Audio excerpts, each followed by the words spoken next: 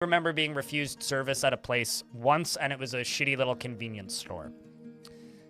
So, yeah. I mean, there's definitely points where it's like you walk into like a pizza shop or something, and it's a lot of like awkward hand signals to like figure out what slice of pizza you want. But like, you know, it's fucking whatever. It's fine. It's just called traveling at that point. Anyway, let's play some Dwarf Fortress, shall we? Twitch chat, if you guys want, you can say hi VOD or hi YouTube. And I have a dwarf to name. So for those of you who've maybe missed it, we've updated the goal. Now, the goal is going to make a lot of sense in a moment. Although I'm not entirely sure I got the number on the goal correct.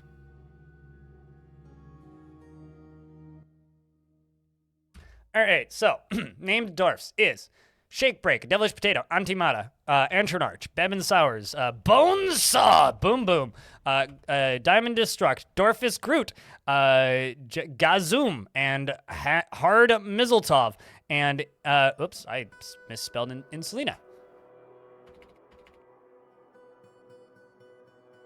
Insulina the second. And, oops, that's a lot of ant workers. Where was I? Insulina the second, Jesse V, Keen Cook, and Patty, as well as Ryder, and Sean Enjoys Bacon, and Shinobi, and Stormwolf, and Terminal Wetness, UGDPY, and Wuggy. So I have to name Alien Slayer. Alien Slayer, are you still present? All right, chat, so you guys want to know what the new goal is? Fucking Armok, have mercy. Hold on, let me make sure that this is the right number. 1, 2, 3, 4, 5, 6, 7, 8, 9, 10, 11, 12, 13, 14, 15, 16, 17. The number's wrong. 18, 19, yeah. And then if we count the normal ones, 20, 21, 22, 23. Well, actually, no, that's another Baron. Okay, so 21, 22. Okay, so let's just say 20 nobles. We have a queen, and a bunch of barons. We had a king. But, well, let me show you something.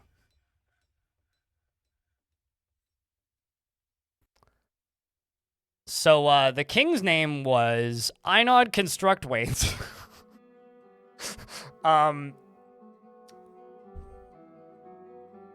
Baby Durgan had a BBQ. Turns out. So anyway, before I name. I mean, you know, I couldn't remember the name of the dragon. Okay.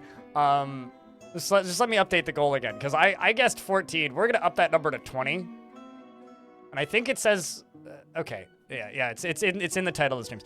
I need to update the title. 20 barons.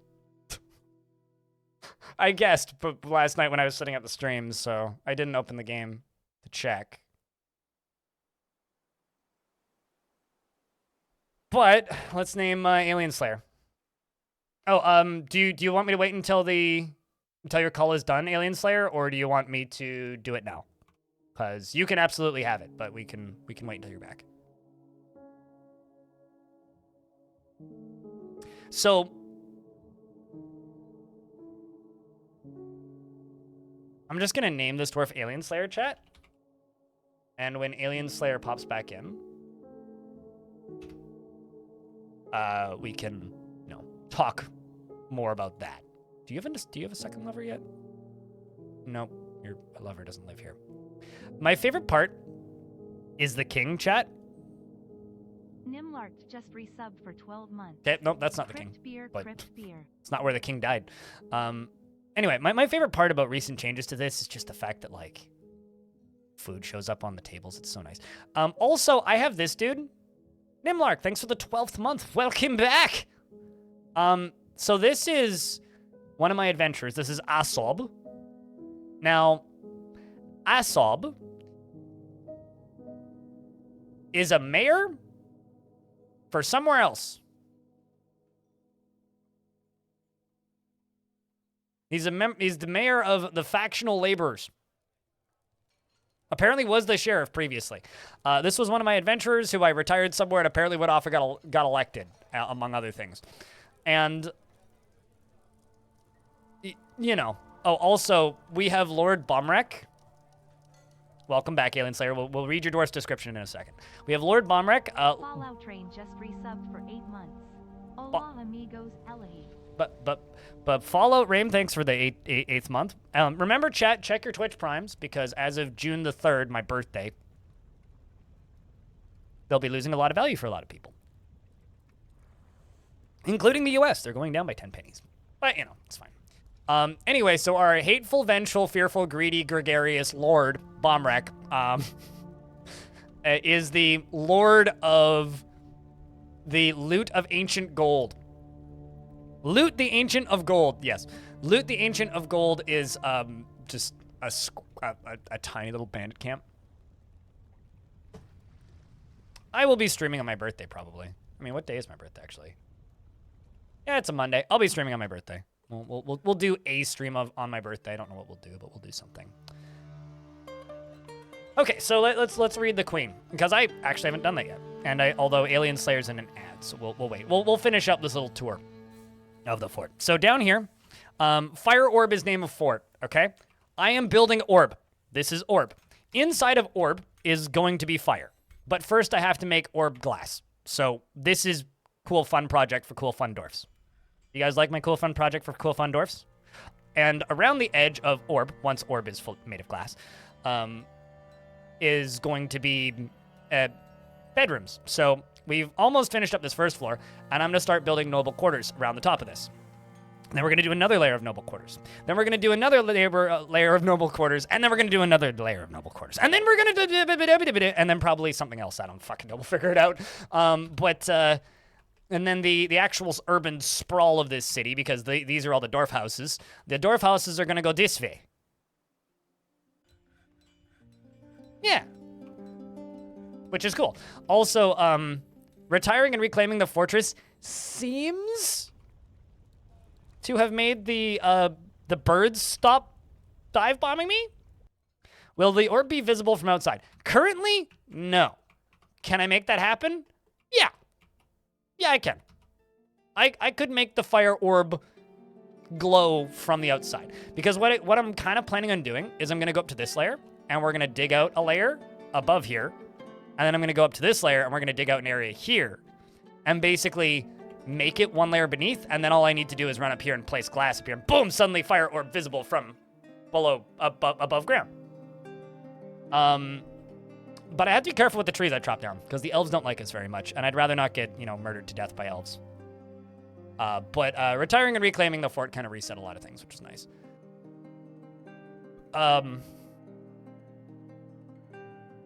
Yeah. Also, my favorite thing about this whole Baron calamity here is Bonesaw, who was my elected official, who we appointed as a Baron,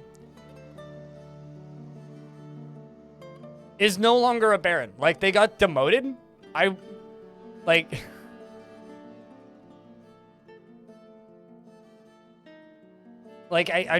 don't know how that happens. But we made this dwarf into a Baron at some point, and they're no longer a Baron now. And, yeah, see, proud after entering the nobility, right, in 315. Year 321, from what I can tell, yeah, see, was the Duke, was the Count, was the Baron, no longer a Duke. Like, what did you do? What did you do? And chat room, the Queen demands beers. Also, question. Did you just resub? No, Slayer? Thank you very much if you just did. Let's do this. You have to refresh the stream if you want to get the resub. notification and whatnot. All right, so this is the queen. I just unpaused the game and it immediately paused. And I was like, why is frame rate so bad?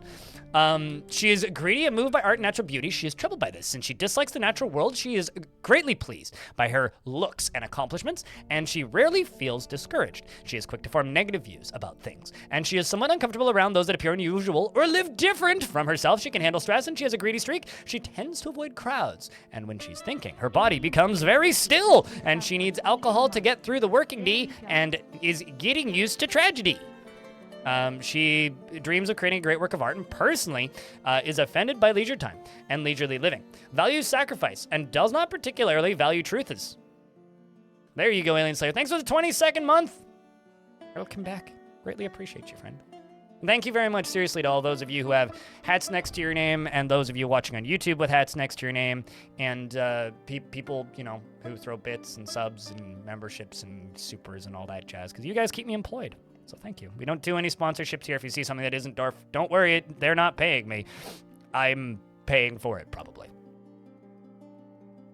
Mess up nobles. Nope. No, it doesn't. But things can happen, right? Like, I've seen... Because usually what, like, a noble is in Dwarf Fortress in Legends mode, is it...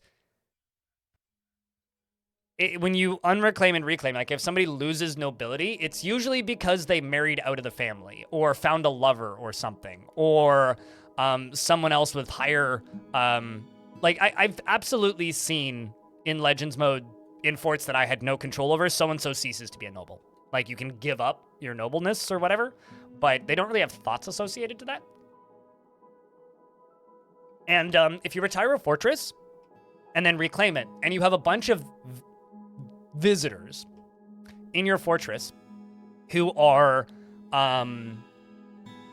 nobility, part of your faction.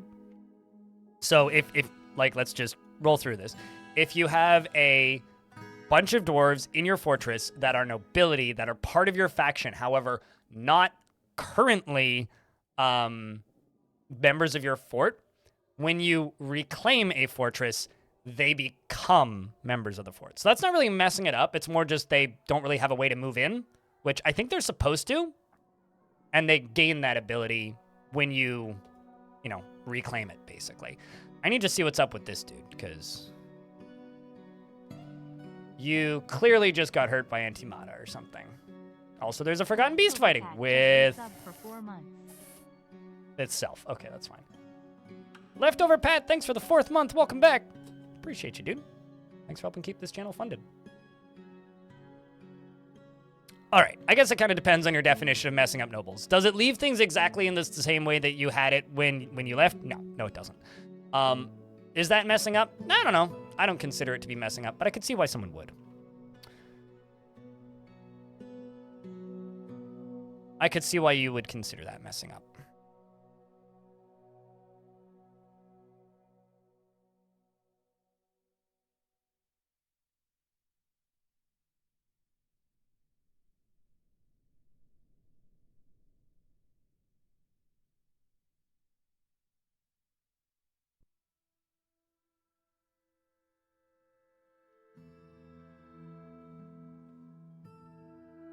Let's just do this.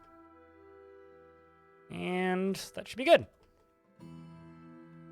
And then up here, we'll just go around the top and fill her up with glass and then channel the whole thing out and do it again. But this is going to be a slow process. And also a slow, like, lava, you know, glass making process. I have a question. Nobody's assigned specifically to work here? Got it. What is all the dwarfs doing currently? What is everybody doing? We got a lot of demonstrations. Some tasks, okay. Pretty good. How's things doing up here? Seems like that injured dwarf is no longer in there and injured. That's good. This is the king's quarters, or queen's quarters, rather. As far as the queen goes, I kind of got distracted and didn't finish going through things, but the queen has 3 children and 2 lovers. Her mother previously lived here and died. I'm not entirely sure if Einod was the previous king. I think Einod was, in which case she was married to her husband at some point. That, or she was never married to her husband, but when Einod died, who was king, she got queen. It was one of the two. Do dwarves die of old age? Yes. Goblins and elves are immortal, though. Although they can die of stabbing to face. So I think that's what happened. I think that her cousin was king previously, and then the cousin took over the job when he died to a dragon fire. Her mother died a while ago, probably to giant birds. And she does have some children. 3 of them. None of them live here. So there's that. And, you know, she's been a member of a lot of things. Apparently, she was previously the mayor of the Hermetic Swords and the Works of Mortality. She's never killed a thing. She's an adequate glassmaker, a novice persuader, and a competent marksdwarf, but she's rusty. And she's a legendary tracker, adequate dancer, and novice student. She knows the dietary relationships, a bit of natural history. She knows some poems and songs, some musical compositions, including the Laws and Brute. Around what age? Dwarves have a chance to die every year from, chat already said it, 50 to 70, yep. Humans also have a chance to die at a point, but it's earlier. And, right, yes. So we don't have an anvil in the fort. But because the requirements and restrictions have changed for this fortress, I am now permitted to use metal for weapons. Because of the challenge changing ever so slightly in this fortress. Meaning, we can actually, like, fight things in a reasonable amount of time now, is what that means.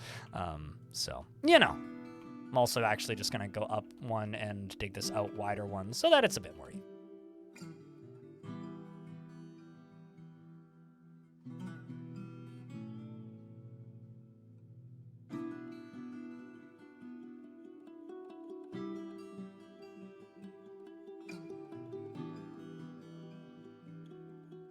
Also, chat room, I'm mildly curious about something.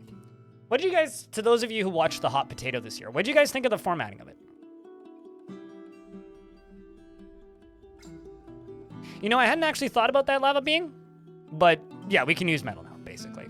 Because the whole gimmick of this fort initially was, can't use metal, and then I retired it. Now we're back, and it's like, well, please all nobles is the goal now. And when I say please all nobles, I also mean, like, demands and stuff. Not when you're fighting giant birds, Claiborne. Go watch the video on the giant snake that I uploaded the other day. It literally took them 3 weeks in-game to kill it. So, well, yeah, it'll get you pretty far.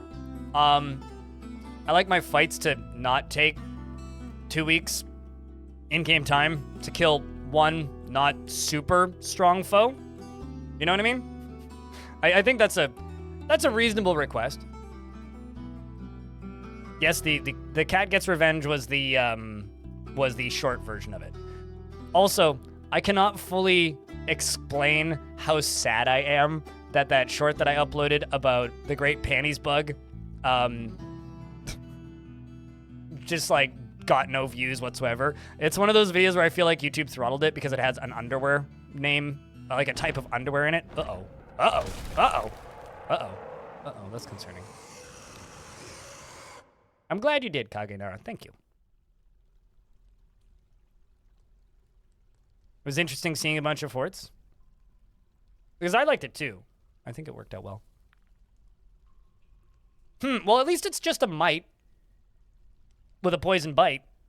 Unintended rhyme. The Mountain Titan Asosporokmuki Twaki has come. A great hairy mite. It has 2 broad horns, and it has a regal bearing.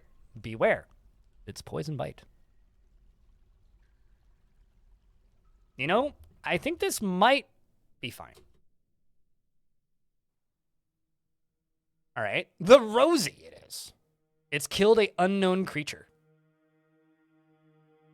It's unable to make decisions without a great deal of input from others, is incredibly brave in the face of looming danger, and perhaps a bit foolhardily. Well, it is attacking dwarves, so I would say it is in fact a bit foolhardily. I'm just gonna, real quick, make sure that everybody's in burrow. I'm going to turn the burrow on. And I did strengthen up this area. So this area has walls all the way around it, so the odds that a dwarf fall into a volcano are significantly lower than previously, but still not impossible. And we're going to send the squads in. We actually have swords now, which is really nice. Okay, let's see where this might is.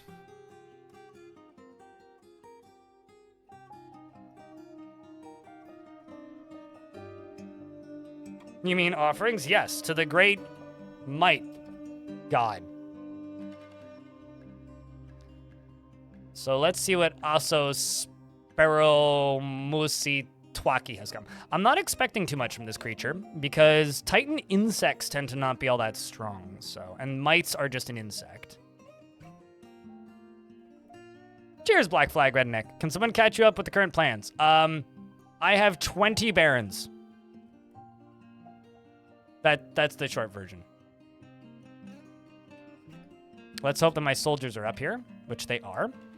So we've got Catan the Axe Dwarf, and Muthcat the Wrestler, and Saigon the Hammer Dwarf, and this dwarf here with a bronze buckler. So we are using the metal weapons now. In fact, we do have some swords around. Creature is walking up towards the front ramp.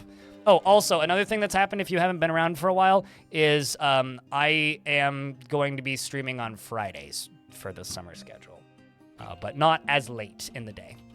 The first dwarf runs up, and probably combat has started at this point, I would bet. Nope, not just yet. A few more ticks, and now combat has probably started. Nope, not yet. How about you? Nope, not yet. 1, 2, 3. We just got to dodge. The axe dwarf attacks, but he jumps away. Have you seen a sword before? Well, I mean, you are a proficient fighter, so you should do it at the very least, okay? We can move a few more turns. I kind of wish that this fight would happen not down here, but it appears that Muthcat is running in, and it seems that we got more dwarves that are terrified while in conflict. We have, okay, some more coming down soon. We've got this dwarf who's getting provisions, who's just going to go grab another cave fish stew. Very important.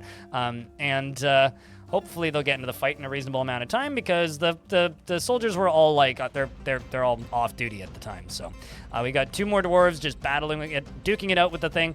If I actually look at the creature, it's bleeding now, so it seems like we've actually gotten some hits in, which is good. There was a dodge, then the swords dwarf or the axe dwarf slashes the mountain titan in the left 5th leg with an iron short sword, fracturing the titan. The titan attacks the axe dwarf, but he jumps away. The mountain titan strikes at the axe dwarf, but the shot is blocked. The axe dwarf strikes at the titan, but it was blocked, but it jumps away. Lots of jumping away and dodging, right? But it did get a good stab in on the titan with a bronze sword, which also fractured the titan. The axe dwarf then slashed it again with his in the 2nd leg with an iron short sword. The axe dwarf stabs the mountain titan in a 3rd leg with his iron short sword, fracturing the titan. A ligament has been torn and tendon has been torn. The wrestler pushes the mountain titan from the left 4th foot with her left hand, bruising the fat and bruising the muscle. And then I get to pause. Pause. The wrestler bashes the mountain titan in the left front foot with her copper mace, tearing it. Strikes again, but the sword dwarf struck again, but the shot was blocked. And then gets in a good 2nd hit on the left 4th foot. The rest of the dwarves are just kind of standing. I'm just going to tell them to attack it, because, like, guys, come on. Be enthusiastic. I require more enthusiasm, you lazy doofs. There's now blood on the ground from the creature's ichor. It's bleeding. It's enraged. My dwarves are fine, which is good sign. The axe dwarf slashes the mountain titan in the left 4th foot with his iron short sword, fracturing the titan once again. It appears to have not gotten any hits in. It does have a poison bite, so you don't really want to get bit by the thing, but like maybe also don't get kicked by it. The swords dwarf here, who's listed as an axe dwarf, was actually on top of it, punching it briefly. With his left hand. Also slapped it a couple times with his sword, bop, bop, and then slaps it again with his sword in the left front foot, which tears the muscle. Which is funny. Like, you wouldn't think that, like, getting whacked with the broadside of a sword would be that damaging, but, you know, like, come on. Like, that's pretty intense. A few more turns have passed. These dwarves still haven't moved, you lazy bastards. And then down here, the actual fight is still going on. The wrestler scratches the mountain titan in the left 3rd leg, and I'm going to unpause briefly, and then pause, and is it unconscious? Nope, but it is bleeding heavily because the axe dwarf bites the mountain titan in the right 3rd foot, chipping the titan and bruising the fat, and then the axe dwarf latches on firmly. Don't forget to pet moss, Chad. It's very important. As he latches on firmly, the wrestler then bashes the Titan in the left third leg, tearing the fat. We can pause, unpause. Axworth slaps him, probably while still biting. The wrestler bashes him. The other dwarf stabs it in with the iron short sword, fracturing it, which is a good sign. I think we've got this now. The axe dwarf stabs it. I can speed time up. And who of you got the kill? It appears that Mothcat got it, the Rosie. So we're going to call you Rosie. Rosie. Has a strong tendency towards privacy, finds humor in most situations, and is rarely jealous. Is quick to anger and does not easily hate or develop negative feelings. And is quite polite, occasionally overindulges, doesn't mind a little tumult and discord in day-to-day living, and it tends to stretch out when she's bored. She has a distinct, she laughs in a distinct fashion when she's exasperated, and she needs alcohol to get through the working day. And dreams of creating a great work of art, and personally finds those that deny their impulses somewhat stiff, and finds friendship burdensome, and does not particularly value the truth. Get to it, Dwarf.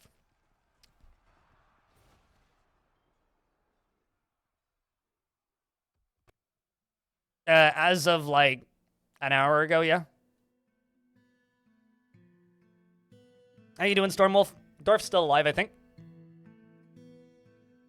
Yep, Glassmaker Stormy. I'm waiting for the day that I type in somebody's name, jump to them, and then literally see that they are directly above lava about to fall into the lake of fire or something. Also, apparently you really want to train, so I'm going to chuck you into the military, actually. Oh, right. So there is a bug with this fort. I can't assign people to the military for some reason. You were, but I retired and unretired the fort. So I don't know what happened there, but it's weird. It's weird. So anyway, I need a lot of... Okay, so I'm going to be honest with you guys. My noble's pretty happy. Like, except for the county, they're all pretty happy with their bedrooms. Don't worry about the diplomat and those ones down at the bottom. They'll be happy eventually. They'll learn to like what they have. I think FireOrb, the orb of fire, should be for offices and dining rooms. That's what I think. I think it should be for offices and dining rooms. Nope, same civ. Same civ. But nobles always get reset in the dwarf, because like human players of the dwarf forts, we tend to like assign nobles and then forget that they exist, and then like 20 years later in game they die, and then you go, what? Who was that? Anyway, and then you assign a new noble. The behind the scenes simulation for Dwarf Fortress assigns a lot of different nobles. So they swap them out pretty frequently. So if you retire and unretire a fortress, it's like a 9 out of 10 to 100% chance that all of your nobles will be different. At least the assignable ones that the player can just like assign and unassign at will. They will all be different. And yeah, I don't know. I think it's fine. There are some people who are like, I don't like this. And I'm like, I don't know. You gave up control of the fort. I mean, what else are you expecting? Makes perfect sense to my dumb brain. I don't know about you.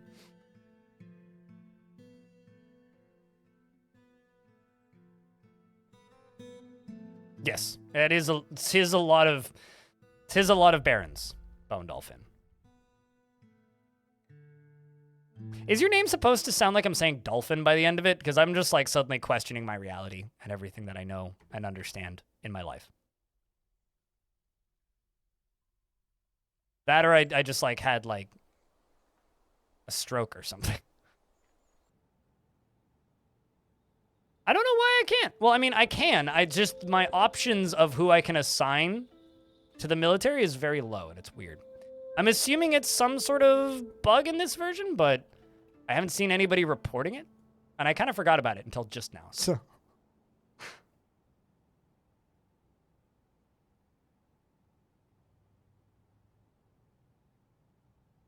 Bone Doll was taken. Okay, well, there you go. Your name makes me want to say dolphin, though. It's a good emulator. I think. I don't know. I don't know much about emulation. Seeing dolphin could be terrible for all I know, but it's the only one I know, okay? Whatever rocks your boat. I don't own a boat. I could own rocks if I went outside and picked some up. So, also, I might be crazy, but I don't think you should fill a boat up with rocks. I feel like that would hurt your boat's, like, floatability, you know?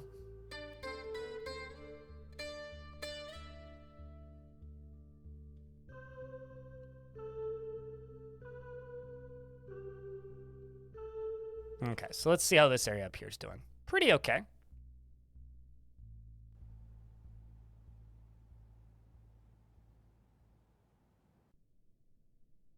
Oh, I'm like, why nothing happening? Burrow.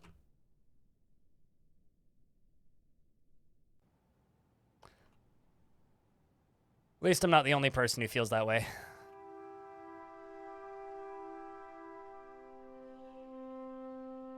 Dolphins are not against rocking boats. This is true. All right, Antimata. I'm gonna not throw you in prison because apparently you committed no crimes. So I can't throw you.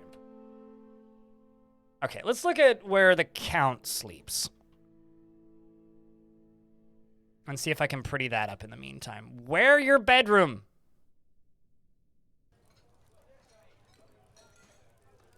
You have 2 containers. All right, well. Could I put an instrument in here? Nope. No instruments. Could I put a shrine in here? Nope, no shrines. Could I put one of these? Ooh, okay. That's a step. In a direction.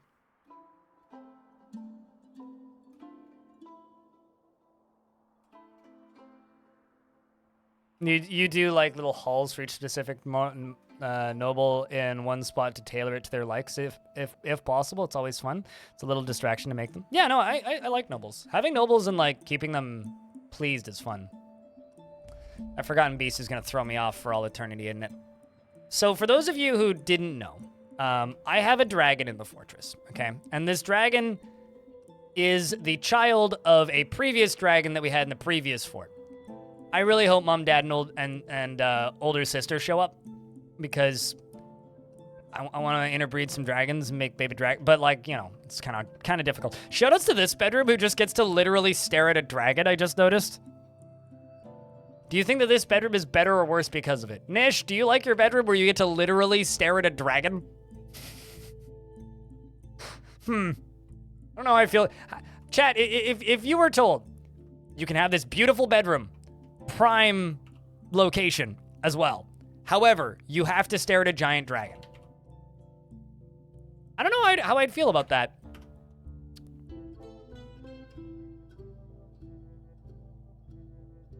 Okay, so you need a great bedroom. Could I give you a weapon rack? Nope. What kind of furniture do I even fucking have? I know I made a stockpile, but tables, stuff. Okay, you know what? We'll do it this way. Where was your bedroom? It's right here. Let's dig through this.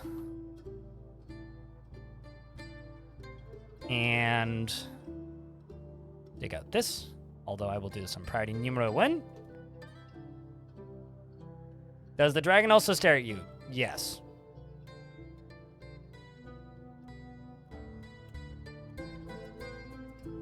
Is the glass fireproof? I guess it's like the equivalent to, hey look, orb. Anyway. Is it a bad dragon? I was gonna say no, but now that I think about it, it did eat my king.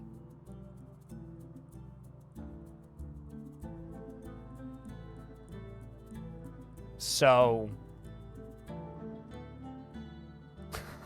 I don't know. Maybe it's a bad dragon, but not that kind of bad dragon, you know? The like misbehaving child dragon kind of bad dragon.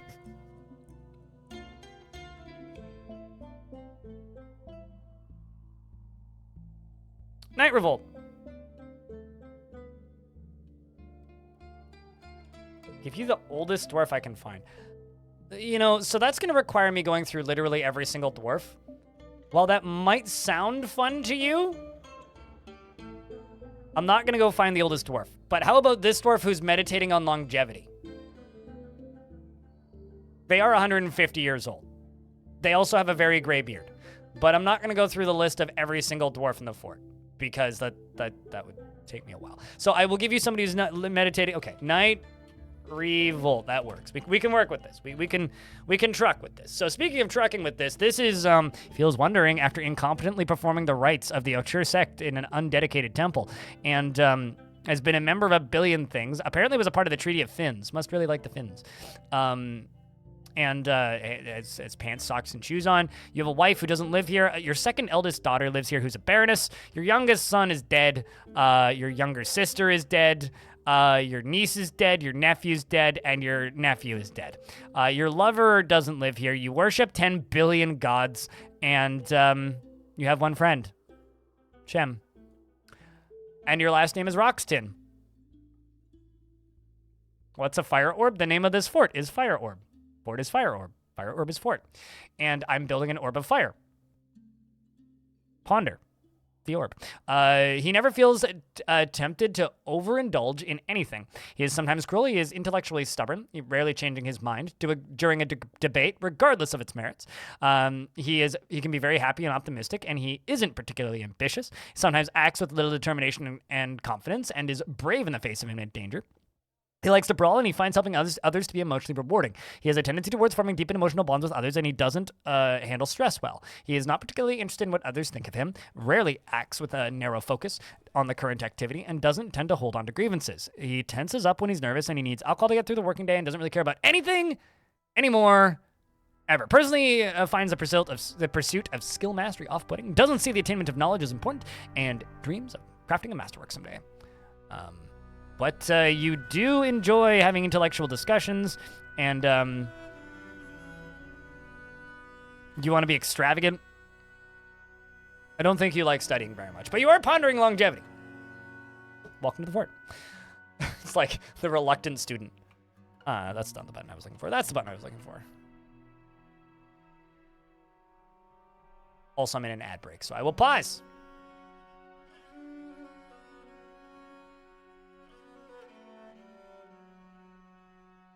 Fancy dyed clothes. I'd have to make clothing dye. Save game, kit.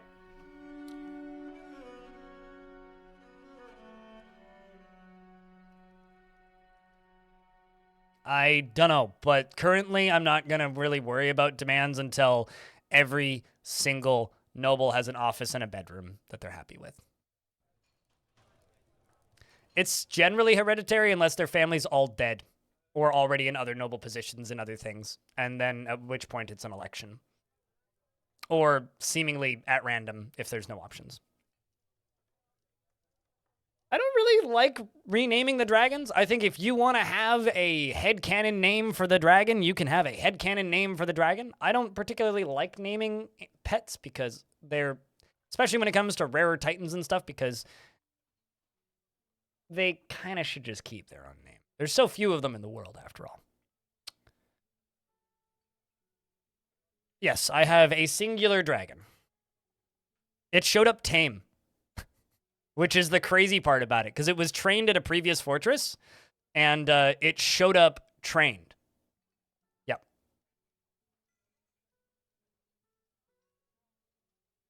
You have to assign what gets put on the display. Exquisite. Yes. The previous fort that I retired, I looked up briefly in Legends. A new group formed, which had one of the dwarves that I expelled from that last fort. And the group specifically, if I go to the dragon. So the group that the dragon was a part of was a thing called the Trust Passionate Metal. Was a group that formed out of the ashes of my previous fortress. That group was run by a singular dwarf that was a member of that fortress. That singular dwarf brought 2 dragons, or 2 dragons came with and joined that group, as well as like 50 helmet snakes and a bunch of cave crocodiles and some dogs. So basically, one of the dwarves that I expelled claimed a bunch of the trained animals in the fortress and got them out somehow, and including the dragons. So this dragon showed up semi-tame, or semi-trained, or whatever, like this, or no, semi-wild, I think is the term on it, right? So it showed up semi-wild, burnt a bunch of random visitors, and then just walked into my fort and didn't hurt anybody. So, yeah, then that was fine. And then I put it in here, and then I retired the fort, and when I reclaimed it, there was kind of smoke everywhere. Because when I had ventured into the fort with my adventurers, Dragon wasn't considered tame anymore, or trained anymore, even though he was. However, when I unretired the fort, Dragon was still trained. So it was fine when I unretired the fort. Basically, there's some oddities with dragons, turns out, and it's okay. We're working through it. But it worked out in the end. I have trained dragons, so I'm not going to complain too much. And then bites you and leaves a rat on your floor. I'll be honest with you, I have no street cats like that around here. However, there are plenty of cats that just do that around here. Picking up equipment. What are you picking?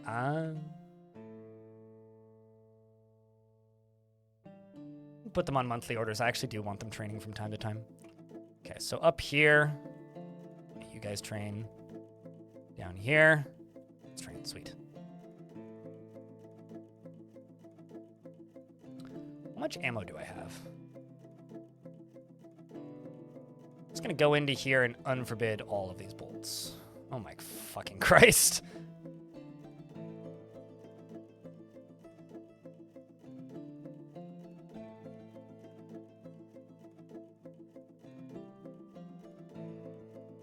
Well, at the very least,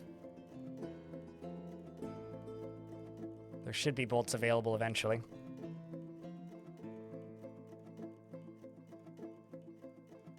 Where are you? Oh. Okay. One of these, I think it's this one. Okay, let's just go back down into here. What are we doing? Lots of things. You're doing a thing again? You're doing a thing again! So I'll tell you this, Stormwolf.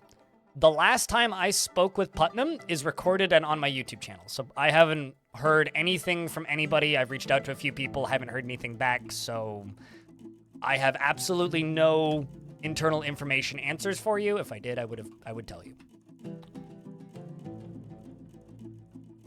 But if I had to bet, probably. I mean, we know that there's a lot of weirdness in the interactions of dragons, and it's been like that for a while, so I don't know.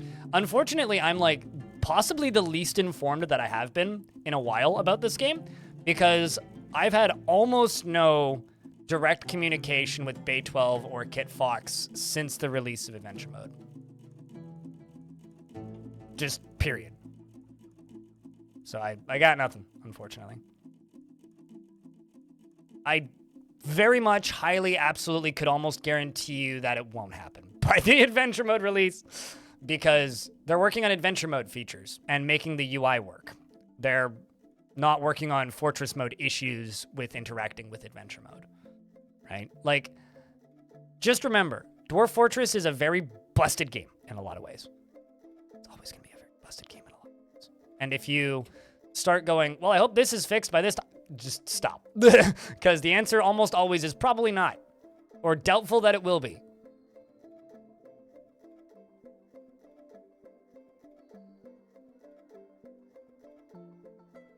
I'm also trying to sort this stockpile. It's like I should probably remove animals from it.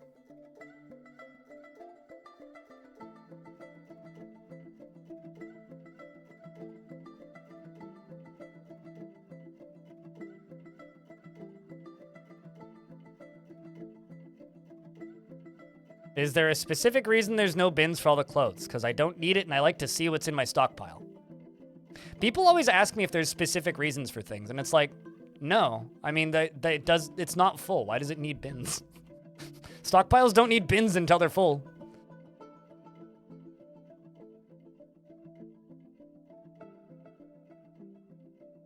Yeah, I mean, Dwarf Fortress works through cycles, right? And what's funny is whenever Dwarf Fortress is adding content, which is a good chunk of the time, there's always going to be that person who goes, why are they adding content? They should be fixing insert thing here that they deem needs to be fixed about the game, right? But they'll always be asking for new content. Yet, at the same time, they'll be like, but you should be fixing this and not actually making new content. So when they're done making new content and then they go and fix things for a year, people complain, why aren't they developing the video game? They should be making new content. It's like you kind of can't make everybody happy. There's always going to be somebody who's going to be like, bah, I'm mad because no new this thing. Or, bah, I'm mad because they still haven't fixed this bug that's not a priority. And it's kind of both sad, but also kind of amusing if you look, depending on how you look at it. It's like on one hand, it's kind of really annoying that it's impossible to please everybody, which is like the same as every single industry in the world. But it's also kind of funny that no matter how much effort they put into fixing the game or adding stuff to the game, people will never be happy.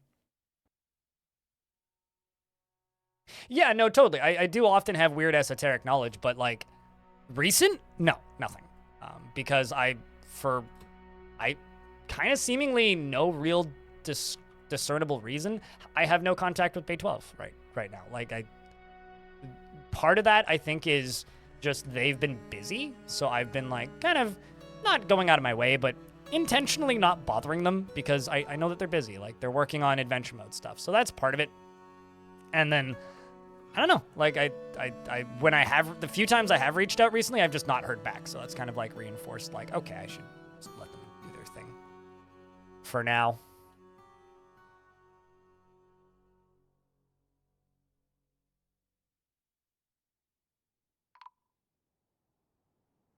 Sweet, put that ghost to rest.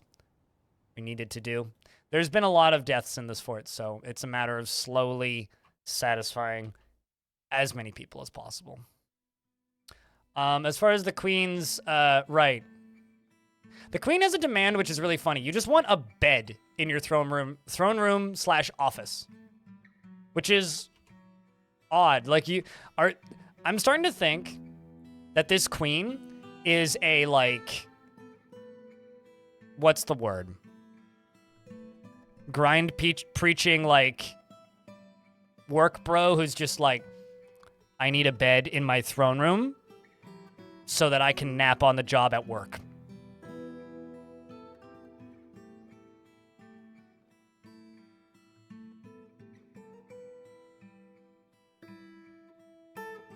Well, I mean, she's a lady, so it'd be mighty challenging to be a Sigma male. Maybe more like a girl boss would be the terminology I would use for this nonsense.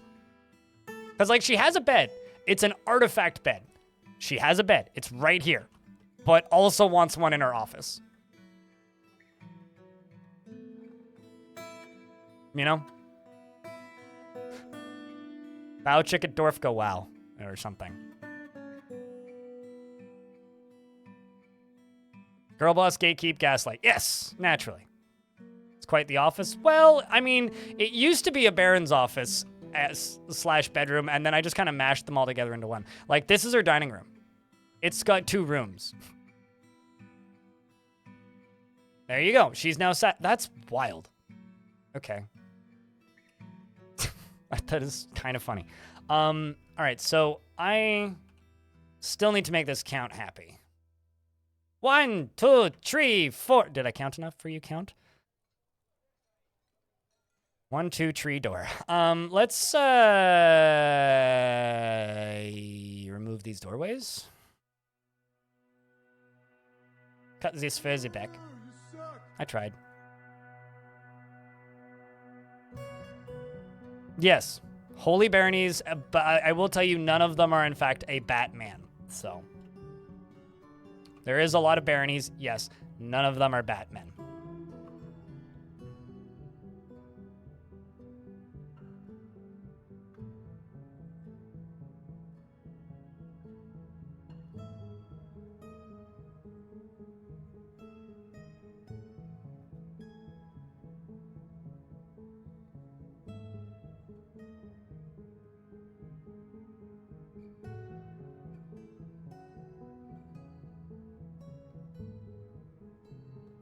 I'm also seeing boulders getting hauled out like crazy. On the bright side, this is speeding up my masonry industry a lot. Also, chat room, streamer has to do streamer thing for a second, which is just to take in a moment to point out that, you know, it only costs 1 penny to get number 2 on the bits leaderboards. You only need to gift a single subscription to tie for third on the leaderboards. Just saying. Anyway, streamer thing done.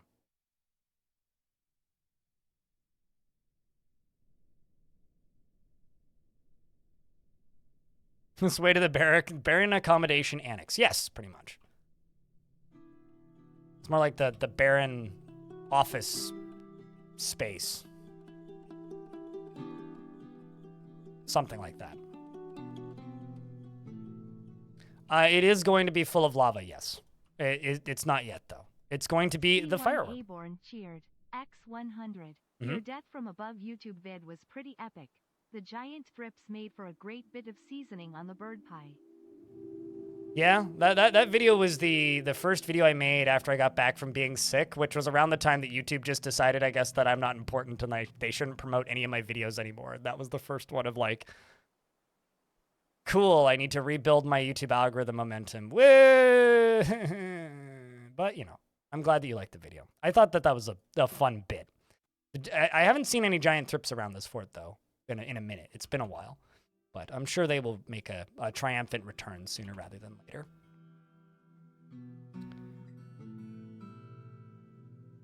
Deep Sea Fishin' has gifted a sub to Bobtron007. Welcome back, Bobtron. You can now pet Moss like the rest of us. Thank you, Deep Sea. Enjoy the ad-free viewing, Bob.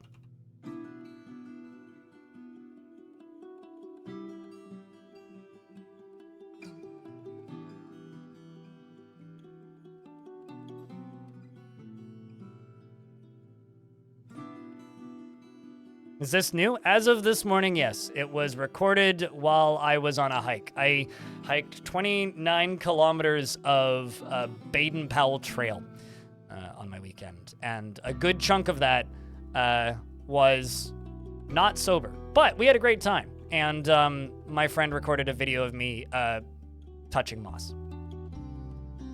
So you can now pet Moss.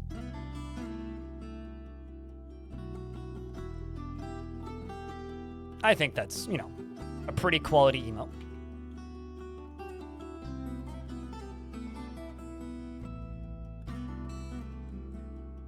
What kind of blocks do I have that are interesting? Let's do some schist. And I'm going to give him a little dining room back here. I'm also going to deconstruct this box and move it slightly because it looks ugly there. And we're going to give this guy a little dining room. And if that doesn't satisfy him, well, I don't know. We did get lost at one point and then found ourselves in Capilano University, so I think most people who go to Capilano University feel that way every day. Man, I don't even know how I got here.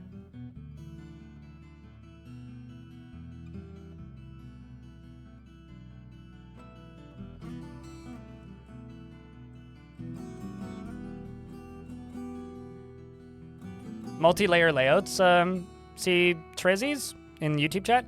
A lot of fun. A lot of fun. Also, YouTube chat is at an angle now where I can see you guys much easier, so, you know, should be fun. Capilano University.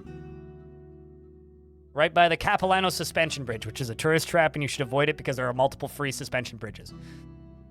Including one I walked over that day.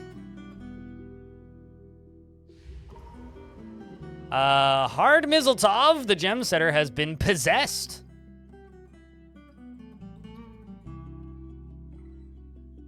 Thought I'd let you know, chat. A strict Christian college despite not being Christian. So was it the only option? Like, why?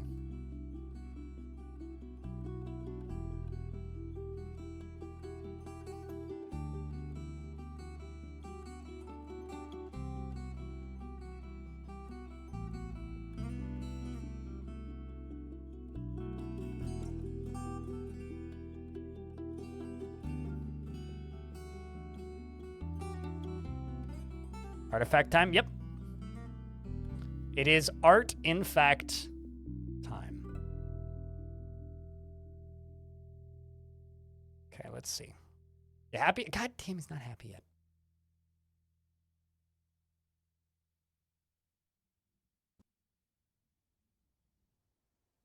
You don't know it was a funny couple years ago? Oh, okay. I know what you mean by a funny couple years ago. It's just well, that happened anyway. Moving on with the rest of my life for the rest of my life forever. I'm not going to worry about it.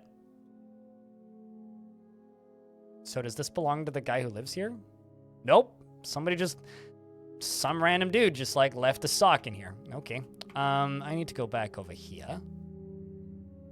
My phone just vibrated. I wonder why that be. Justus.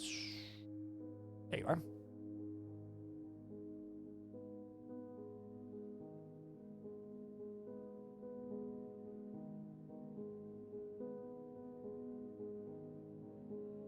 It's tomato talk between me and my neighbor.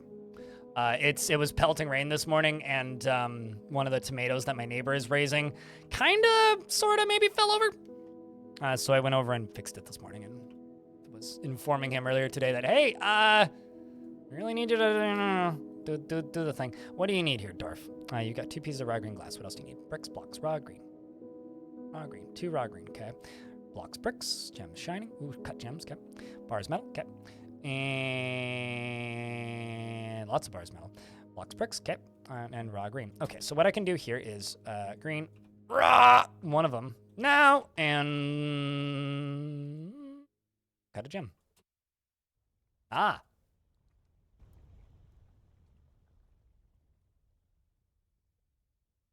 Cut glass into gems? Nope. Okay, polished stones it be. Do it.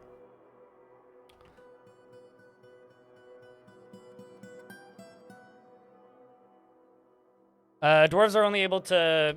In fort mode, dwarves can only make a single artifact in their life. There we go. That's another bedroom satisfied. Sweet.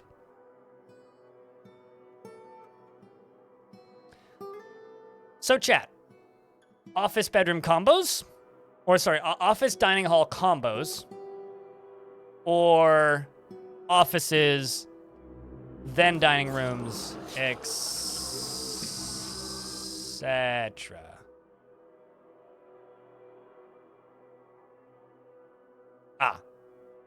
Trogloderps have found the rodent mins. Good luck, Truggies. Have fun, lads. It's a violent battle in the basement. Because you've probably, if you have newborns that are having moods, it's probably because there's a good number of dwarves in your fort total. And because there's a good number of dwarves in the fort total, it's just a random selection of somebody who hasn't had a mood yet. And if they can walk, they can have a mood, right? Soldiers who are actively training cannot have a mood. However, they can name items, which is the soldier's equivalent of having a strange mood. So because they can't because they can't have moods, and if you've had a fort for a while, you're going to start noticing more and more kids having strange moods. Because kids are, the only available characters in a lot of situations. Okay, yeah, you just needed another piece of raw green glass. Okay, I didn't need to polish a stone, but I did anyway. Dining room set up like a stadium near the orb. So you think open window kind of things? So I should give them a couple windows here and here and here and here and here? Because we could do that. Fun.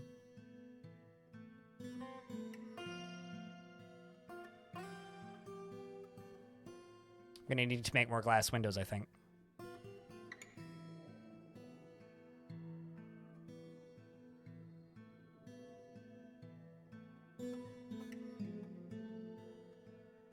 Well, I mean, I've trained kids up to legendary skill levels in lots of things before they became adults, so I guess that is worth noting.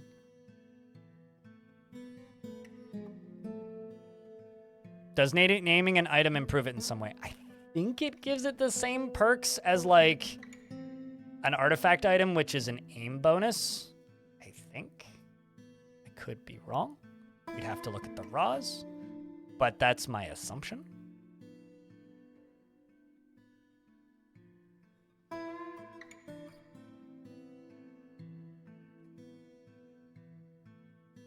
I know it gives it a perk and makes the weapon better. I'm just not entirely sure how. It could also just literally be value, something really simple.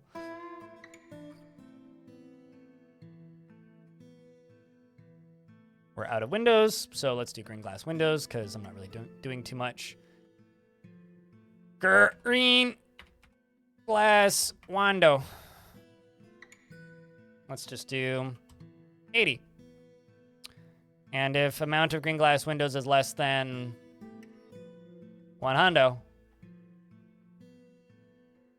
checked monthly.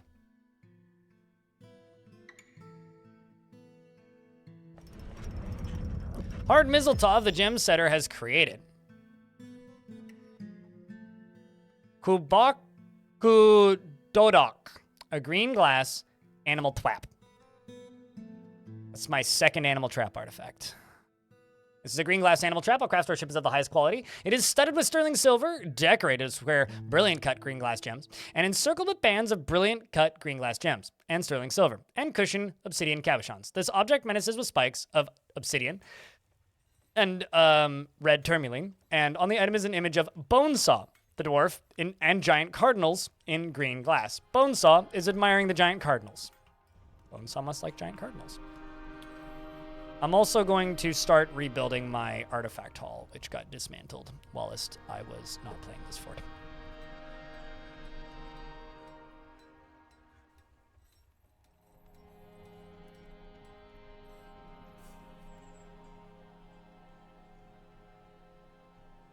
But yeah, I'm quite happy with this fort. Although, I will say, what kind of... We lacking... Okay, I mean, not lacking that much. Let's make some rye. Let's plant some rye. That's something we can plant. We're a little short on plants, but it's fine. Wondering if there's just no space in the stockpile. That's actually very possible. Probably go down a layer and make a food stockpile down there.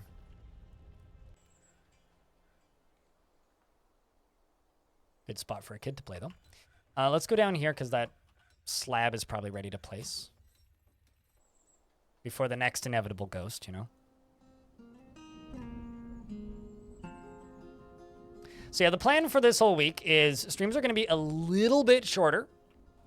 So instead of me going for like 11 to 12 hours, we're cutting back. And I know that some people are going to eye roll and be like, Blind, that's not a cutback. We're cutting back from like the 12-hour streams down to like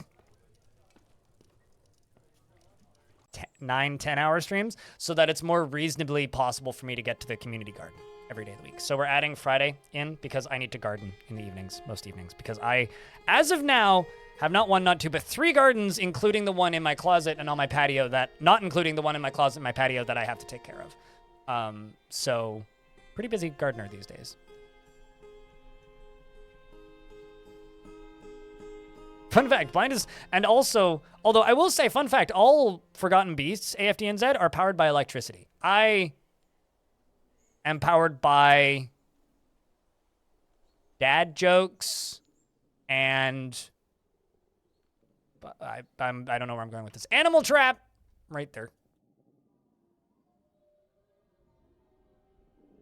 I am powered by Prime subs. That's what I'm powered by. Chat, what are you powered by? Why is there blood and leopard vomit? Or leopard blood and vomit there? We need empty bags. Okay, well, I mean, we have plenty, so it's fine. I can tell you for a fact, I've had G Fuel once at TwitchCon because they had free samples. It's the only time I've ever had G Fuel in my entire life. And you know what? I'm okay with that, and I intend to keep it that way. I'm going to make 2 Infini stockpiles right here, Z's. One is going to be Z's for... I should stop talking, chat. One is going to be for stone, and the other is going to be for blocks. Not bars, just blocks. And you, right here, do the same thing. You don't need any wheelbarrows because it's just a waste of wheelbarrows. You can have 2. And you're going to go this way.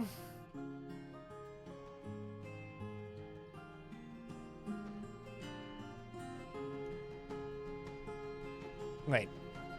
I already have a boulders one? Okay, well, then swap that. We're going to just make this for bars. Yeah, just metal. Just metal. Get rid of all this nonsense. Same with you. I really wonder how long it took them to, like, add the functionality of images. What? It's not sandwich yet. I have time. I did start making soup last night, though. Someone in chat's saying soup preparation. I can tell you for a fact, I have some broth sitting on my patio, or not on my patio, on my stove top that was boiling last night in the fridge overnight and is now not simmering, but at the very lowest setting, and I have a timer. Turn it off in 3 hours. So I'm making soup. I don't know why we're talking about soup, but it's had some pretty good soup. What was in it? All right, let's add a stop. And then make it go bar. Yeah. I can actually go up to here.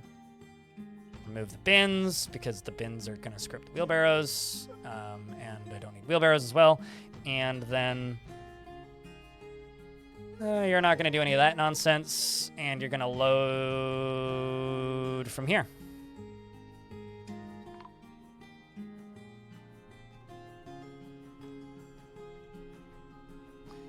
You know, I'm willing to bet that this stockpile's broken. There we go. Another ghost has been put to rest. Vegetables and meat. Yeah, I mean, so, okay. I bought something I very rarely buy. I bought some lean ground beef because it was a really good price. Lean ground beef was absolutely a fantastic price. It was like $7 or $8 a pound less than it normally is. So I got 3 pounds of lean ground beef for like $18. Anyways, it was one of those like previously frozen needs to be used like today kind of deals. We're in an ad, so I'm just gonna babble for a second. And I made meatballs last night. So I have meatball sandwiches all week. I have about 2 dozen meatballs the size of golf balls in my freezer. I had spaghetti and meatballs last night. And you know what? I can't remember the last time I had meatballs. Meatballs are pretty good. Like, it's very rare that, like, ground beef is actually affordable enough for me to just do that and just be like, it is what it is. I mean, so as somebody who worked in McDonald's, I don't buy anything from fast food ever. But, like, the grocery store that I go to, it says the packing date on them. And I'm not dead yet. So I think we'll be okay. I think, like, in general, I could fully understand. Like, my older sister worked at grocery stores for years. I could fully understand why there are people out there that just won't buy discounted anything ever. That makes a lot of sense to me. I get it. But you know what? Fuck it. That's all I have to say. The packing date, sure, but they repack. That's fine. It's a union chain, so...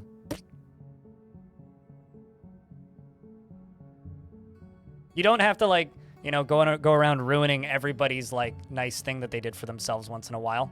You know, honestly, if you want to 100% trust all of the food that you have, sell everything you own, buy land in the middle of nowhere, and start a farm. If you don't like that, then don't go around ruining people's nice thing that they do. But do shame people for eating fast food, because that is avoidable.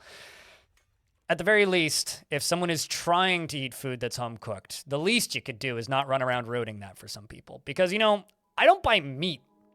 I buy meat, like, for at the home, maybe 3 times a year. I buy myself a steak on my birthday, and occasionally, if stuff's affordable, once in a while, I will purchase it. But just going around making people feel terrible for buying food. Maybe make people feel terrible for buying, like, food from HelloFresh. You know, because of all the plastic waste. It's still edible, it's fine. I realize you're jaded. I don't know. I'm trying to think of a word that isn't jaded, but like makes it into a dad joke, and I can't. So I don't care. So thanks for making me feel bad. Even if you figured out by measuring it yourself, grown food, you may not know how to properly preserve it. Oh yeah, no, like I know people who've gotten food poisoning from like veggie gardens. So like, yeah, Yeah, although I have bad news. I'm almost out of garlic. Good news. I'm about to harvest my garlic in like a month and a bit, so it's fine. In regards to preserving food.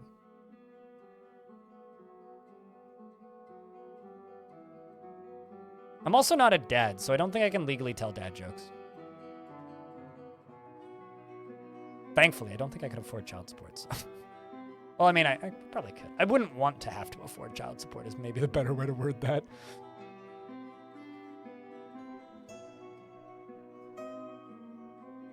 Bars and blocks.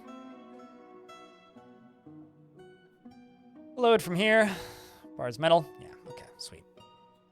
Could also put the ash in there. It'd be convenient. It's on the wrong side, though. I should put the ash into this. That would make sense. No, but I can tell you this. It's pretty clear that biological females keep a very, very, very far distance away from me. So I think there's zero chance of that happening. You aren't a dad that you know of. No. The thing is, I wish my life was interesting enough that I could unironically state that I'm not a dad that I know of.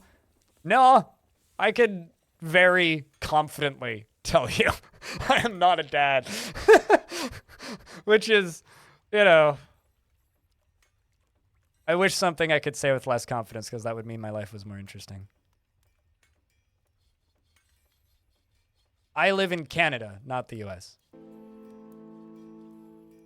But I can't speak to the US for expiration dates. Although expiration dates are kind of a scam because they're not actual expiration dates. They are dates that they can no longer sell the food dates. No, not North America. I live in Canada. Because then we'd have to refer to Mexico as South North America, and that just is stupid. The U.S. can be the United States of America. They can claim America, but they can't claim North America. I ain't gonna change the naming of, like, me referring to the continent that I live on because America exists. Just because they have a sleepy, dumb, old man, president, leader, boss person who, like, doesn't know where he is or what he's looking at or what a teleprompter does. But I don't have to, like, degrade my country because of that. That's not how continents work, Dulkin. Because we're not above, like, Canada isn't stacked above the US. What? Hi, Kit Fox Games. How's things? We're having a very interesting discussion about geography right now, and I'm rethinking everything I've learned from the Flat Earth Society, so.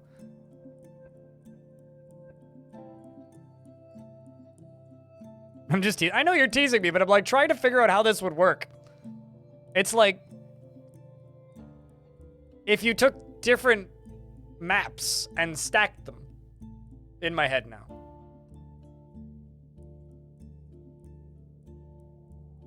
Basically, I'm now suddenly discovering the sandwich Earth theory, and now I'm hungry. It's lunchtime. Well, this did start with meatballs, so it seems to be a pretty natural end point for this whole discussion. Anyway, I need another stockpile for rock blocks. So let's do that. Well, actually, why don't I just... we should just allow blocks. We should just do that. And green glass blocks.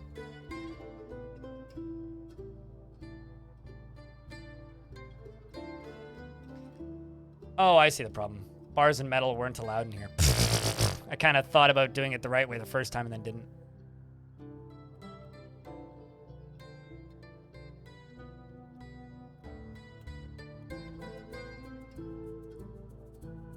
Yeah, but that's the legal definition of the expiration date, Trooper. The reality of the expiration date is it's when it looks slightly uglier than all the other stuff. The reality of the expiration date is that you, in a lot of cases, can still serve it. Like, milk expiration dates are a massive scam. Because, like, milk can be expired for, like, a week before it goes sour. It just means it can no longer be sold, which means you get a lot of food waste thanks to expiration dates. I'm sorry, Dulkin. Let me know when you come back to reality. Also, I kind of expected that there was no news, which is why I didn't ask, which is why chat probably did immediately. I mean, it's true. I haven't had that, like, much in the way of contact or discussion with anybody at Bay 12 or Kid Fox recently, because nothing's been happening.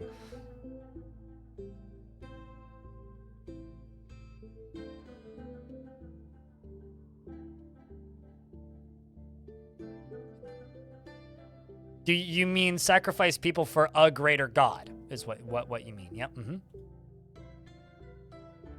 The deep sea of the great unknown welcomes you.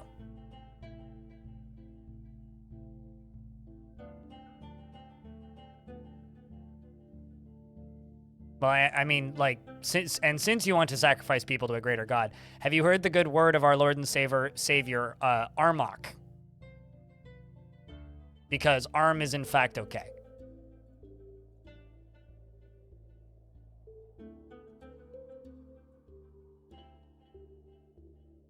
Mm-hmm. Mm-hmm. You definitely meant that in Egypt. Yep, definitely.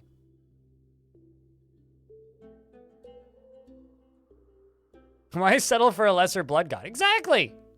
We got a perfectly good blood god of death right here. I mean, you could, of course, have distractions, and it's okay. Play other video games. God damn it, it's fine. But I'll have you know, Armok's pretty cool.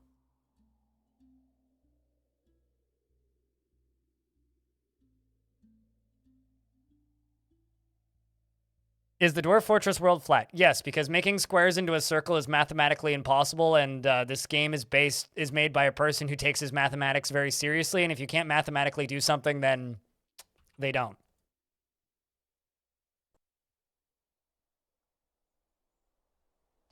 Armok isn't a pretty cool guy. Armok doesn't kill Dwarf and doesn't get afraid of anything. No, Armok literally is a god that makes worlds, and when he's bored, he makes them fight, and when he's really bored, he deletes them.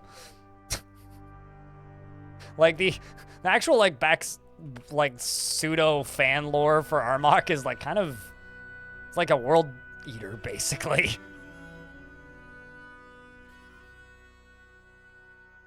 Dwarves can't be evil. Beg to disagree. Dwarves can absolutely be evil.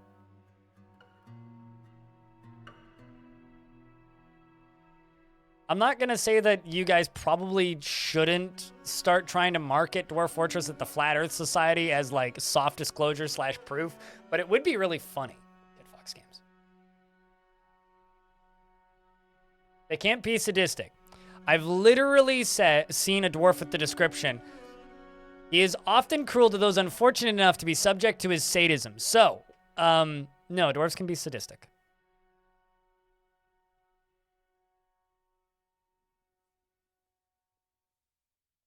It's just Dwarf Fortress isn't designed to be easy to be evil by default. You have to, like, kind of, you know, do some workshopping and work at it a little bit. Like a great April Fool's joke. But just, like, sponsored by, like, Flat Earth something, like, new Flat Earth integration, Dwarf Fortress, like, revealing the truth to the world, blah, blah, blah. I mean...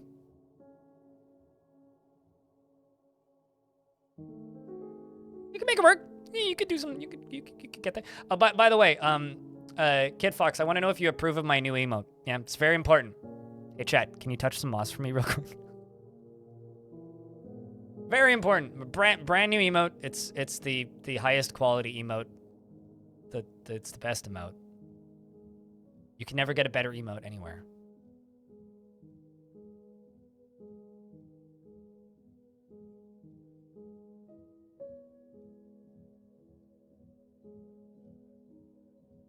It's real too.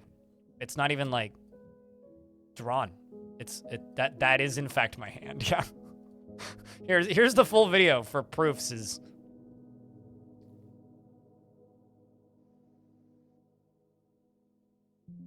Yep, that's not what I wanted to do. That's also not what I wanted to do. I'm gonna just close that. Discord, why are you stupid? Also, YouTube, why are you stupid? Sorry, no, I wasn't talking to you, YouTube chat. I was talking to Discord. There you go. Can I full screen this? Oh, that's even better. So that is in fact my hand, and we also recorded this. We were bored while hiking, okay? So if you want a like pound pipe or something emote that probably will get me banned from Twitch, we could do that too. Went and whacked a pipe. It was actually a boulder. But since you are talking about a furry wall, we should in fact build a wall to keep the furries out. This I'm here for this.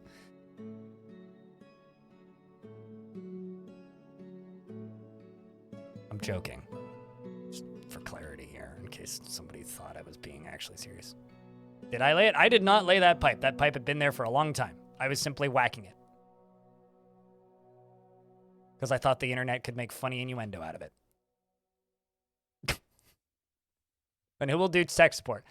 You know, you make a valid point, actually. Who's gonna be all... Where are we gonna get IT employees from?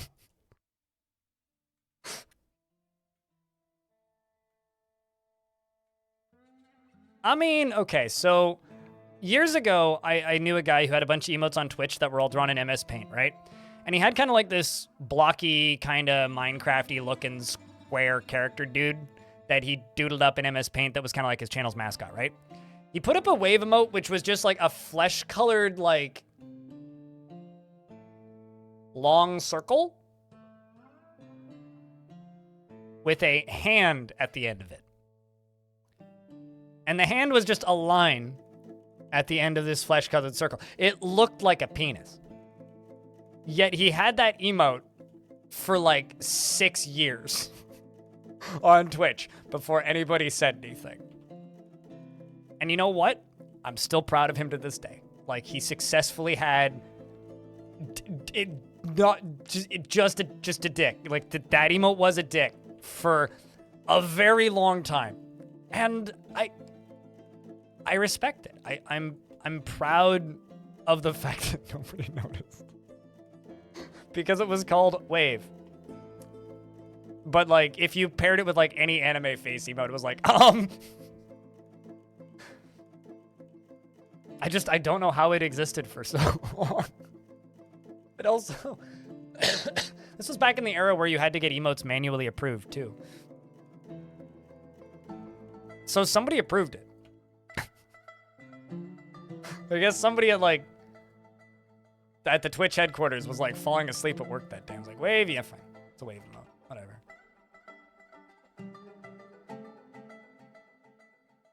So, for anybody who missed it, the entire purpose of this fortress is...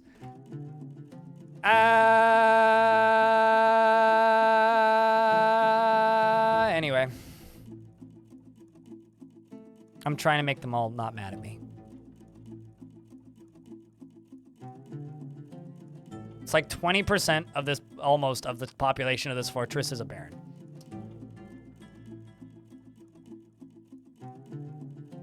It's something.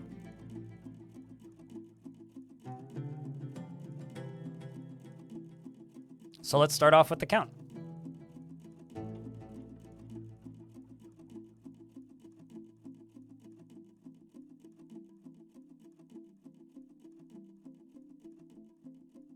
There's another ghost. All right.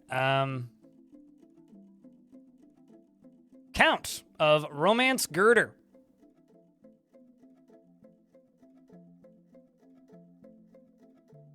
Happy with his office, not happy with his dining room.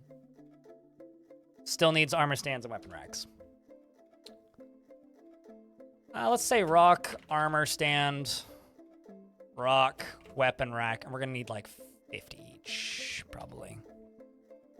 Just gonna make those all out of obsidian.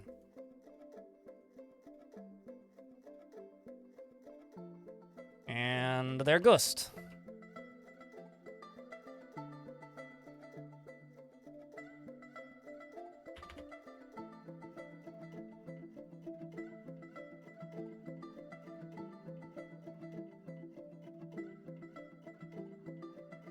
Zounds nobles? Huh. I'll be honest with you, I know nothing about Heroes of Might and Magic's current community whatsoever, aside from that people still play it. So there is that. Just making sure that I don't have any armor stands or weapon racks right now. Nope. Okay.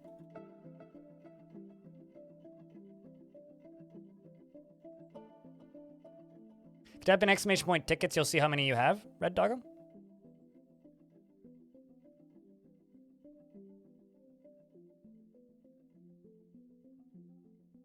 Taste the rainbow emote. Sadly, you don't have a sub over. You don't have a sub over there at the moment. Yeah, there you go. Yeah, I don't know. I like emotes that push the limits that don't go over the line. They're just very amusing to me.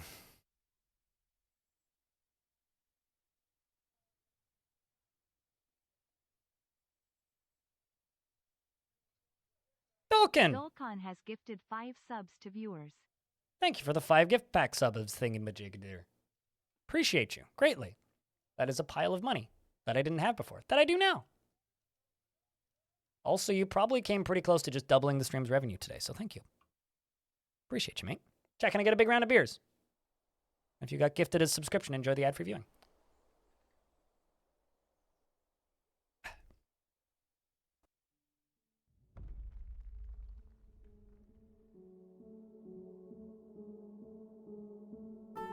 And Dolkin is continuing their subscription gifted by Elfie Bean. Thank you, Elfie Bean, for initially gifting it, and thanks for continuing that.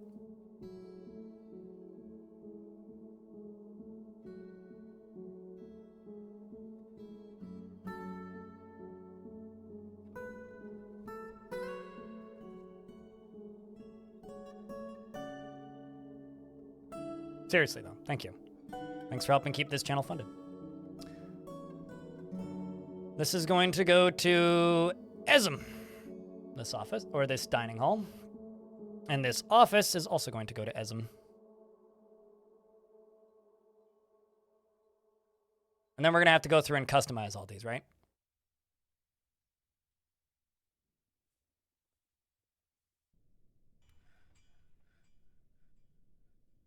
Ah. Well, Antimata got out of prison and then tantrumed again and beat the crap out of a bunch of people. Fortunately, we can convict all these, get you back into prison for a good long time. Pretty shame that. But we've got Master Place green glass windows coming in, so that's good.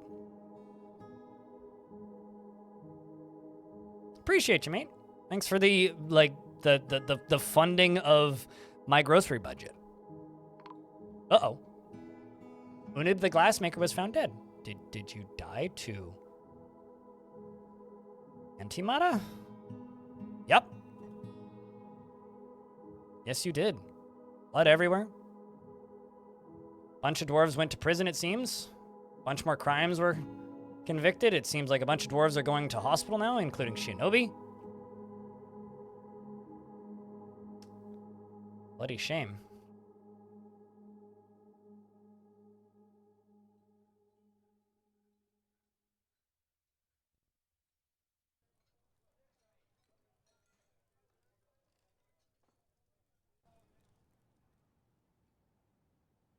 Oh man, shouldn't have looked up the dwarf that just died, but also all the blood's gone already. Wow, they're quick at cleaning stuff. Oh no, there you are. Unib. Who probably doesn't have a tomb assigned.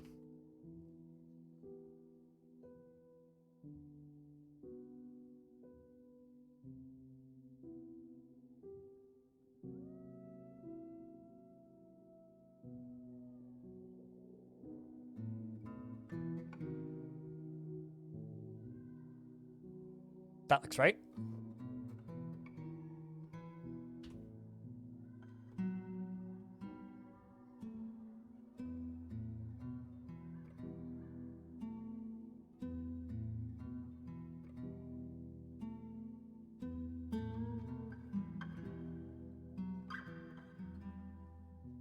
You don't like that you can't interrogate anyone until you have one person that has committed a crime. I also don't like that, but I also acknowledge that that feature is not finished. So because that feature is not finished, it makes sense. If that feature was finished, I would hate it, but yeah, that's very much a thing that should probably be implemented at some point. I agree. Needs to be implemented even. Okay, so I've got 2 of these done. Cyril and Esm. Well, not done. They still need these suckers.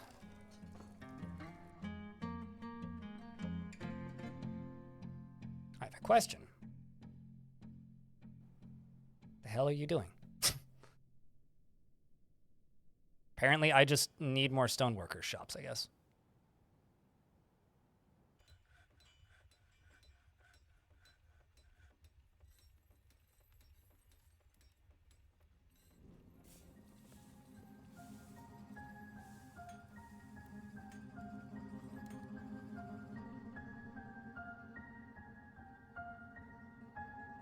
This stuff just happens. Yeah, I mean, Dwarf Fortress is like I've said many times. It's the colony builder that's half lemmings, and also kind of a god game. It's like it's a pile of interesting things that makes for a very unique video game.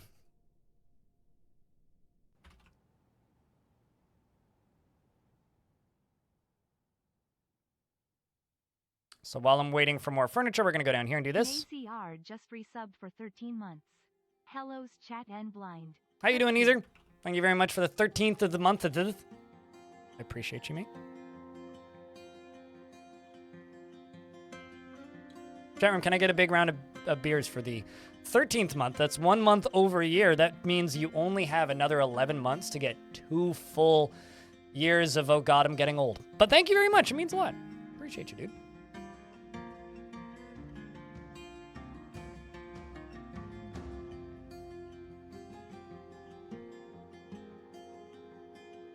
Child outside screaming, or is there a cat fight?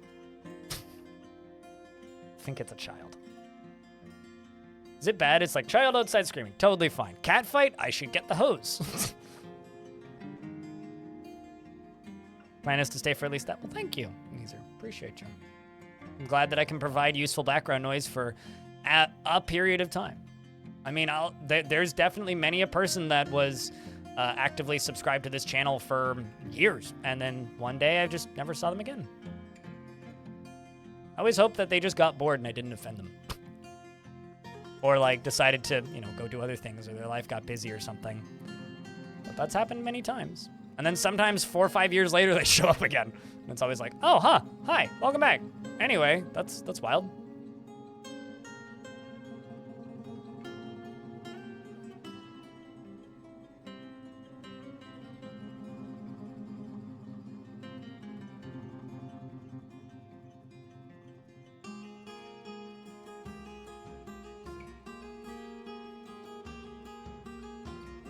Then you had to reload the tab. Yeah, sometimes you don't get the new emotes right away, and sometimes you have to reload, sometimes you don't. It's kind of confusing.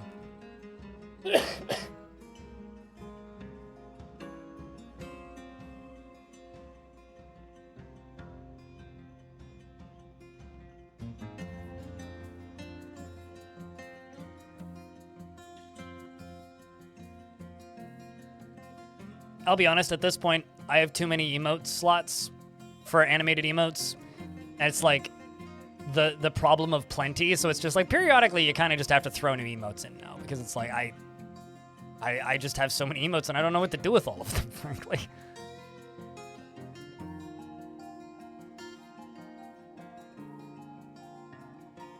Like, there is part of me that like thinks that the current availability of emotes on Twitch, fantastic. It's great. Everybody gets lots of emotes.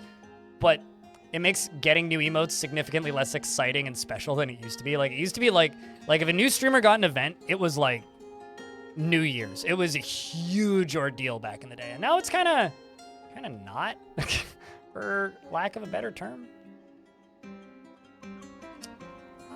Okay, hold on. Am I making food?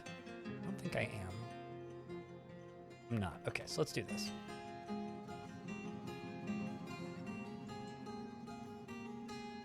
Let's do 25 meals monthly. And I'm big in this. Because the animals aren't currently fighting with us. So because they aren't currently fighting with us, our ability to go harvest plants is significantly higher.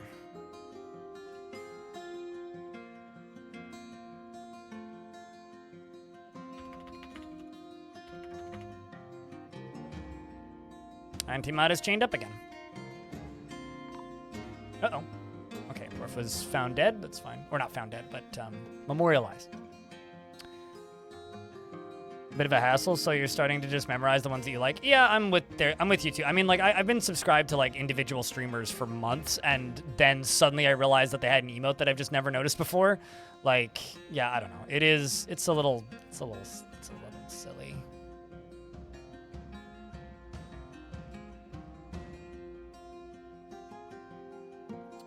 A little silly.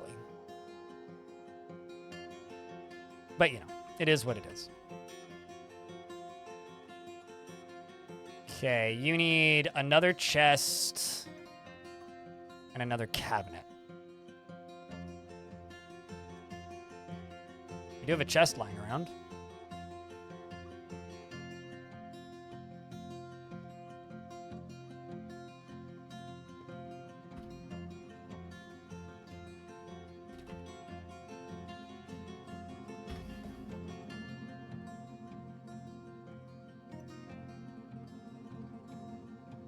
And there we go.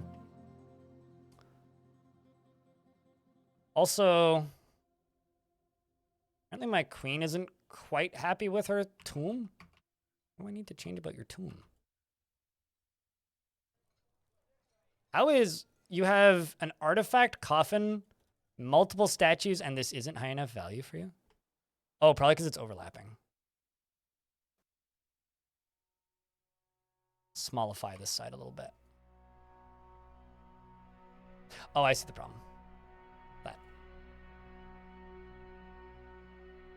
There you go. Now you're happy with your tomb again.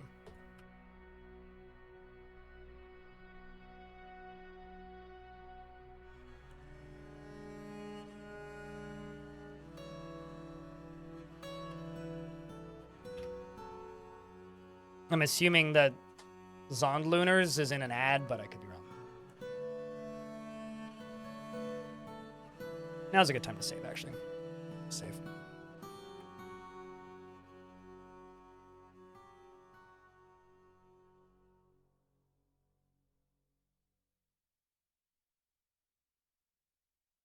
But yeah, I just kind of memorized the emotes that I like, and honestly, I've been using the same emotes for a very long time, even though there's so many new ones.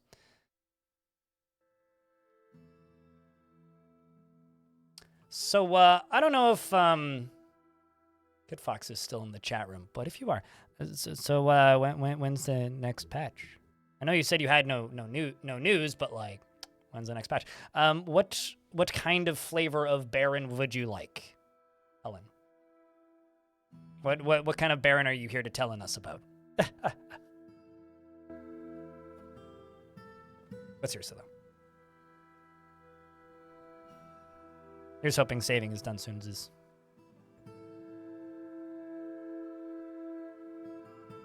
Funniest location name.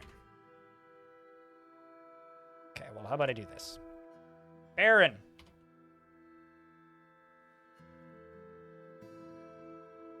We got gravel name. Tress sculpted. Past paint. Just a Baron. Lanced roof. Cloister clam is pretty good. Crafts eagle. Bolt circle. Portal den. Lashed masters. Honestly, probably my favorite. There's also Baroness Consort of Lashed Masters. We've got... Okay, now we're down to the upset ones. Crystal Gripped. Sounds like Pistol Gripped. Mine Quests is also pretty good. Cloister Clam. Okay. Cloister Clam. Needs a decent study. She is private to the point of paranoia, unwilling to reveal any even basic information about herself. Oh, look at this. It's singing time. Chat. Grab your party hat and party in the chat by petting Moss. She is not particularly interested in what others think of her, and she has a tendency to consider ideas and abstractions over practical applications. Not gonna lie, I just saw the party emotes flying by on the YouTube chat, and I thought it was a bug on my screen. Doesn't tend to hold on to grievances and is slow to anger and isn't particularly curious about the world. Tends to avoid any physical confrontations. The worst square's natural tendency with her respect for martial prowess. She could be considered rude, is pleased by her own appearance and talents, and often feels nervous. A turnaround after not having a tomb after gaining another year in 320. She needs alcohol to get through the working day and doesn't really care about anything anymore. Dreams of crafting a master quirk someday and personally respects perseverance. Sees war as a useful means to an end and doesn't care about nature one way or another. Has never killed a person. Has an only son who's dead. Her father is Knight Revolt, who lives here. Her older brother is dead. Her aunt is dead. Her niece is the diplomat. Shinobi is her nephew, who's alive. And you have two friends, Fath, the Baron of Lashed Masters, and Kumil, who's just some classmate person, as well as many a passing acquaintance of 5. You're in love with somebody who doesn't live here. Your cousin was Ovak, who also doesn't live here. And you have some other family who doesn't live here. It's a great time.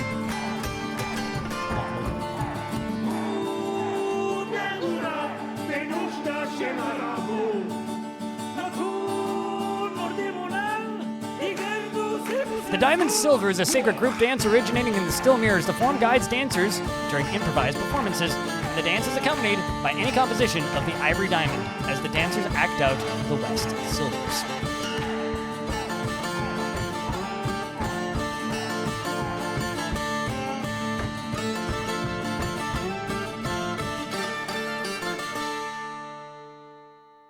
Pretty cool. Would you look at that? It's a neat little pattern dance, actually. Like, they kind of go into like a blendy circle and like spin. That's kind of cool. Yes, no, man. I agree. Do I have more gravestones to make?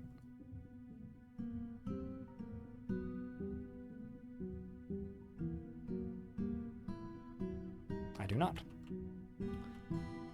All right, so this one's next.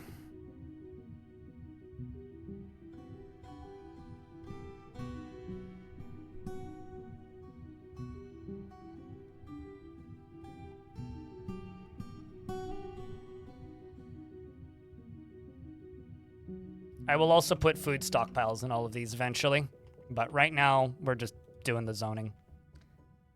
Okay, so this is going to be an office up front.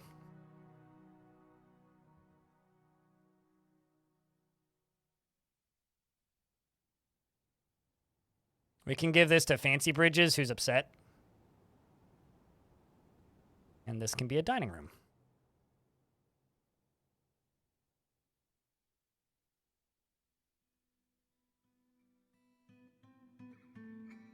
Okay. You know, I always forget about my mic. Speaking of forgetting about emotes, I always forget about my mic drop emote. I need another cabinet and another chest for this one. Yes.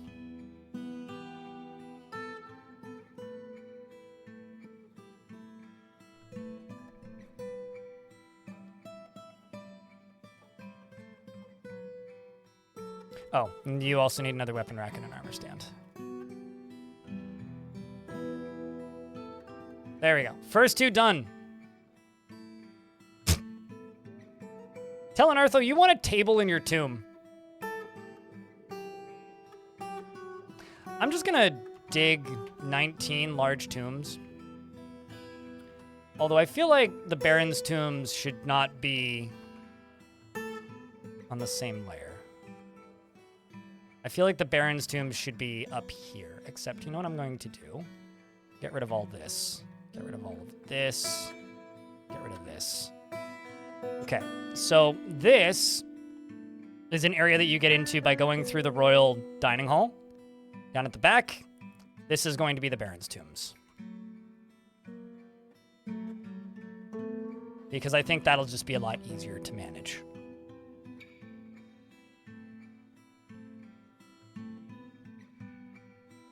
But failed to tell you what time they want you there? That seems like poor organization. can't say that's ever actually happened to me. That, or usually if something like that seems like it's happening to me, usually what it actually is that they did tell me the time and I just forgot. Which is more often than not the case. So let's do 2. Someone gets a long one. 3.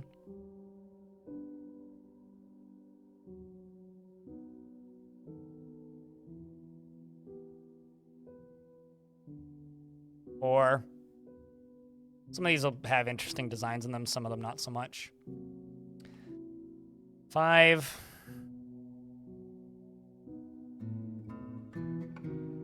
6.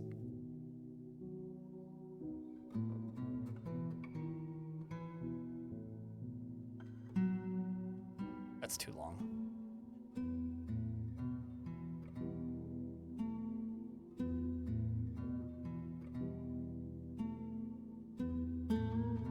People think that you're some psychic wizard. You know, for a while there, I was getting invited to things and then never being given instructions on how to actually get to a thing. This was a thing that started happening to me for a while.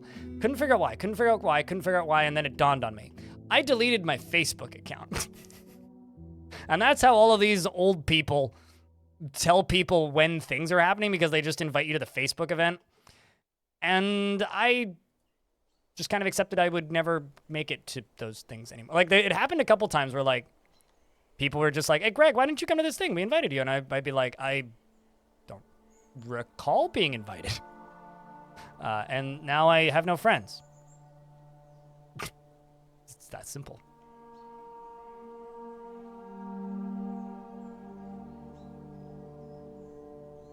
Because tombs are so easy to do, we should just get them done. Okay, so let's see. How are we at? 1, 2, 3, 4, 5, 6, 7, 8, 9.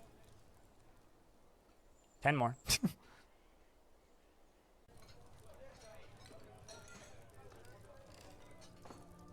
What legally blind stands for. Do you know what legally blind means? It means legally I am disabled because of my poor eyesight.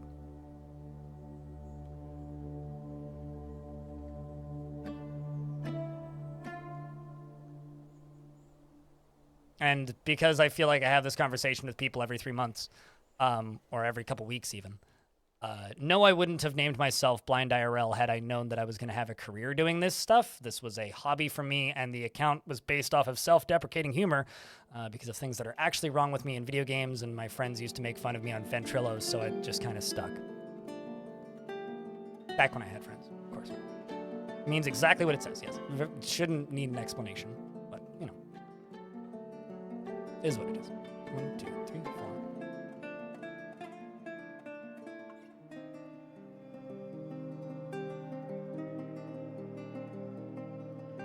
12. Extend that a little bit. 13.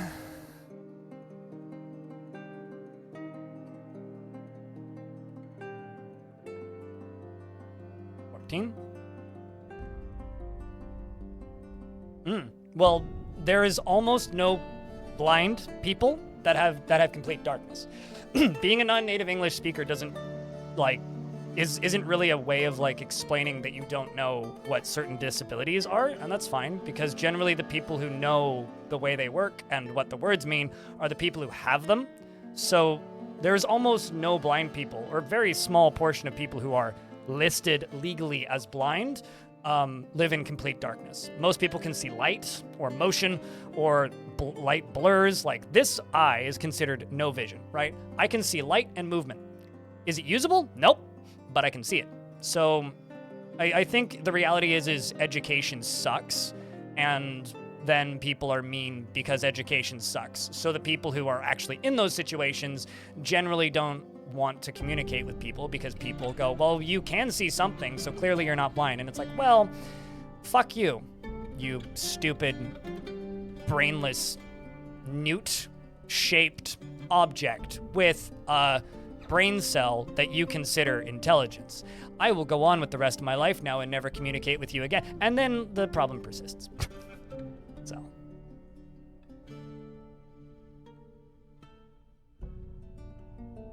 being a non-native English speaker is not really an explanation for not knowing what a disability is, considering you didn't know the proper definition of blind as a disability.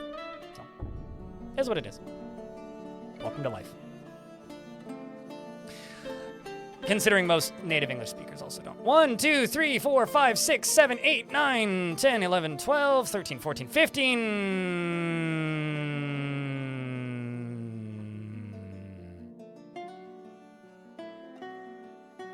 Good for you. I'm proud that you feel bad. You learned something. Basically, unless you're in a wheelchair, everybody assumes that you're bullshitting about your disability is the reality of it, Grass Vortex.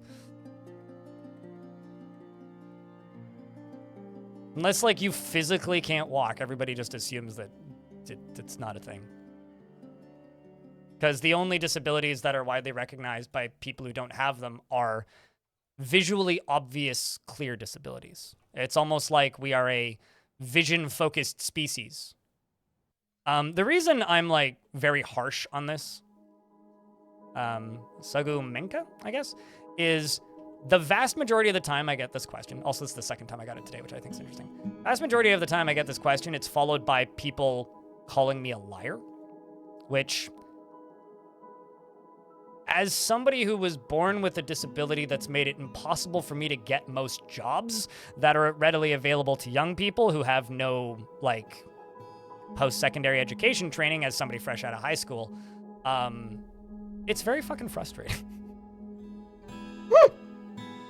Like, it's extremely frustrating. So if I seem a little nippy when people ask me about my eyes, especially when it's in the context of, what does that mean? It's like, oh God, another one. And then I just brace for impact. And then usually it doesn't happen. Sometimes it does.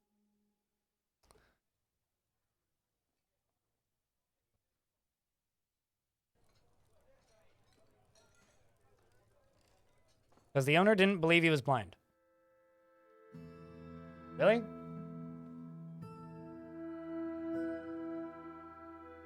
That's something.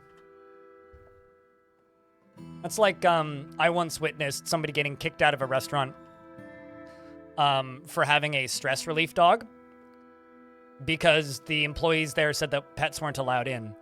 And the lady's just like, something bipolar disorder. I didn't hear the entirety of the argument. But long story short, she had a, like, safety dog for bipolar disorder and I think seizures, and she wasn't allowed in. So.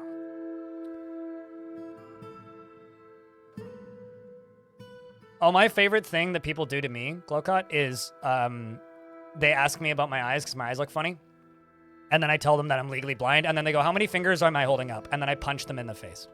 I did that a number of times to kids when I was growing up. Was just like, how many fingers am I holding up? Bang! I will hurt you. Which is kind of the equivalent to me being super sarcastic when people are like, what does this mean? 1, 2, 3, 4, 5, 6, 7, 8, 9, 10, 11, 12, 13, 14, 15, 16, 17, 18, 19, 20. Probably have too many now, but it's fine. They can start digging.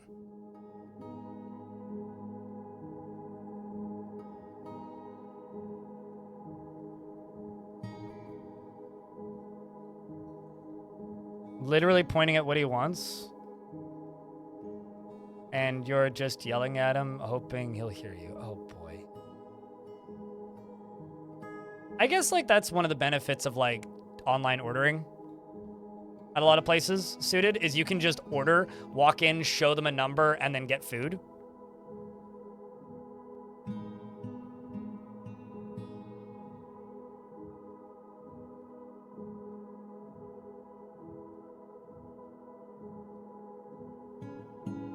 Or, like, somebody...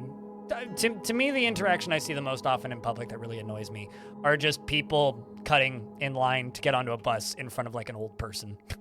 Or somebody with a walker, which I see happen almost every day.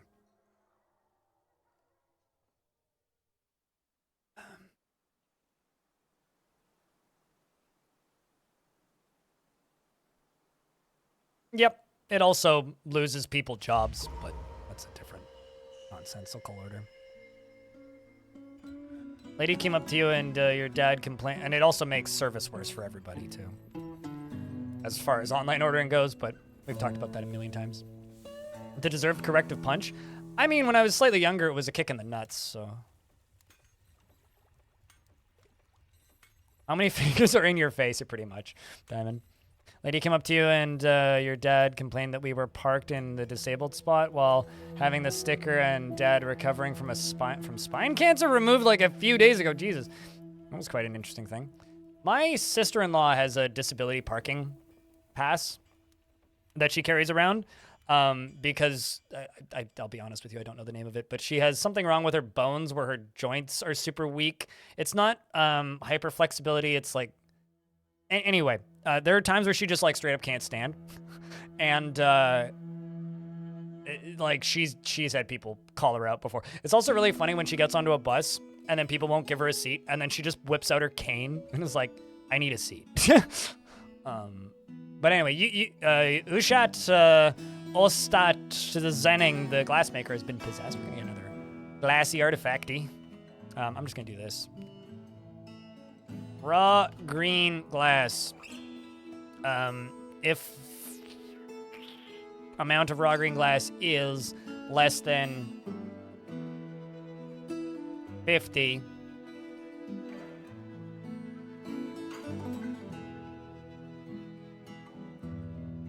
make 25.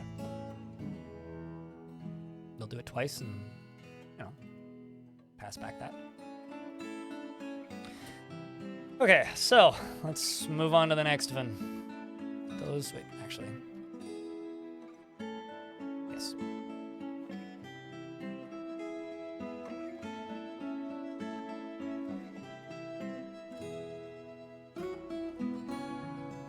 Totally. I mean, if a whole business is built around that kind of service, it's fantastic. But what you need to remember is, like, a lot of countries, young people are built and funded on easy entry, minimum work requirement jobs. A lot of immigrants pay to get started in a new country by getting a job that you need minimal, like, vocabulary / work experience for, right? And a lot of those jobs now have half of the employees because they don't need as many till employees and they need less kitchen workers because of automated checkouts. So a lot of companies are just using it as a way to fire people. While I'm super cool with online ordering and I think that stuff makes the world better, companies shouldn't be allowed to lay off half of their workforce because this option is cheaper. Student Giraffe, thanks for the 5-pack gift subscriptions and for helping us crawl ever so slowly above 900 subs again, back towards the fancy 1,000 mark, which I like to be at because it feels good and makes my brain go happy.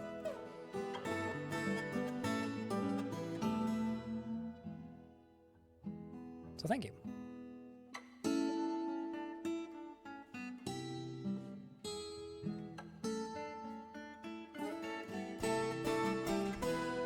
So I'm all for automated checkouts and businesses that are built around that, but it is making the service industry worse for a lot of people. Like, I just straight up won't go to Starbucks anymore. I didn't like Starbucks to begin with, for clarity's sake, but I just straight up won't go to Starbucks anymore because there isn't a single Starbucks I can go to that has enough baristas for the volume of orders that they get.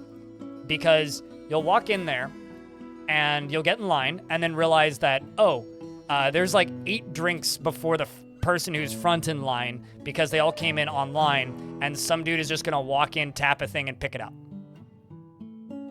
Like,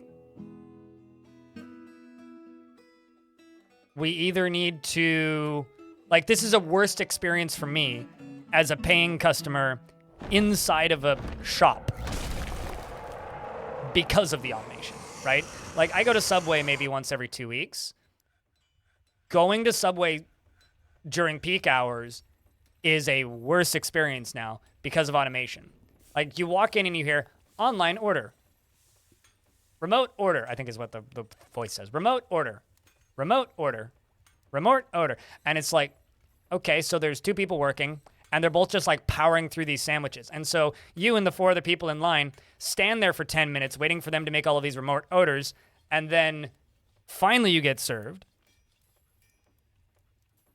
And then once you're done being served, you pay for your order and you leave, and the remote order hasn't been picked up yet. Like that kind of shit. And that happens constantly. Like almost any cheaper restaurant that you go to that doesn't have enough staff because they just lay everybody off to make as much money as possible and hire as few people as possible and understaffed shifts. Like any kind of greedy bigger corporation or chain like that, it's a huge problem. Sushi places or like privately owned restaurants, generally it's fine. Like honestly, it's a better system. Like for pizza or something, you kind of need that because there's a bit more cook time. But like with like the sushi place I go to, they get more like takeout orders than they do non-takeout orders. And their service is still super fast because they have enough employees, because they're a privately run business, right? Privately owned business, and they like are very well staffed. So it's like, okay, as long as you're still staffing your restaurant so that the quality doesn't go down. Like, I don't know. Have any of you guys ordered McDonald's recently, or like Burger King or one of those other bigger burger chains, and shit just arrived and it looks like somebody sat on it, stepped on it, and punted it across the room? It's because nobody talks to customers anymore, because those places are so heavily biased towards online orders and drive-through. Nobody talks to the customers. Quite literally.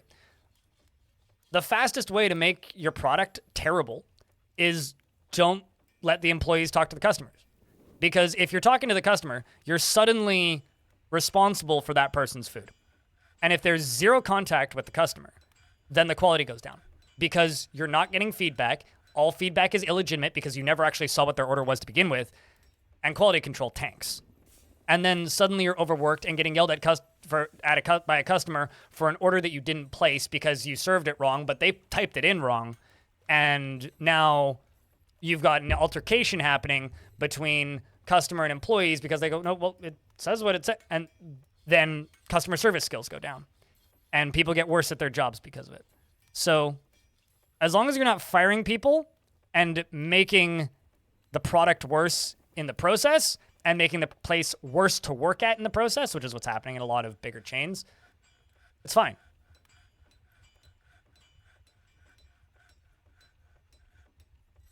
It's fine. Anyway, Forgotten Beast Stozu Zongoreko has come. A great quadruped composed of ash. It has wings and it squirms and fidgets. I'll bet you I couldn't set that on fire with a dragon. Puke filths. I think this creature is named after cave adaptation. It's killed 2 unknown creatures and a Minera. And as of now, something else. It's also on a layer. I think it can actually get to us. So I need to send my soldiers down here.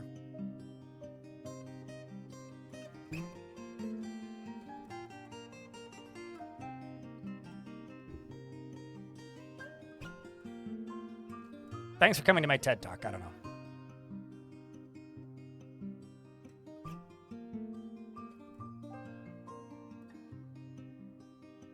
People have gotten ridiculously acceptable of the ever-lowering standards. Oh, I mean, I don't know if people are ridiculously acceptable about it, but they haven't stopped buying it, right? Like, everybody that I know and everybody that I've ever spoken with complains about fast food, right? Like, I feel like every person I've ever encountered in my entire life, at some point I've heard them complaining about fast food, right? And that doesn't mean that people are tolerant. People hate it. But there are 2 kinds of people in every portion of society. There are people that remember what things were like before, when they were better or worse. And then there are young people. And if you live in a world where people grow up being used to a level of quality and cost, then it's never going to improve because that's what they always remember. I remember, like, McDonald's when the food quality was better. I remember when the presentation quality was better. And now I feel old. I need to make picks. I don't have an anvil. I can't. You have a Warhammer? Yeah, you do. I do like that a bunch of my military dwarves are actually barons. That's kind of awesome. What are you? Are you not? Get a weapon. Or something. Okay, so he's literally right there.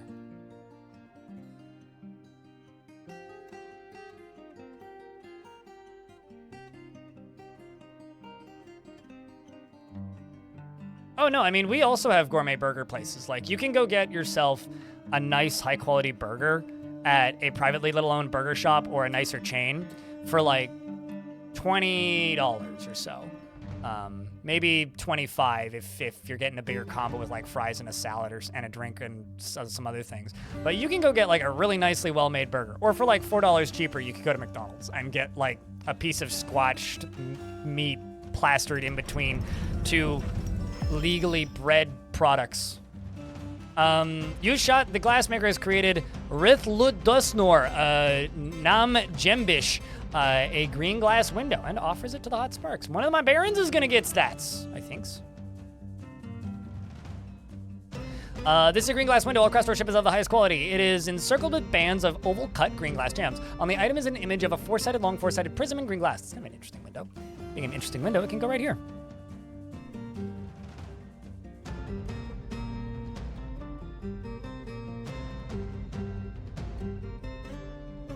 Oh, I also just realized I'm screwing these up and placing them in the wrong spot.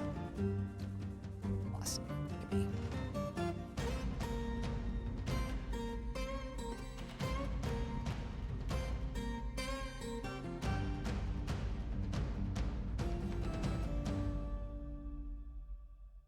So scroll down to here. And jump down to here.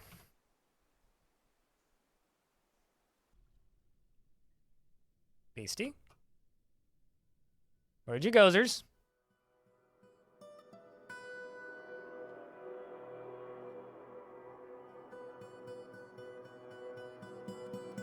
Pretty close.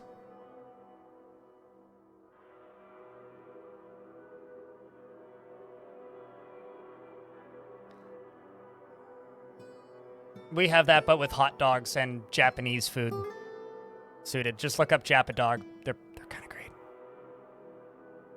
Okay, so creatures. Oh, and sorry, ad break. We will wait.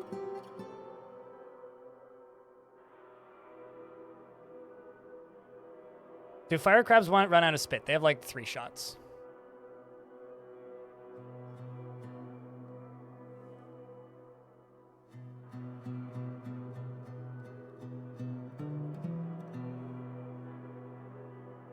The problem is fast food in Brazil is not so cheap. It's not cheap here, and it's horrible here too. That's the whole point of this entire blab session, is that like a Big Mac meal costs about $1 less to $2 less than an hour's work at a minimum wage job. That's how McDonald's does its pricing. That's just the easiest one that I know of. So minimum wage here is almost 20 bucks. So a Big Mac meal is almost 20 bucks. I can literally go to like a nice restaurant and get a burger for like the same amount of money. And like have table service and beer. So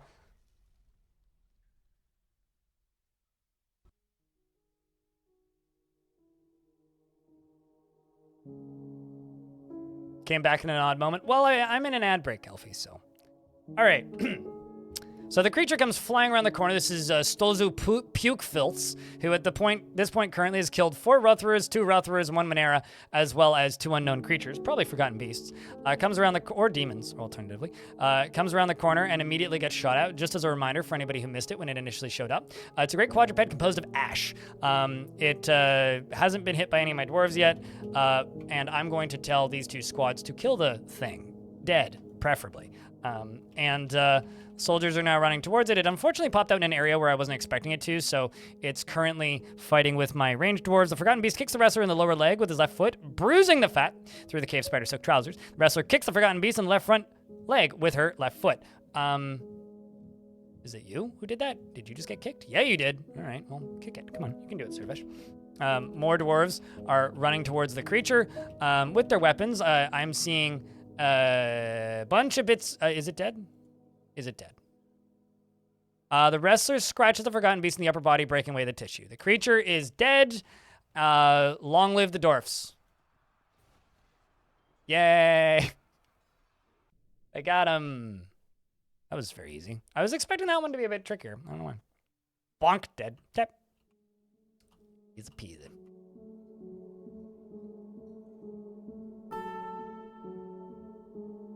Did I not set you to dump?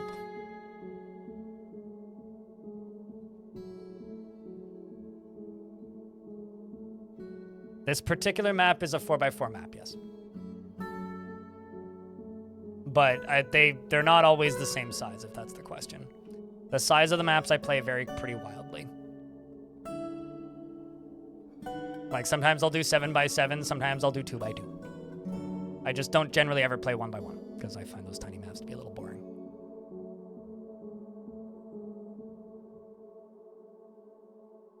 Refund the epic boss fight music? Fortunately, I didn't pay for it, so there's nothing to refund.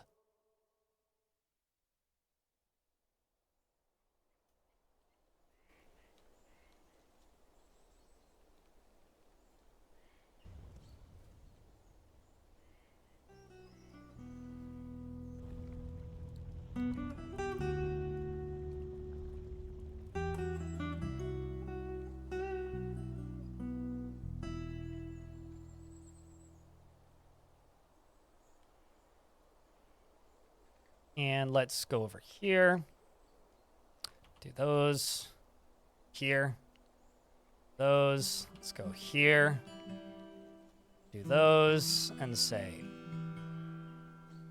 That looks like a dining hall. We'll do office. Well, yeah, no. We'll make it office dining hall. I'll be consistent. And then down here, you get these. Some more windows.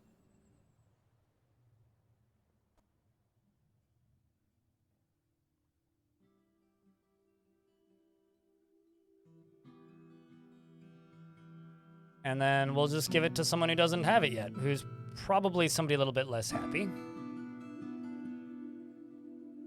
So Asob.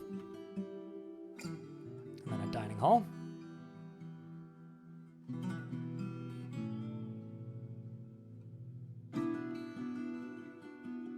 Mine quests. There you go.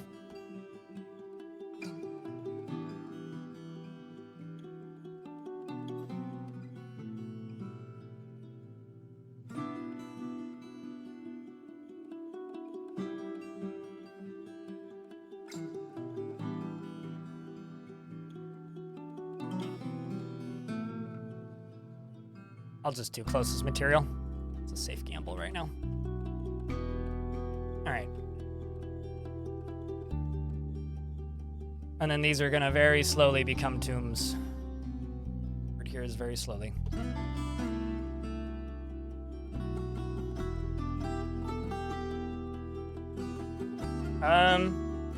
Well, I can tell you're not dead. I think you're a jeweler. Yep. You're a gem setter, accomplished, but rusty. You would like to be with friends, most of your needs are met.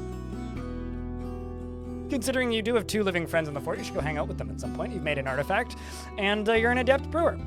And you're lonely. But you feel wonder after performing the rites of the South Creed in a dedicated temple.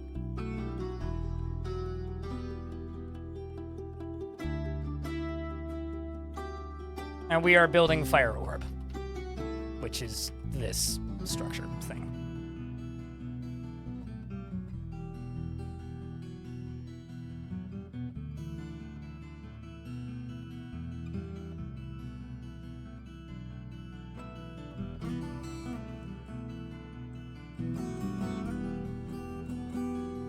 Virtual you seems way cooler than IRL you.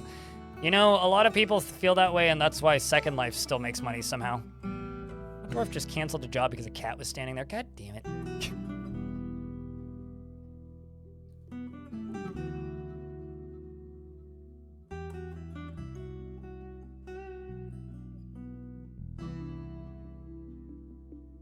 This is actually kind of a, not a sketchy digging job, but it'll be fine.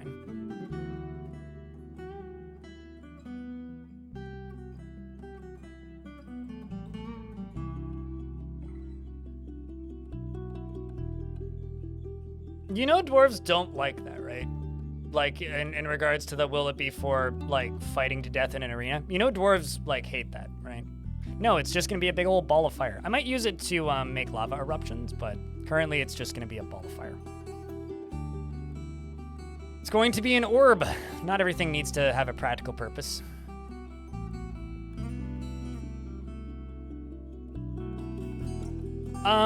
Well, Second Life is mostly home to people who have a lot of credit card debt at this point. I vaguely knew somebody through the industry for a while who worked at Second Life, doing customer service. And I don't envy that job. It was a lot of like, why isn't this payment going through? Well, need to pay your credit card bill there, sir. Might want to take this up with Visa or American Express.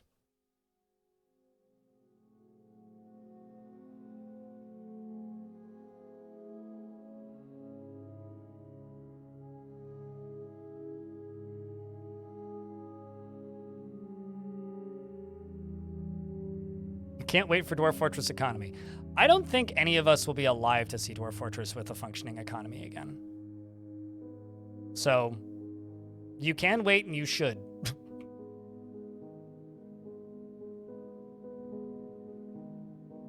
Is my advice.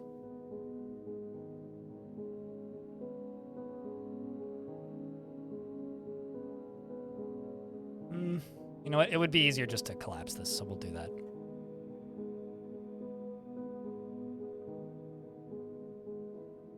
Never mind. I have no mechanisms. We'll just dig it out.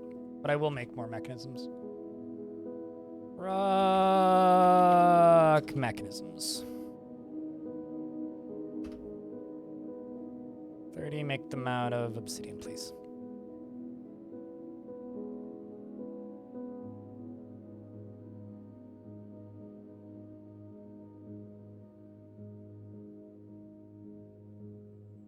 But yeah, I feel like people who want Dwarf Fortress to have a functioning economy never played it with the functioning economy before. And if they had played it with the functioning economy before, they probably wouldn't want it back. Because that's the pretty prevailing opinion amongst people who played it. So.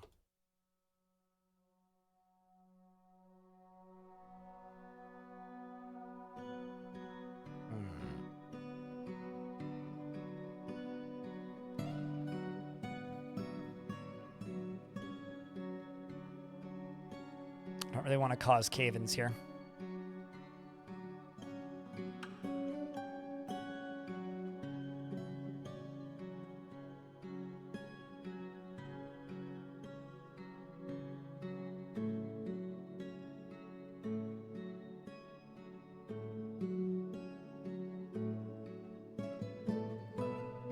Did it really make things that much worse? It made the game unplayable. Like, literally. Like, it's one of the worst versions of the game ever. But it's from that era where nobody actually played Dwarf Fortress and people would just read about it and go, well, that sounds awesome. Anyway. And because of that era being the time that that bug happened, people look back on it fondly for some reason because nobody actually played the game.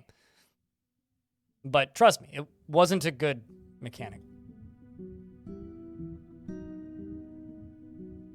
Basically, what happened during the era of Dwarf Fortress having an economy in it was nobody ever made coins. Because the second you made coins, the economy began. And the economy beginning was a guaranteed 100... guarantee your fortress would die to frame rate death. And this was real frame rate death, not people's modern definition of non-frame rate death. Like, this was proper frame rate death, like 0 FPS.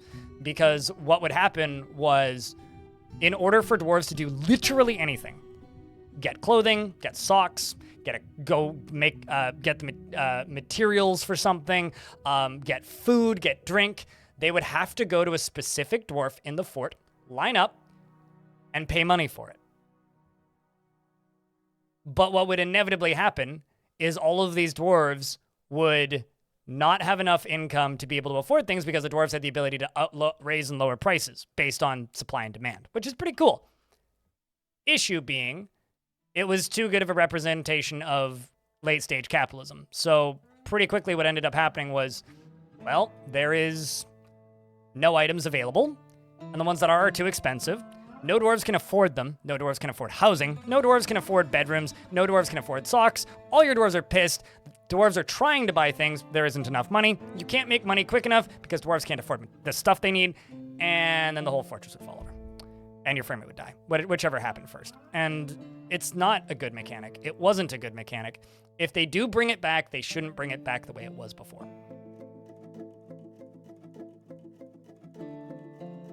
Capitalism is the worst, best system we have. But that doesn't make it good. So I'm saying capitalism is capitalism, and in video games, real-life capitalism sucks. Just like it can in real life.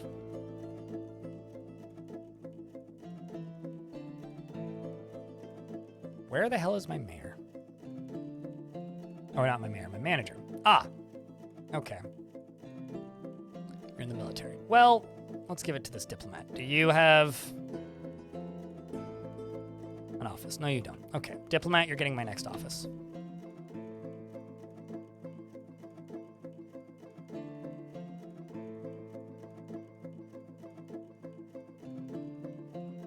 Wild PYK is the most recent dwarf, or person, I guess, in my chat who used to be rich. Chat, can I get a round of beers? Wild Peak, thanks for sticking around, dude. And thanks for continuing to support the stream. And thank you very much for posting the big waste of points thingy, because you can. Appreciate you.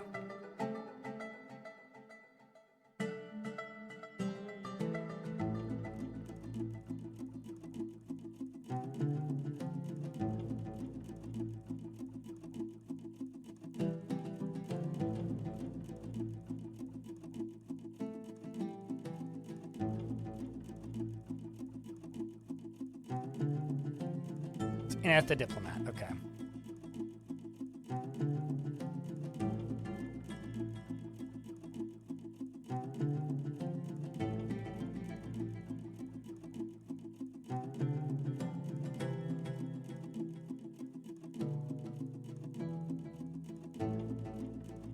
You load from there. You don't actually load most of the bars, so that's probably the actual problem.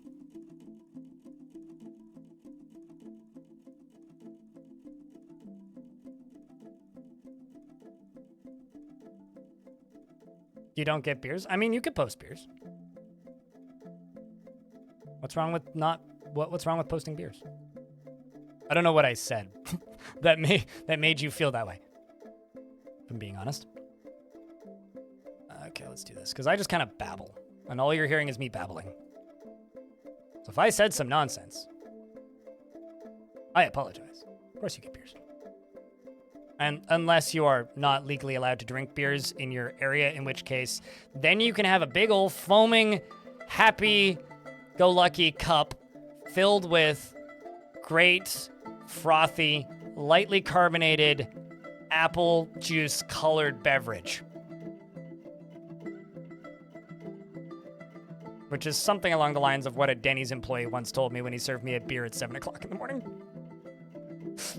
Which is not legally timed to serve beer. But he did, and he put it in an apple juice cup, and it was very funny. You can only have kvass in countries where kvass exists, which is not any country except for countries where kvass exists. So, unless you want to pay like $9 for import, you can't have kvass. There are some ciders that you can have, like, as a kid, that are very low alcohol content alcoholic beverages. By that, I mean like 0.2% or something. There was actually like a big old legal kerfuffle here a number of years ago over kombucha. Because a lot of kombucha, well, kombucha, like, it's fermented, right? And there was a number of kombucha brands that were busted for actually being like 0.4 to 1% alcohol, which isn't bad, really. But if a child drinks 7 of them in 40 minutes, like I used to do with energy drinks, which also probably was bad. I mean, yeah, not really good outcome, shall we say.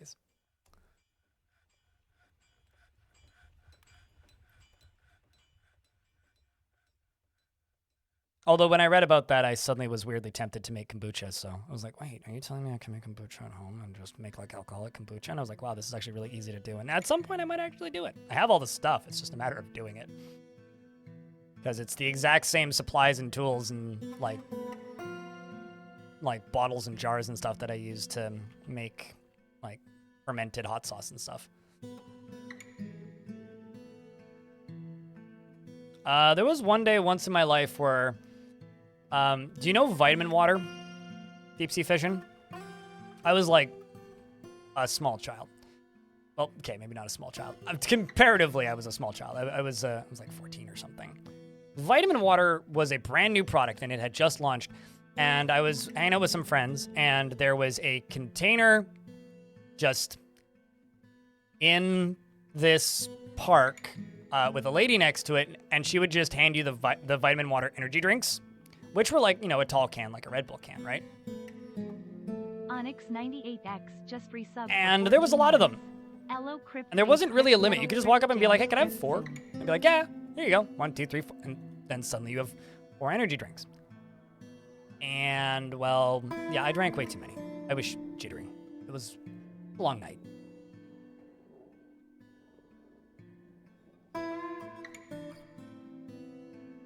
Shall we say?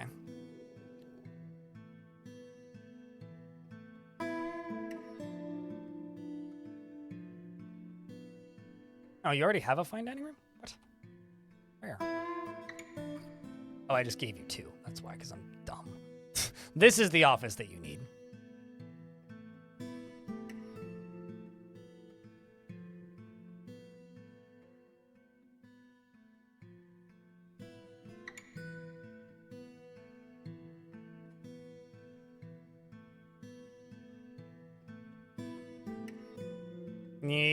You need a splendid study, and a throne room. These are not high enough value yet, but we can work on it.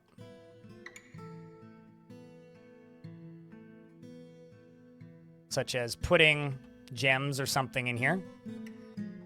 Such as maybe giving you a bookcase if I have one, which I don't. Maybe giving you more tables, cabinets. Maybe giving you more chests.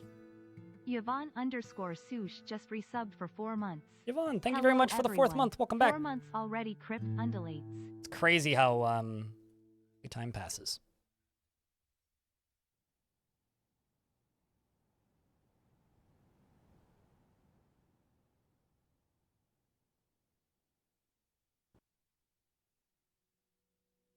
But chat room, can I get a round of beers for Yvonne? You like honey mead, home brewing mead is fun as hell, smells delicious. The amount of honey is so much. Yeah, it's like, mead is one of those things where I look at the cost of honey and then realize that if I spend like $10 more, I could just get the same amount of mead, almost. And yeah, you can get raw honey, and yeah, there's ways to do that, and yeah, you could go about it, but like, I like mead. I don't like mead that much. Like, mead's pretty great. Don't get me wrong. It's very good. But, I don't know. Mead is one of those things where I kind of have a hard time justifying the idea of making it, even though it seems like a fun activity. Dude, year 311 gold coins.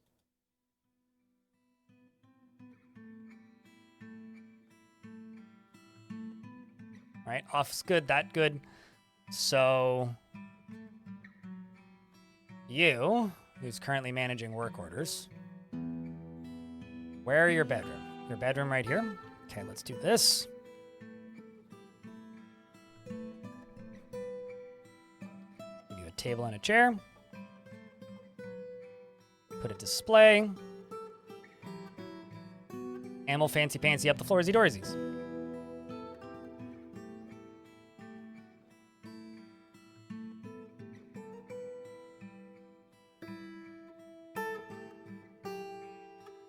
Yeah, so when you're training a skill, and I'm not entirely sure if we're talking about squads.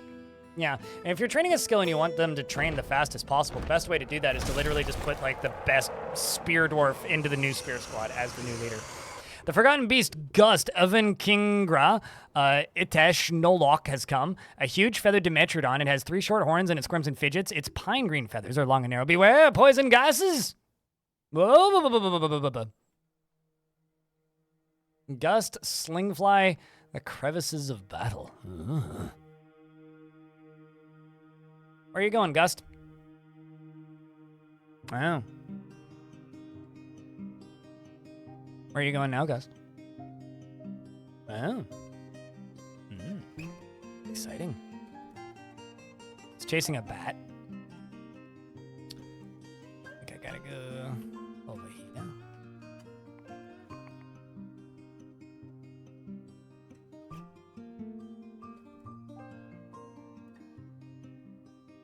It's Gus Slingfire, the crevices of battle.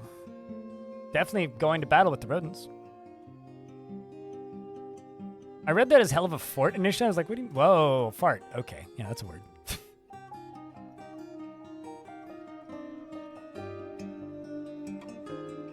Not really like a guild hall because they're not fully public, even with a champion. Undeath.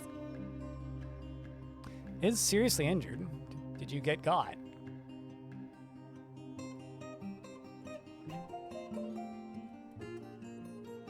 Probably.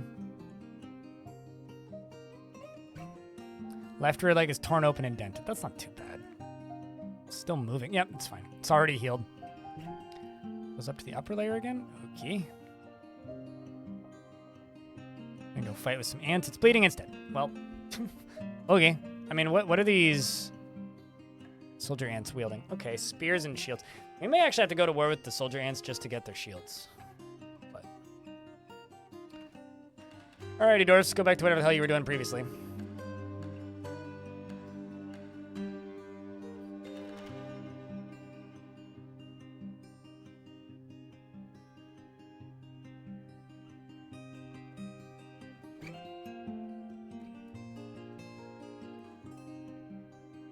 Why can't I find this bedroom even though it's like got a table and a chair in it now and also a bunch of engravings?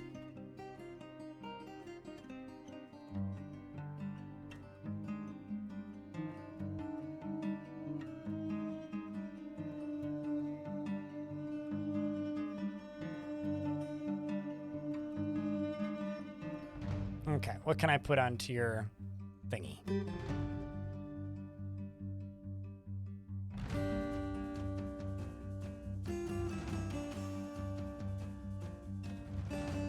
Put some gold coins.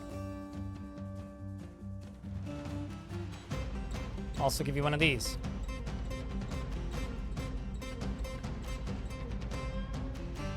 Still not happy with your bedroom. You already have a fine bedroom, but you need a great bedroom. Shinobi the glassmaker is stumbling. Did I miss a mood? What? I guess I did. What the hell? It's kind of wild.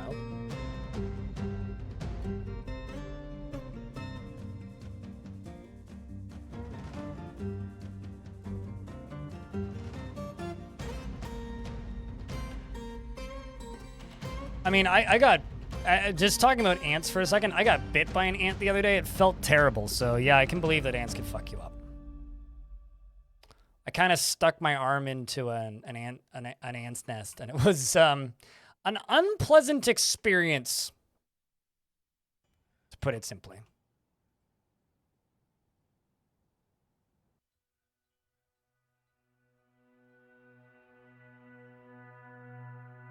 Like a very unpleasant experience. No, not the moss, but...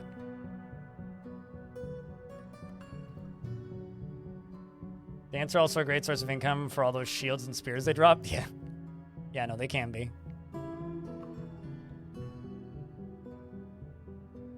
You also reclaimed a ruined fort, and inside here are random necro experiments. Are they friendly necro experiments? Because sometimes they end up being pseudo-friendly.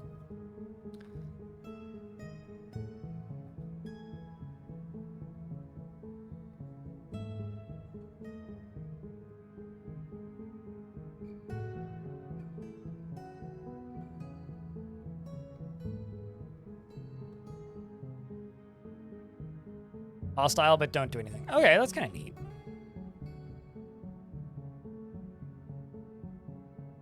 Now we're waiting for the other half of this to get done. We're also waiting on these constructions. Huh. This dog is just following this dwarf around.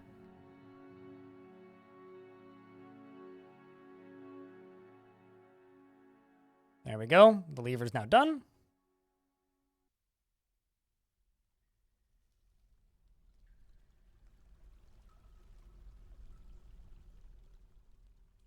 And everybody, chat rooms on both sides of the internets, Twitch and YouTube. You would like to see a big thing cave in, you can do that right now by tuning in while I go re-verify my YouTube account, because YouTube is a nanny state. They just periodically make you punch in your two-factor. Also, to the people over here on Twitch, I would just like to say, YouTube has decided that none of my stuff is worth promoting anymore. If you would like to help out the YouTube stream, if you go lurk in it, that would be greatly appreciated, because god damn it. 2 weeks ago, we had 3 times the people here. At points, it was higher even. All right, let's pull this lever. Crunch.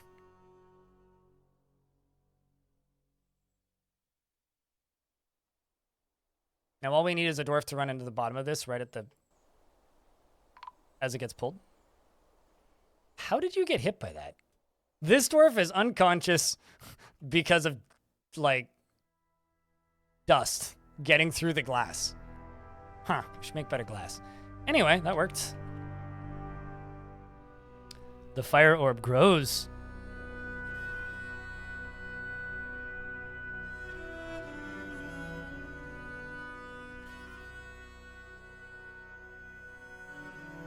It's actually 38 likes. You probably just haven't refreshed it. It doesn't update in real time, which is silly, but have you?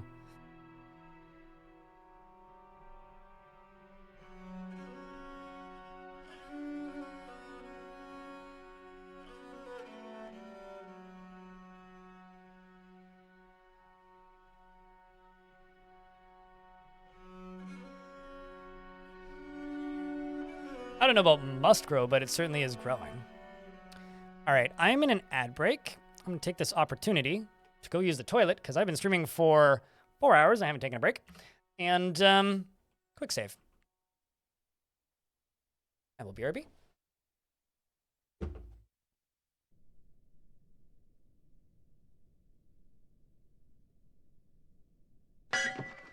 Bring out your dead!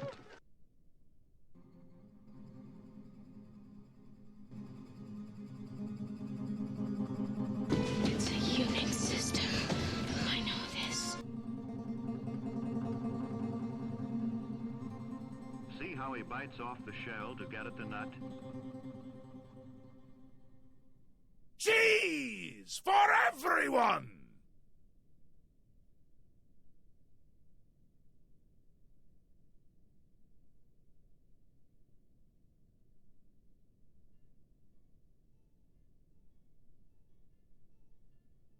Oh, hey, good time. Ads is still playing. Game is still saving. Nobody missed anything.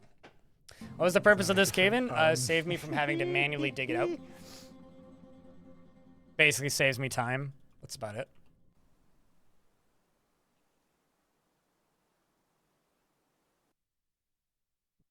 You know, I just realized I'm not actually sure how the dwarves are getting up here.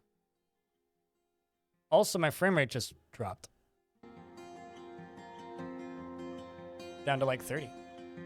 I beg your pardon, game. It's doing it again.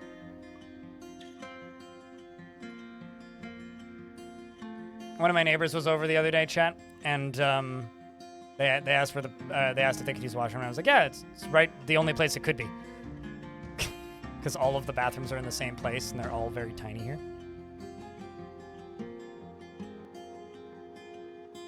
Is there any way that you can stabilize it enough to play? So it's in the beta branch because it's not done yet. If you're getting regular crashes, report the bugs and wait, because it is not done yet. That's why. That's why it's in the beta branch, because it's not done. It's not technically ready for public consumption. If you want to go search for bugs and help them find the bugs, such as set those crashes that you're finding, there's that. And if you're getting a ton of crashes, please report them, because I haven't had any crashes since the first week. But you need to remember, it is a beta. It is unfinished. It's not ready. It's not supposed to be played.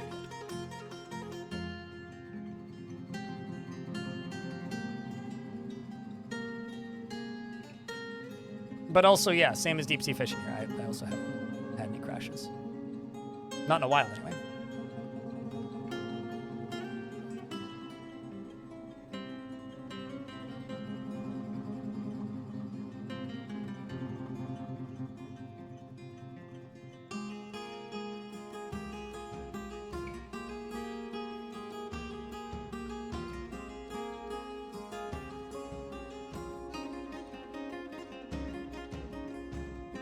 Darius, hello. It's good to see you. I hope that you are doing well. Make 2 ramps there, and then I can wall off this side.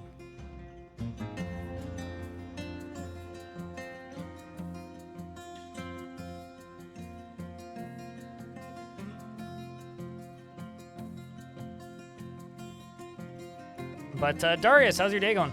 Good to see you, mate. Hope things have been good. Can only get better, you hope? That bad, eh? I had kind of an okay weekend. I wish I got more stuff done production, content-wise, but eh.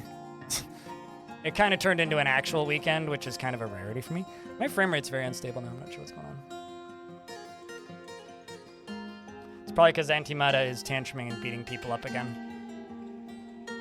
I mean, they never, for clarity's sake, they never stopped tantruming. The thing that happened is they are no longer in prisons, so they're actually able to access people when they tantrum now.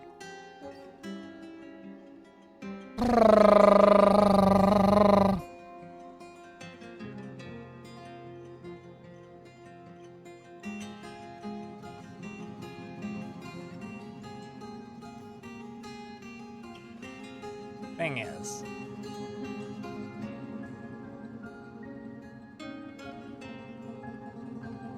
Oh, okay, gotcha. Yep. That is a perfectly valid reason to be like, life sucks. I hate the planet. Everybody must die. I want to go to space and never come back, kind of feels. No, I gotcha. Shit sucks, dude.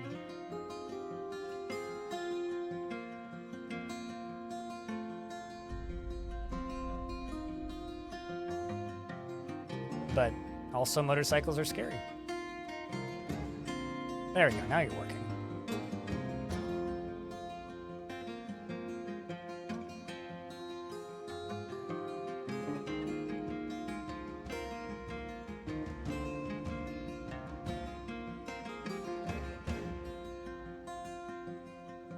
Hoping that frame... Okay. Things seem to be... Nope, they're not stabilizing just yet. They'll stabilize soon enough.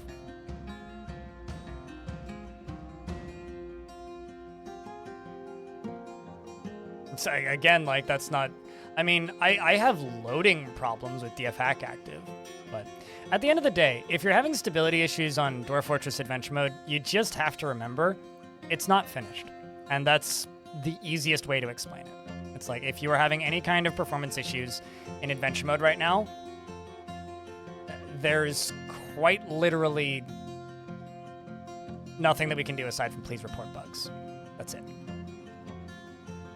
So if you're having issues, please report the bugs, please report the crashes, grab your crash logs, and remember that it's a beta. Not a marketing beta, it's a beta, which means it's not finished. It's not ready. Shouldn't play it. I'm starting to think I'm getting invaded by the elves or something.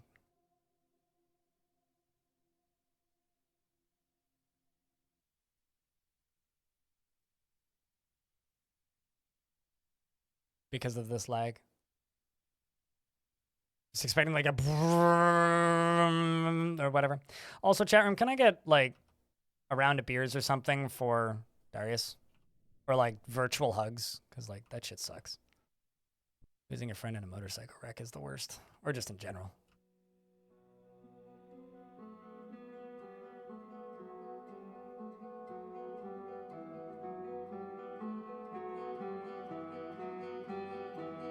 You love playing betas? Totally. I like playing betas, but I will be forever frustrated by betas because as much as I don't mind playing Playing betas. Let's pause this. Oh, that's probably it. Laura the Glassmaker cancels. Report crime. Reason 2 injured. That's probably the cause of my lag. Where's Laura?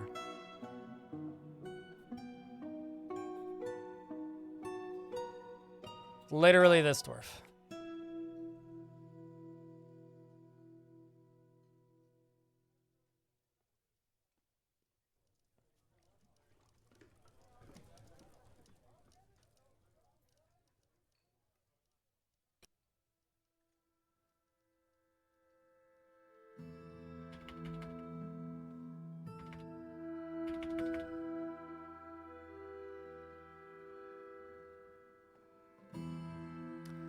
I think I need to expel this dwarf.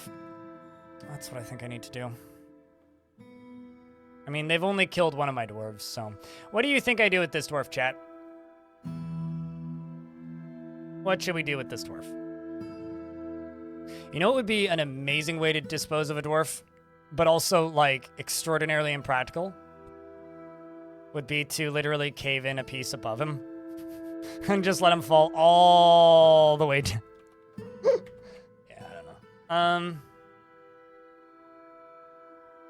You know what I really should do?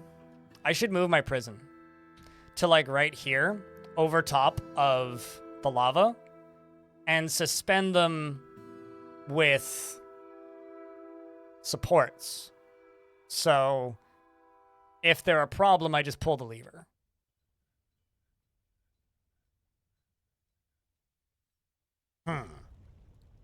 Diabolical.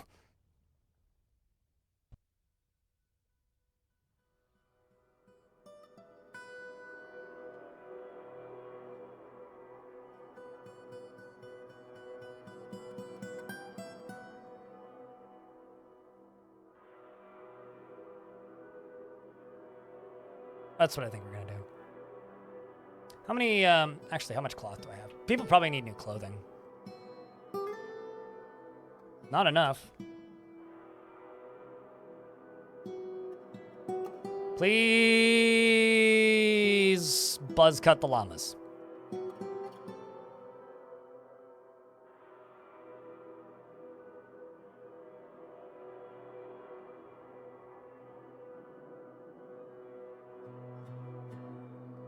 Killadrix, thank you much for the raid. What's up, dude? Hey, chat room, can I get a round of beers for the Raiders, please? Killadrix has been playing a bunch of Dwarf Fortress recently. It's always nice to have other people in the directory. Mods, can I get a shout out if possible?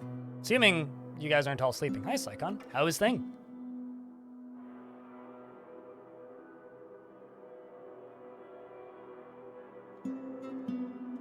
He's gonna run, gotta get his kid. Gotta do what you gotta do, yeah? Well, thanks for dropping people off. Go pick up your kid. Appreciate you. But hi, Raiders. I play too much of this game. Sometimes chat lets me play other games. The plan for today is play this and then play another game later, and then most people will leave, and it's fine because I will enjoy that game. That's it. What's up? And the videos? Well, I mean, thank you for watching the videos because it directly pays me money. So it's like, consider watching the video whether you find them useful, helpful, or insightful, or interesting or not. A thank you in and of itself to a degree. Because, you know, watching the videos equals me getting paid. Just to help sleep playlist. I've had a lot of people tell me that they use my videos to fall asleep and use my streams to fall asleep and various other things over the years. And I never know if that's a good thing or a bad thing because it's like, I'm trying to make engagement and or engaging and entertainment over here, and you're using it to fall asleep. Well, either I fucked up or somebody else fucked up. I don't know. It's one of the two. Killer gets the same thing. I think that's just a consistent like streamer thing. Like I'm pretty sure people probably tell XQC they use his live stream to fall asleep, but I don't know. I think I'd need very different brain wiring for that. But thanks for the raid, regardless. It's nice. This directory gets kind of quiet, so it's nice to have other people around. You help push the songs from Walmart radio out of your mind. I'm very sorry. You know, I worked in fast food for years, which was a topic of discussion earlier today. And I haven't worked in fast food for years now, but To this day, if I ever hear Titanium by David Guetta, my skin crawls like immediately and I want to like yell at somebody. And just like I have this weird repulsive reflex to shout about burgers. It's very strange. I love to watch streams while sleeping. Something doesn't add up here, but it's okay, I'll allow it. Currently, I'm getting this stutter. I'm not entirely sure what's causing it. I have a degree of an idea to do with a bunch of crimes, but you know, I have a calming voice. Really? You know, it's funny because like I get like one of two responses from people. Either you have a calming voice, or your voice makes me want to hurt people, or your voice makes me extremely angry, or why do you sound mad all the time? And it's like, I don't know, make up your mind, peoples. Jesus. Oh yeah, this is what we're doing, by the way, to the people who just tuned in.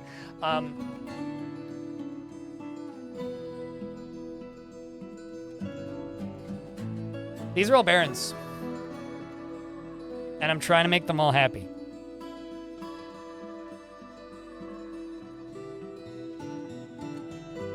Yeah.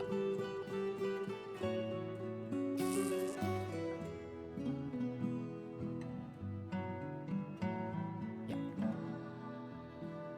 That and I'm building a ball that I'm filling with fire. Oh, bug bat. Who let you in? Weird.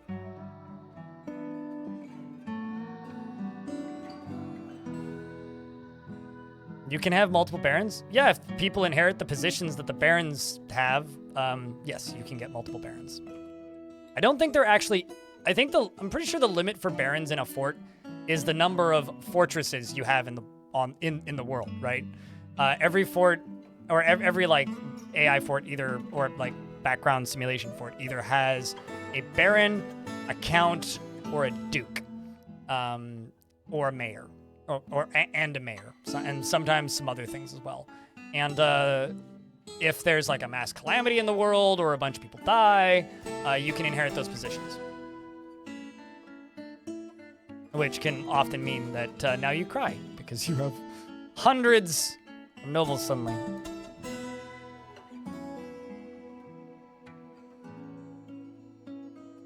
Yeah, I mean, like it's just like many other half-built features, right? Secret person. I'll bet you I could. I haven't like clicked on the expel button on any of them yet, but like I wonder if I can expel them back to where they're from, because that would be really funny. It's like Baron of Rained Moss Face person thing stuff, and I click the expel button, and then it's like expel them to Rain Moss Face things and stuff. What is this French nonsense? Kashmir goes. This whole fort is a noble endeavor.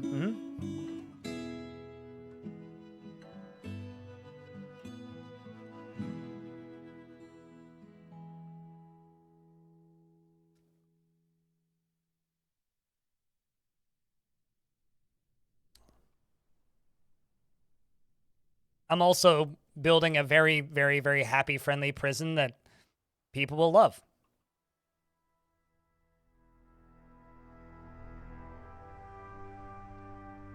Don't question it.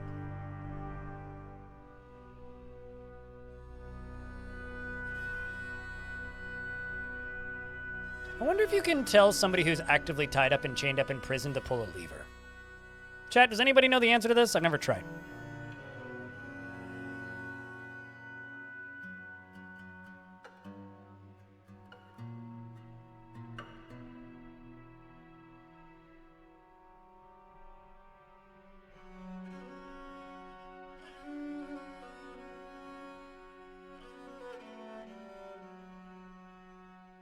Same statement.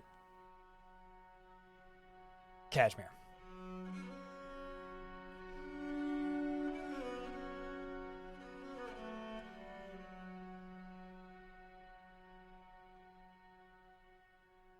Why in the world would you do that? Deep sea fishing.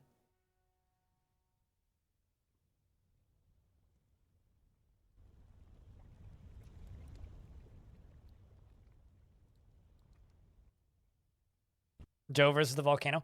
Although now that I'm starting to build this Thunderux, I'm suddenly like having this idea of like, what if I didn't do it this way and instead just put them inside the orb? Like, make this top floor a prison floor or something, and then, because it's not going to fill all the way up. It's only going to fill up to this layer. So like, drop them into the orb. Still getting that stutter lag. I'm not sure what's causing that. They're like mass fighting somewhere.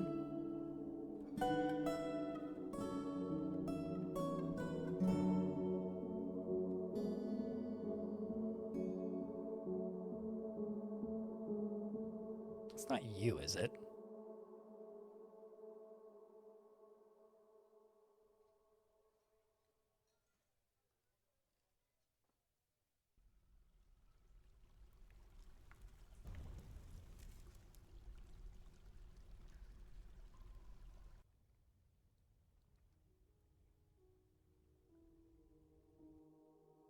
Hearing a really weird sound from outside. It sounds like an ambulance, but like an ambulance that's falling, if that makes any sense. Like a it's a very odd sound.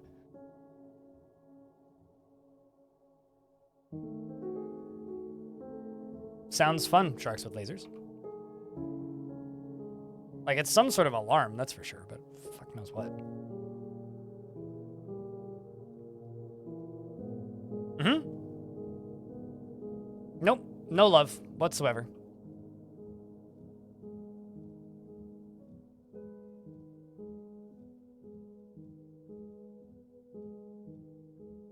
I like how we have all of these stupidly random nobles and ranks and things, and then you're just like, what if more?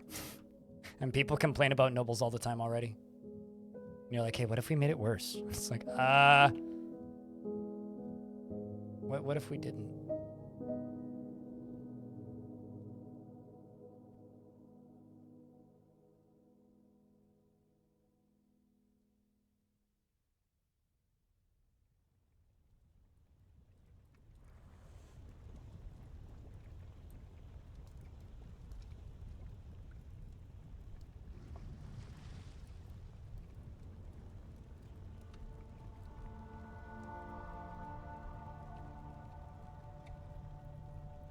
I like how people talk about mods as if modding that into the game is both possible and doable and a reasonable thing to state.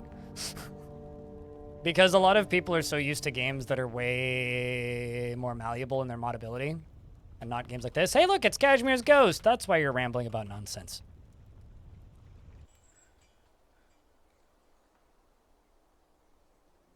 Makes sense. Oh, I also love my nobles. Nobles are great, but huge majority of the player base fucking hates them.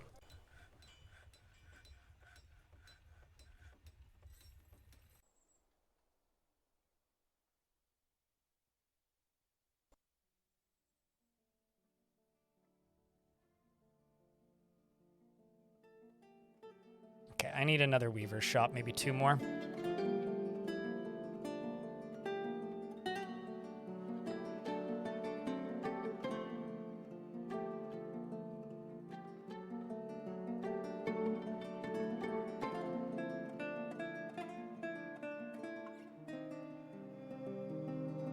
Yeah, no, that's totally fair, secret persons.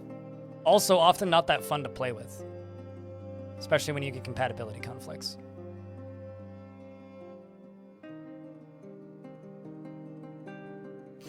Like, I was listening to somebody the other day talk about modding Fallout New Vegas.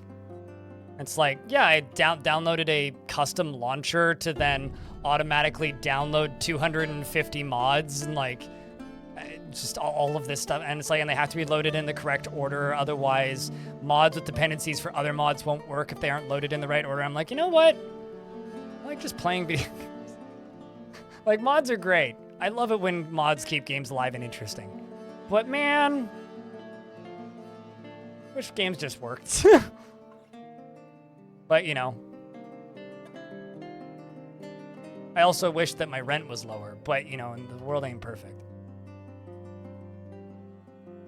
What's up, Asori? How's things? Good day. Happy Tuesday. In the realms of, oh god, help, kill me, please, I have too many nobles. It's a realm. Not a great realm, but it's a realm. And I live here now.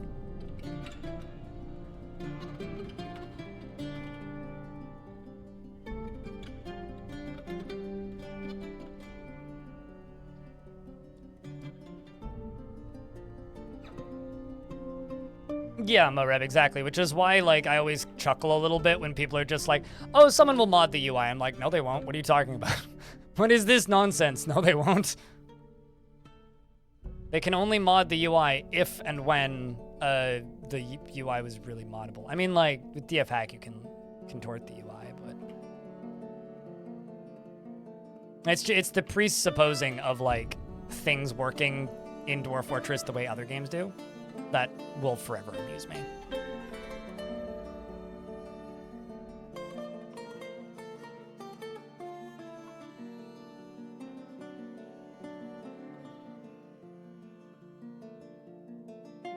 Alright, well, that's going to take a lot of construction.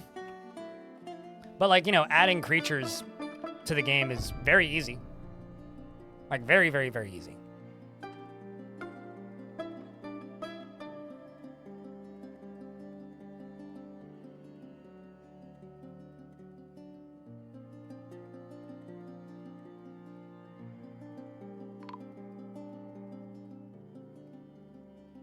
Kashmir's ghost has been put away. Sorry, Kashmir. But that does mean you can redeem a new dwarf if you want. Besides, the redeems have been open for a while, and nobody's redeemed one yet, which I think is a little shocking. Also going to have another cave-in down here in a second. Well, not in a second, but in a little bit. Gazoom would like the Dwarfus. Gazoomus, what kind of Dwarfus would you like us? I don't know why I talk like that sometimes, but I do.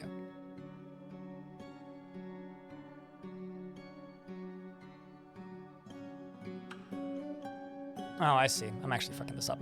Shit. It's like, I'm doing something wrong here, aren't I? Yes, I am. It's fine. How did you die? I have no idea. It wasn't on screen.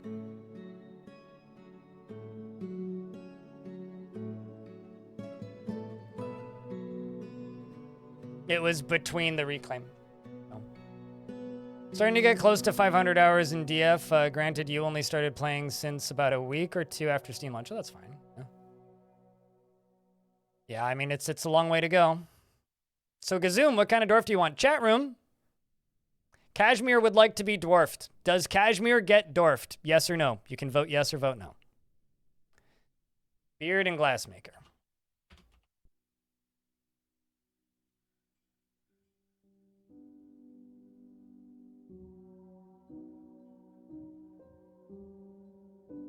Gazoom is probably going fast, but is easily to move to mercy after seeing Darius Gardwin's dead body in 317. Quick to form negative views about things, tend to avoid crowds, is very humble and doesn't try to get things done perfectly. He tends to consider what others think of him, generally acts with an narrow focus on the current activity, is rarely happy or enthusiastic, and is conflicted by this as he values parties and merrymaking in the abstract. Needs alcohol to get through the working day and doesn't really care about anything anymore. You watched a big chunk of your YouTube videos after you rated Killadrix last week. Cheers, dude.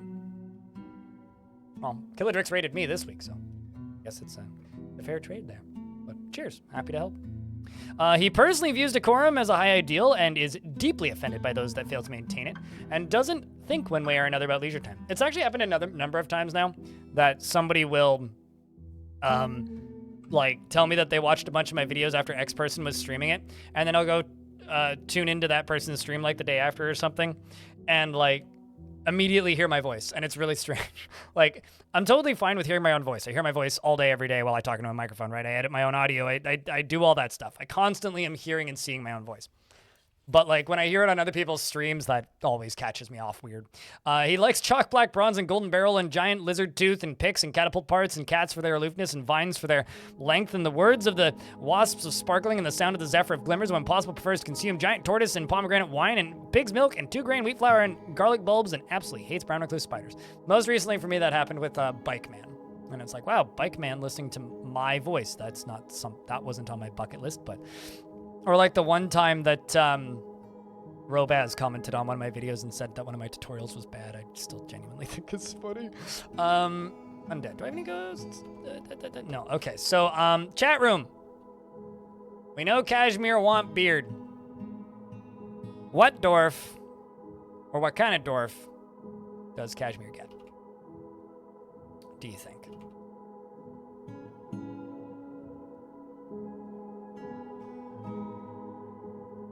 What kind of job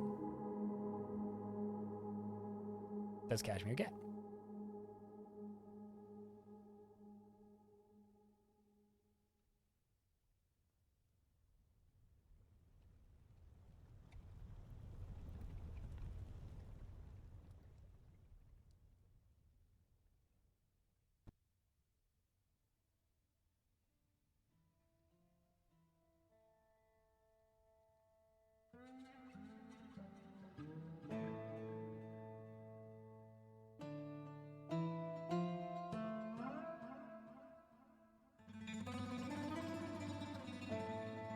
I mean, the one missing a limb is kind of funny.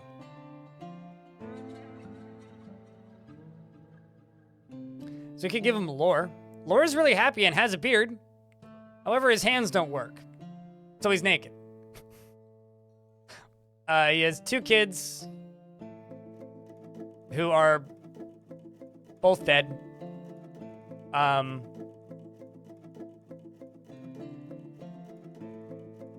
He's a proficient wrestler. Actually earned his injuries in combat against giant wrens. And has single-handedly made my game lag a couple of times because he cancels jobs so many times. Because he can't do things because his hands don't work. What do you think, chat?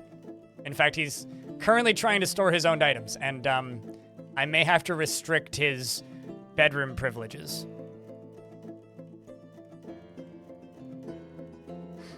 So, chat room, what do you think? Yes or no?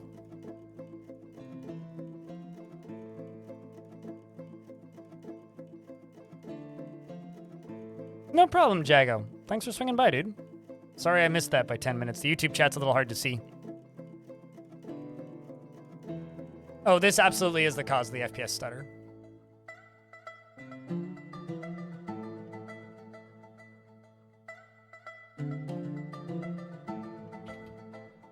I'm also in an ad break, but we'll read this anyway. What's up, Webnash? He often feels filled with joy and is inflamed by hatred and easily develops hatred towards things. He always acts with mercy and compassion to the forefront of his considerations and is completely closed-minded. He never changes his mind, forming an intellectual after forming an initial idea. He does not have a great aesthetic sensitivity. He could be conflicted by this as he values artwork and its creation. He tends to share his own experiences and thoughts with others. He doesn't often experience strong cravings or urges.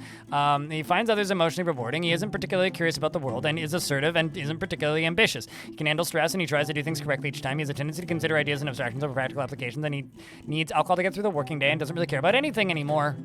He dreams of creating a great work of art and personally views tranquility as one of the highest ideals, believes that perseverance is one of the greatest qualities that somebody can have, believes the idea of war is utterly repellent and would have peace at all costs, and believes that little is better in life than a good party, and sees guile and cunning as indirect and somewhat worthless. He likes Billin and green, diamond, the color white, gems, crossbows, and splints, and the words of the adorable monk, and when possible prefers to consume swordfish, lettuces, and radish wine. Absolutely hates leeches. And, yeah, like I said, you had some kids, but they're all dead. Telling Arthur's your close friend, though.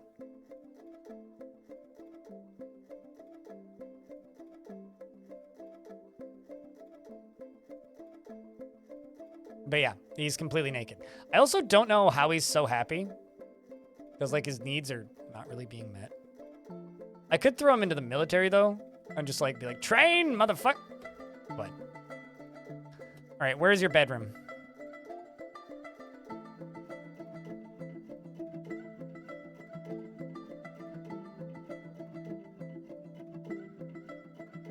I'll give you a table and a chair to make up for your lack of other furniture.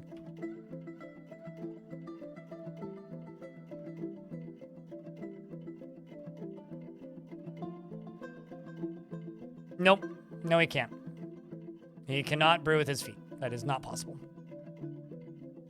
Not how Dwarf Fort works.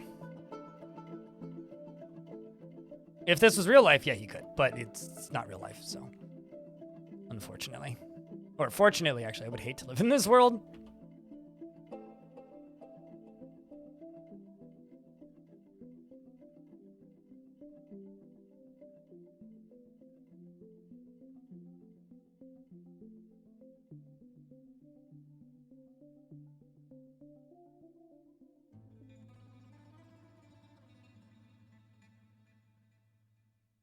Are you telling me that he's a grape stomper? It's a weird sentence to say out loud, but I did. He's grape at it. Mm-hmm. These are some juicy jokes. I'm going to let that ferment for a bit. Are you telling me that making wine is the original look ma no hands gerb?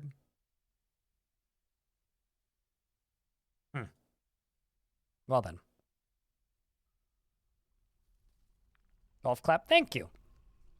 I'll be here till Friday.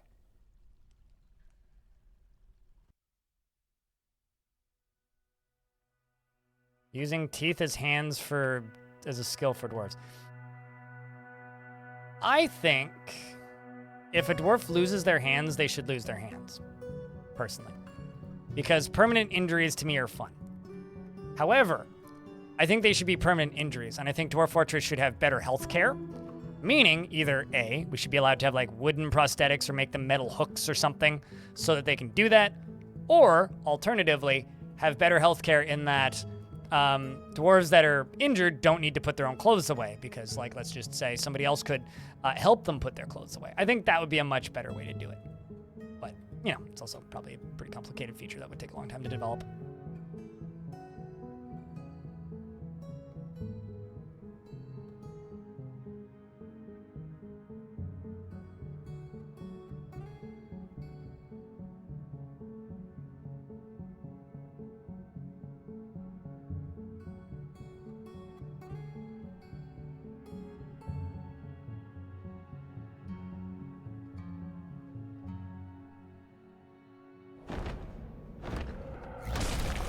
I imagine the second one could be a nurse. That or it could be like the job of the chief medical dwarf or something. The Forgotten Beast Figule Bothentelling Sim Magob has come.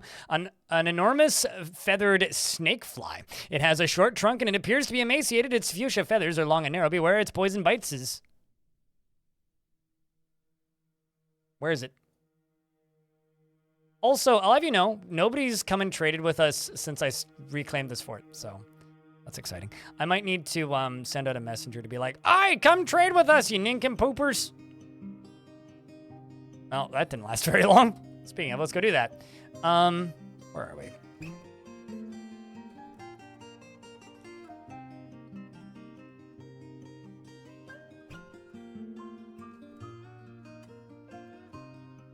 Hame Weavers of the Bold of Steel, Dwarven Fortress.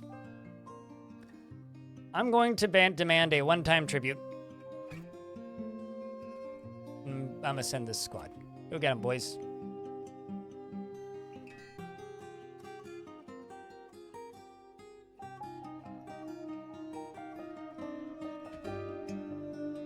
I mean, for the same reason we have, like, guild halls, but we don't have childcare, right? It's because they haven't made it yet.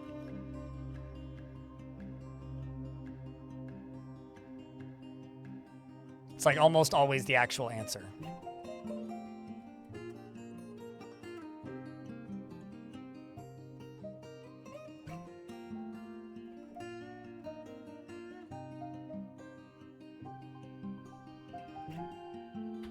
Let's just do rock coffin. Because very often the rocks are coffin.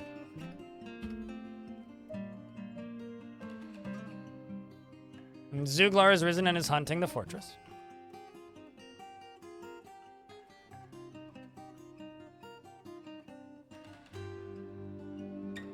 And good afternoon, Sabord, over in the YouTube stream.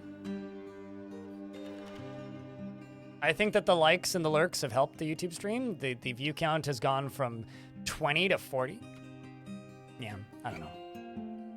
I will never cease being a little bit miffed by the way YouTube works. Like, I get sick for a week and break my upload schedule and nothing gets recommended after that. It's kind of... for lack of a better term, kind of painful.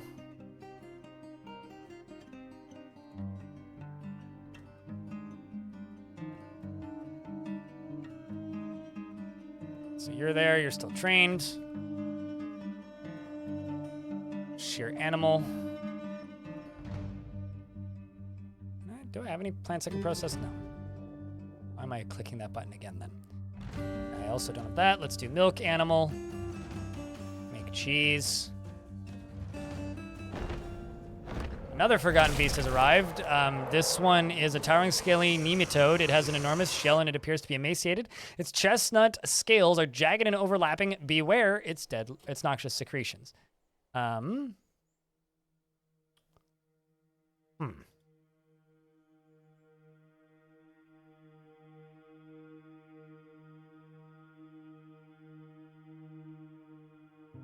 Well, it immediately left the map upon appearing on the map.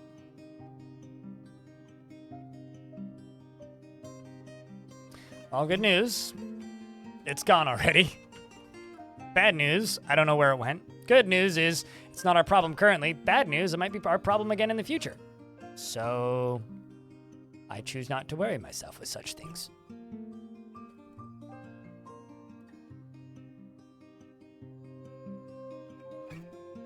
Turns out we have a lot of construction jobs right now. A lot of dwarves doing laps in a cycle.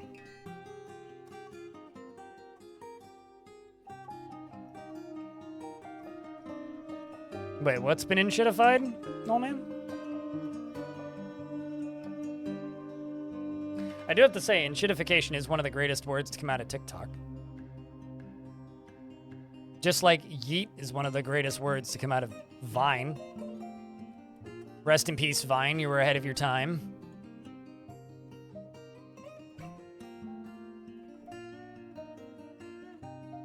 Although the thing about enshittification that always like puzzles me is how often I see people talking about enshittification as a positive thing and saying that things would be better if it was more enshittified, and it's like, you know, like how, in my opinion, big budget video games were initially began their personal execution by the people who made them because of this little thingy that we called 4K screens. Games got very expensive to make, so they couldn't take as many risks, and thus we lost the lower budget high-end game, and all we get now are, you know, super massive, major, humongous, like, endless releases. And now the thing that is killing sequels and series that we like and long-term franchises are the fact that all the studios are too busy producing an online service and not even, like, making games anymore. So the internet plus cost of making graphics is what's killing video games. I don't even know where I'm coming from with this or why this came up in conversation, but I'm just sitting here babbling because I don't know. You hear people saying that? Oh yeah. Oh yeah. And what I mean when I hear people saying that is they say things like, how dare you stop updating this game? Because to me, I read that as like enshittification, right? Like if a single player game releases and doesn't get a patch for a while and you see somebody saying dead game, that's basically what they're wanting. I don't think they realize it, but even like on Dwarf Fortress and whatnot, like if somebody says dead game, they should hire more people. They're essentially asking for enshittification even if they don't realize it. Because all you're doing is saying, make things faster. And how do you make things faster? Charge more for it. Find more ways to charge for it. Because in order to make things faster, you have to pay salaries. Salaries are expensive.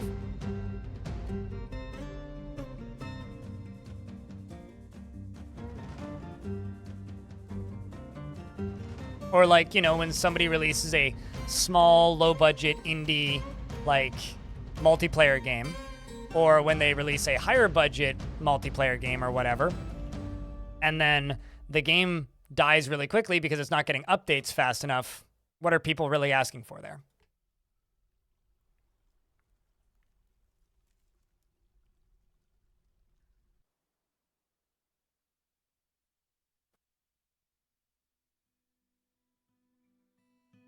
PS2 and Wii graphics? Yeah, that's just being old, though. Fortunately, like, you know, the first-person shooter genre has, like, pretty much filled the need for, like, PS2 graphics at this point, I think. Okay, so you go up here. We're going to look at this. Then I just need these walls to be built. Once those walls is built, then we can dig around the edge and do another cave-in. In fact, I can start.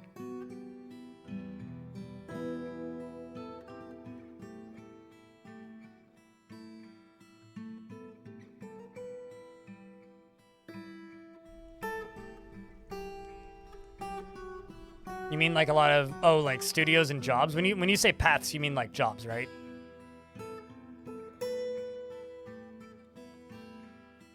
It's also kind of amazing, like, how many assets a lot of these bigger studios just store on site that any of their studios can use. Cannot reach site.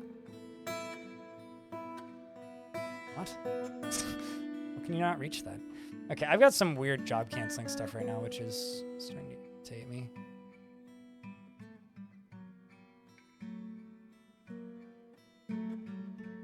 Yeah, I need to get rid of antimatter. I think I'm just going to expel antimatter.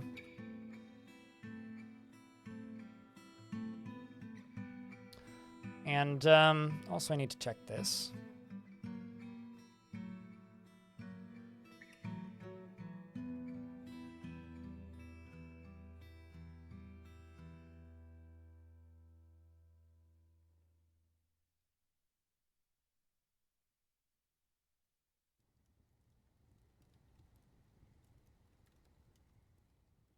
A tribute agreement was proposed by the Hot Sparks and was rejected. Well, here's hoping that they come and trade with us next.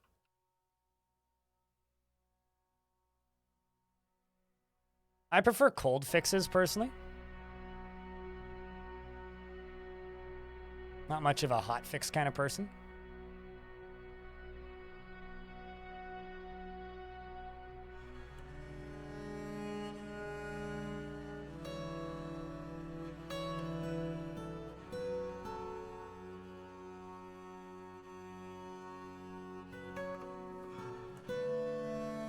Fighting with? Yeah, it's just this guy. What even are you exactly? Beakless honey eater. It has a flat and bulging trunk. Beware its noxious secretions. Amethyst feathers. It's a pretty color.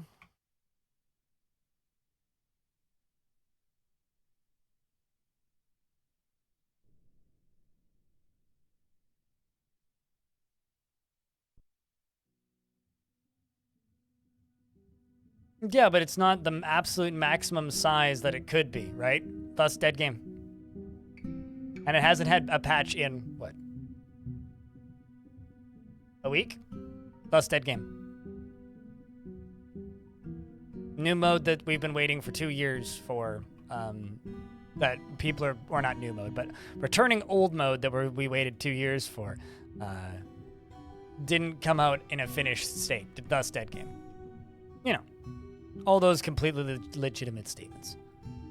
All right, so we're going to barrel into this area at full speed at Dwarf. Where are you going? Probably going to bed? That's probably wise. And we're going to fight with this thing because I'm tired of seeing the combat logs of it fighting with itself.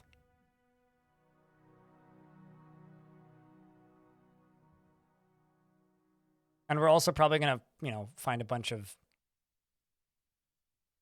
cave people underground. This will be fun. Who's ready, chat? Can I get a vile force of darkness for good luck? Please and thank you.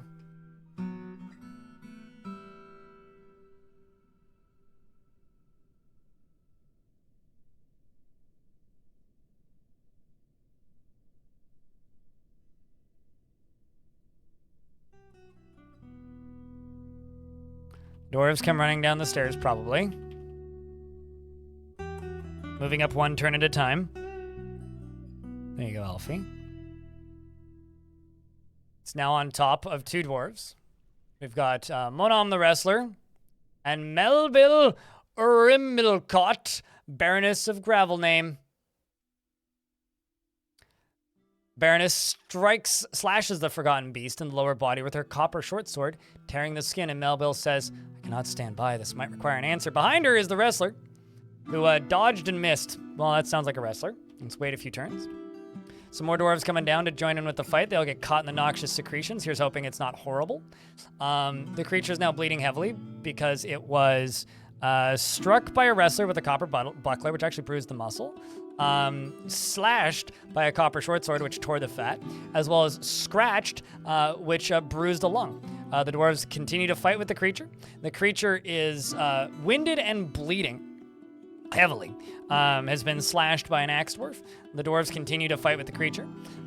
We had a dwarf bashing it with a crossbow, probably because they're out of ammo again. I need to check that. Many dwarves on top of the creature, and the creature falls. The dwarves appear to be getting thirsty, and one of them has actually dropped a sword. Now, is that because they just simply don't have any orders? I think it is. Let's just tell them to go train. Yep, and they grab the sword and leave. Now we get to watch them and see... Does anything happen to you? Still getting that stutter, by the way. Seems like it went okay, so let's go do some checking.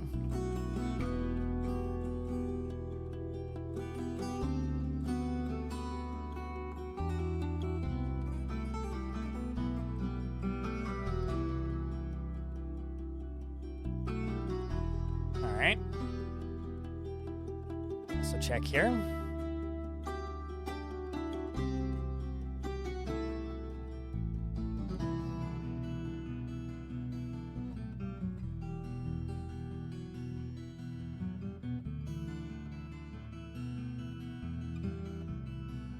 It's more like a cavern squelcher, less of a squatter. Okay, well, I can basically chop down every single tree on this lower level because all the upper levels are just, like, completely blocked off. So all of the exits are like... Okay, so not that one, but everything else I can just chop down. So we're gonna do that.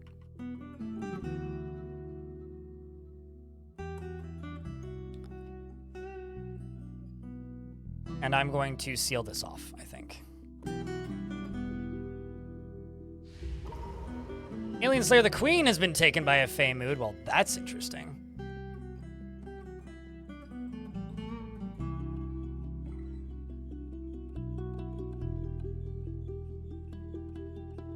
What's that a quote from, Thundrux?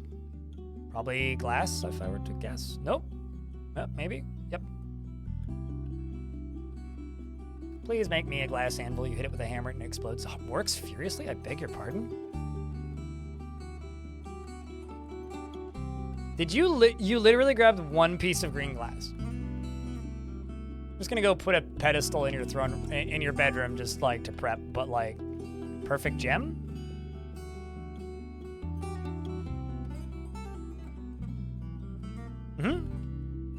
Why is that weird? Why do you feel the need to point this out? She's a pretty good queen. No complaints about her so far. She demanded a bed. A normal bed. Just a bed. She wanted an extra bed in her throne room. And you know what? I think that is a request that we can absolutely accommodate. We did.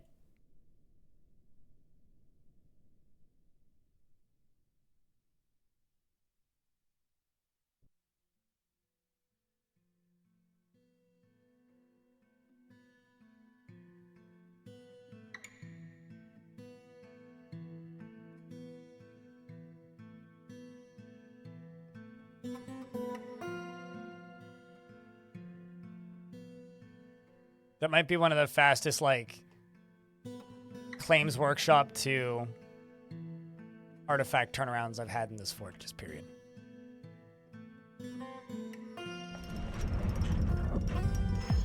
Oh, not what I expected. Huh. Alien Slayer the Queen has created Odom Solam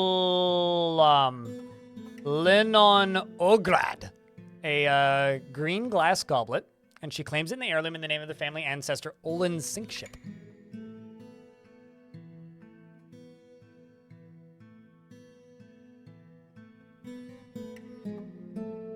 Do you know an Olin?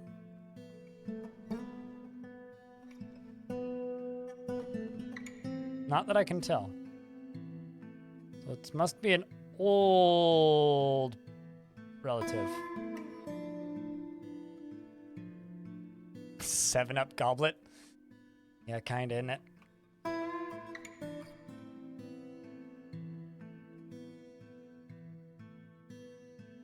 We'll get it placed over here.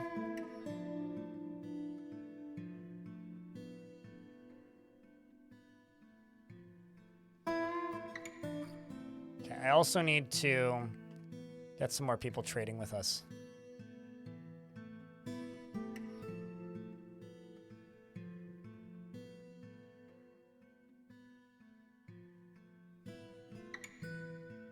I know this isn't going to work, but I'm going to try anyways. I'm going to demand a one-time tribute from the, Really? You've already all left the map?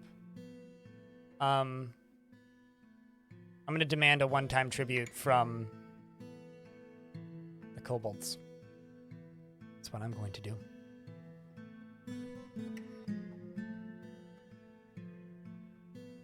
From Black Iris. I'm sure this will go great.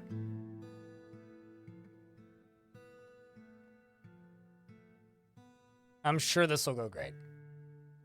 I have no questions nor concerns about how well this is going to go.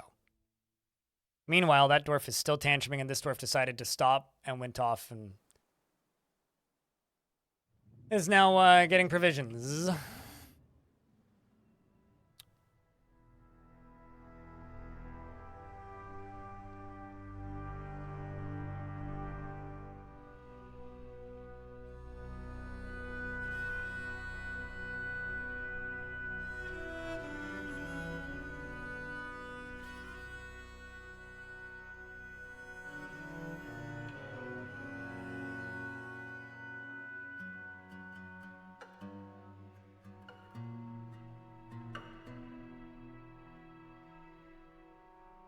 Silk rope. And let's make 20. Not 51, just 20. Let's also make silk sock, silk shoe, yarn trousers. Let's just give some people some new clothing. We're not going to do too many, just 20 of each.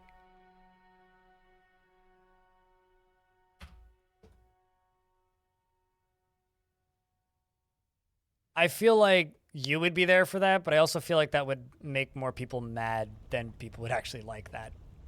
Dylan.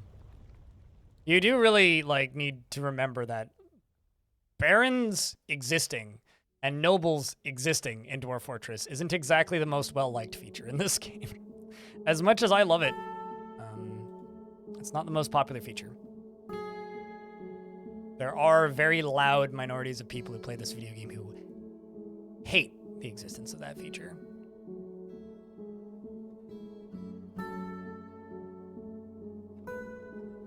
It's mostly just a matter of looking at the dwarves and seeing, does this random dwarf I just clicked on for 2 seconds happen to have clothing that, you know,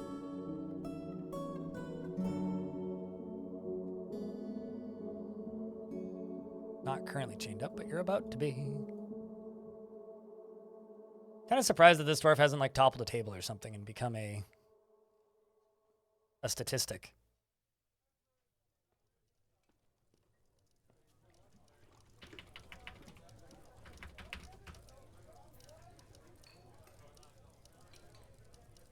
Did I just send the captain of the guard off map? No, I didn't.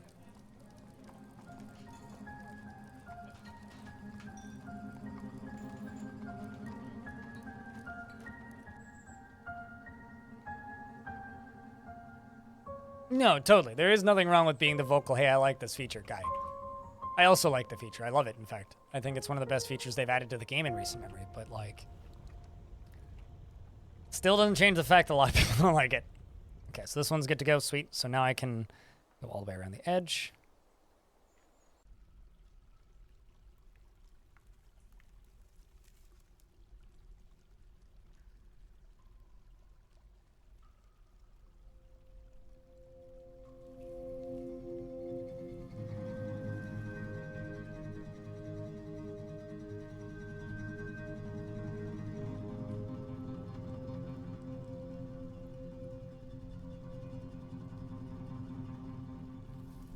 All right, let's do that.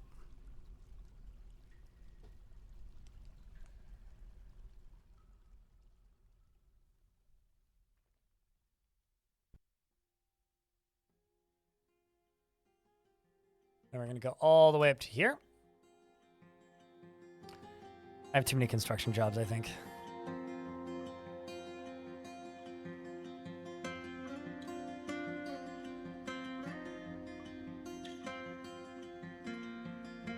Yep. Mareb is correct. I never want to like point out that you can like edit almost everything in the game when it comes to frequency of certain events like that, because I never know where it actually is nor how to look it up. It's like I'm very knowledgeable about a lot of things in Dwarf Fortress, and then there's some things that I'm not my jurisdiction.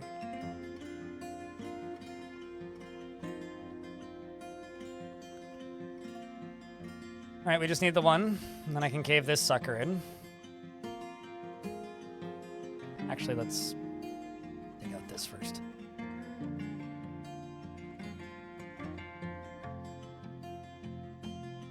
What?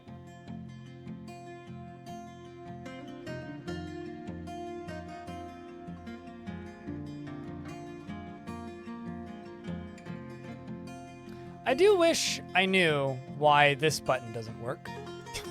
The death one. It's like, well, a death just happened, and I need to go look up why the death happened and who died, but I can't now? Like, it's probably Antimatter killed somebody if I had to bet. All right, Antimatter, I'm just going to kick him out of the fort. Well, even though I am building that kind of fun change thing, it's like, I need you out. You are causing too many problems. You're the only actively tantruming dwarf, and you could single-handedly bring this whole fort down, and I really don't need it. Let's go all the way down to here, and that's not done yet.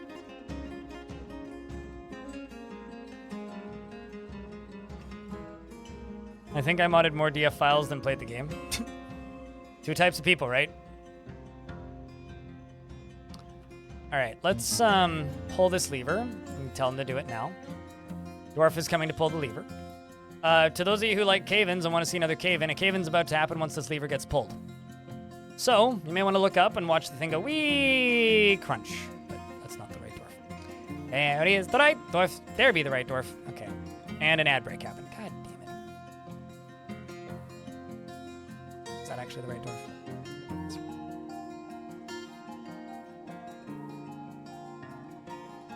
I'm just going to wait for the ad to end for those who may or may not end up happening in ads. And I'll do it quick.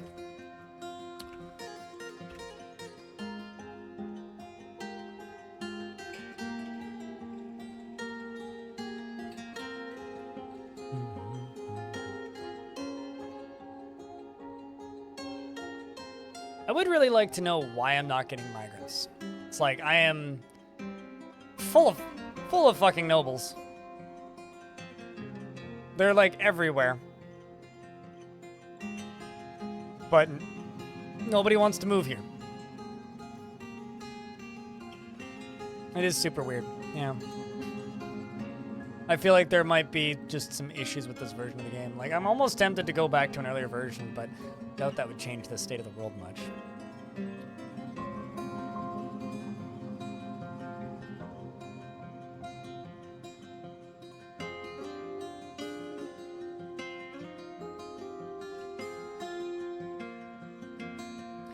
Chat room, Raging Cave would like to be dwarfed. Do we permit Raging Cave to dwarf themselves? Yes or no? You can say no, and I will not fault you for it. As reluctant as people already use their voting rights to the fullest, you don't have to say yes.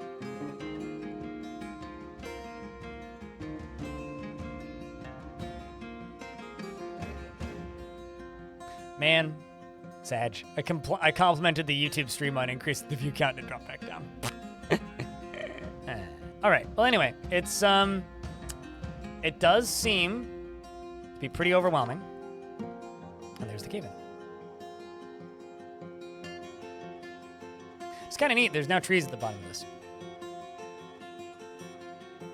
Because I dropped sand down there.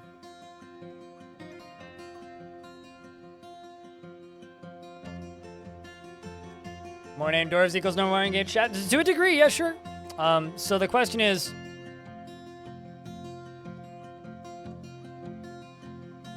chat room, what kind of dwarf are we giving Raging Cave? Eternia over in the YouTube chat has gifted 5 memberships. So if you're watching the stream, you might want to take a peek because you may have just gotten gifted a membership. A glass maker. All right. That's an option. Someone clam? No, calm. Calm what? What are we calming? Calm down, calm up, calm left, calm right. Raging cave, miner. I mean, we do have a pissed off miner. This is true. Actually, who's Angie?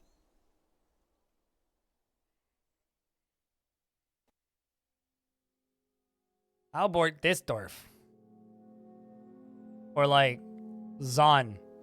The Baron of... okay, you know what? Raging Cave, Baron of Fancy Bridges. Needs a tomb. Is careless, has poor focus, and cruel. Welcome, Baron of the Bridge of the Fancy. Does it suit your fancy? He is dour as a rule and conflicted by this. He values parties and merrymaking in the abstract. He is prone to feelings of jealousy, often feels lustful. Is quite polite, tends to form only tenuous emotional bonds with others, and he is generally quite confident of his abilities when undertaking specific ventures. All right, why are you guys not coming back?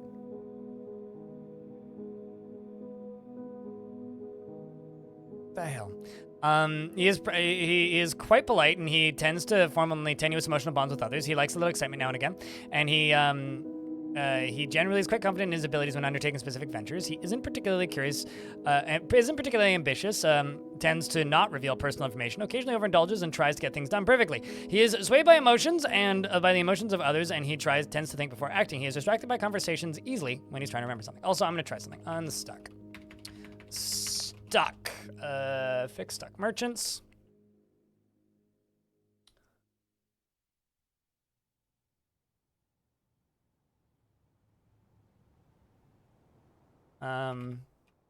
Retrieve units. Okay.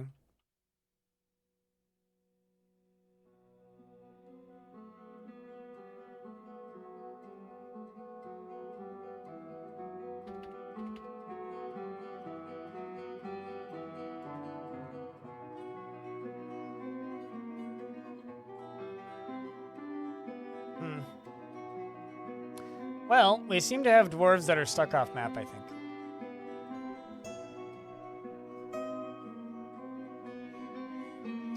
That sucks. He dreams of mastering a skill and personally values artwork and sees competition as wasteful and silly and doesn't respect a society that has settled into harmony without debate and strife. You have no preferences. Does that mean you're not a full member of the fort? That's probably what that means, right? He was uneasy after being unable to acquire something for too long.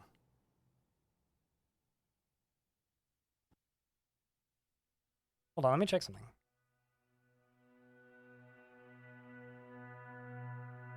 Huh. Would you look at that?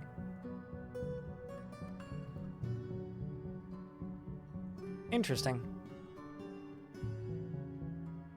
Well, here's hoping they all start joining soon, because... That's it.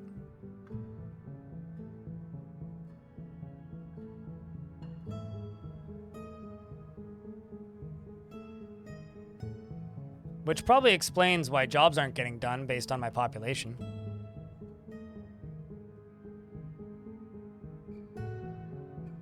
Certainly some shenanigans going on. Most recently now because, like, well, everybody just kind of left, so...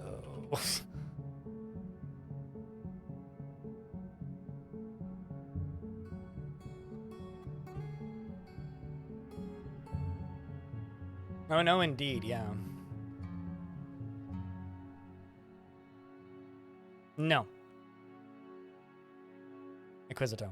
I think you'll have to mod your game if you want both soundtracks to play simultaneously, which I think is silly, and I don't think they should do it that way, but that's the way they're doing it. Adventure mode has one soundtrack, and Fortress mode has a different soundtrack. Raging Cave, thanks for gifting out 2 subscriptions to Morez and Acquisitive. Thank you very much for helping us slowly crawl back to the bigger numbers.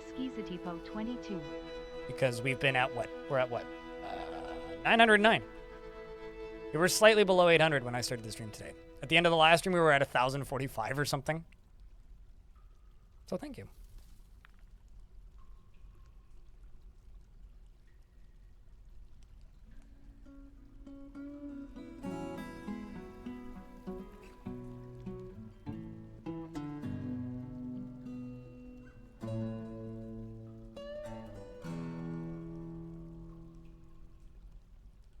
I think it ceased being rainy outside, which means my gardening this evening will be less sad.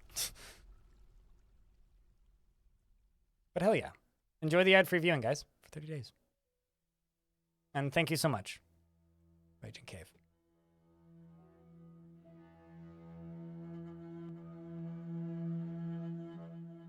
As I slowly try to make all of these nobles happy.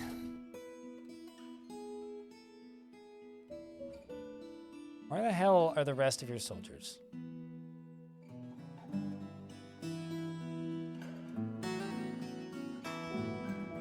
Bloody vexing, man.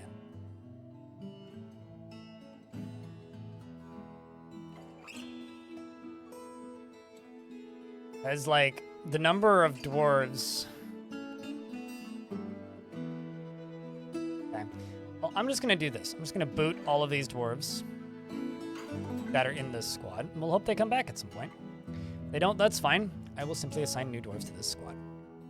Or maybe they did come back, and they're just like... Actually, I'll bet you that's what happened. I think they did come back. You're a legendary Marksdorf? Well, I will absolutely add you to the Marksdorf squad. I think they did come back, and they were just listed as not back, which is almost weirder. Bolt circle? Yeah, you need a crossbow there.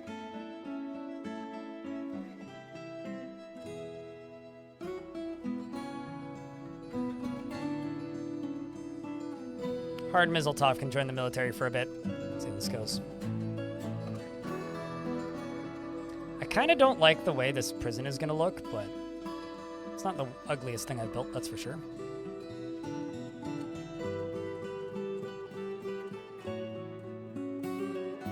Chatting with ads isn't fun. This is true. Nobody likes ads, even us. We make money from them. You know what? Let's just go down here. Where's that craft store shop?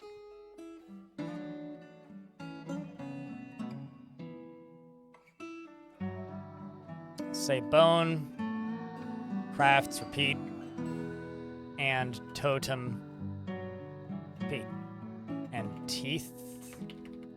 Decorate with ivory tooth. Repeat.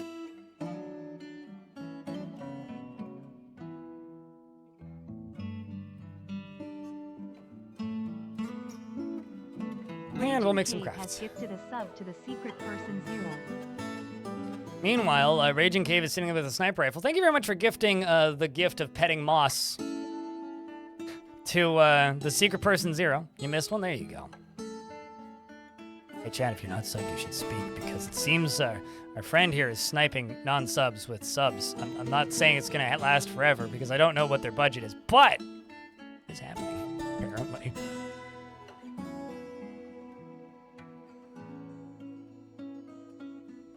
Or at least some of you.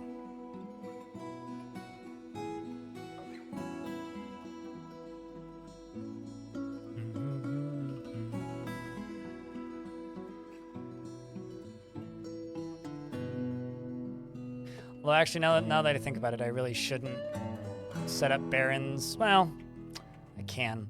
Just can't tell them to leave then. So if I do set up barons as military, then every single time they leave the fort, they will lose their bedrooms, which is kind of a pain, believe it or not.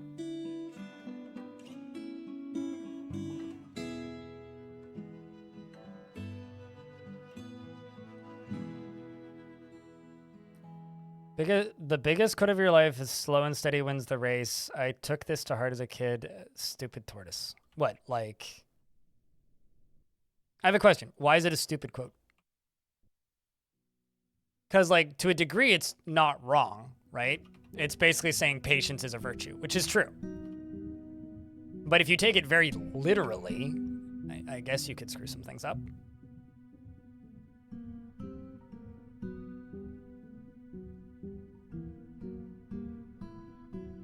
Well, it's the stupid tortoise part that I guess I'm missing then.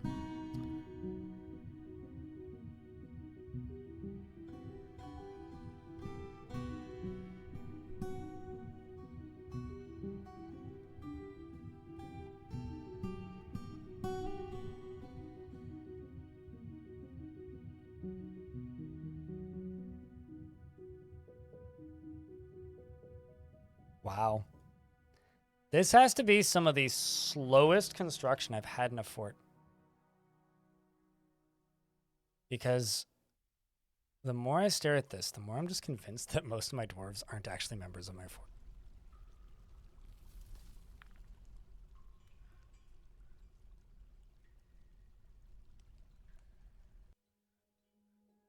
Let's give them a break. People say that you're far too patient. Really? Huh. I don't believe I've ever had someone tell me that I'm too patient. Maybe that says something about me. I don't know.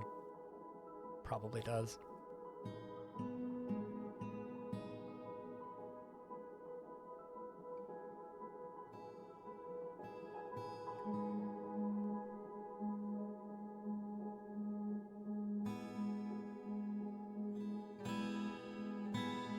Okay, let's do... Great. Raging Cave has gifted a sub to Mouse Soldier.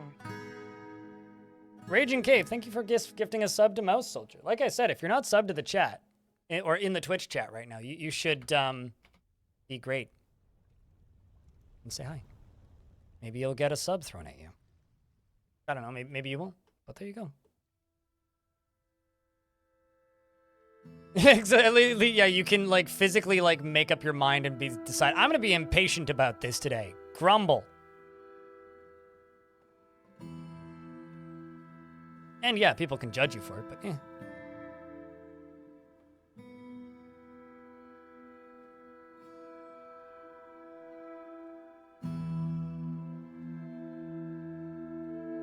This is the spicy prison.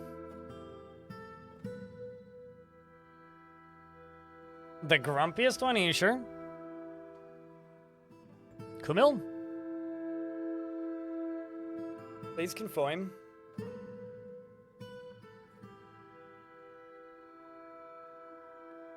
Trying to, Fandrox.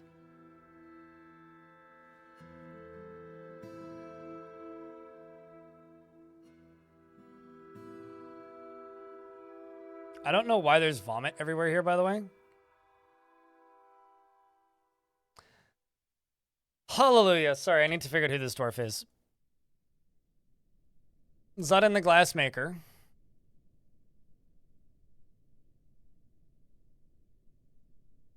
Just the one Zut? Yeah, it's just the one Zut. Finally, dwarves are asking to be made full citizens. Could have been the noxious secretions. Yeah, is quick to anger, does not generally seek retribution for past wrongs, falls into love and develops positive feelings.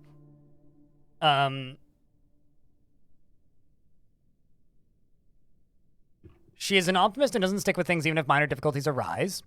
She is confident under pressure, and she's not particularly interested in what others think of her. She is moved by art and natural beauty, and she is troubled by this since she dislikes the natural world. She prefers that everyone lives harmoniously as possible, is assertive, and tends to form only tenuous emotional bonds with others, is quite ambitious, and has a calm demeanor, is pleased by her own appearance and talents, and can occasionally lose focus on the matter at hand. She dreams of creating a great work of art and personally believes that the idea of war is utterly repellent and would have peace at all costs, doesn't think one way or another about leisure time.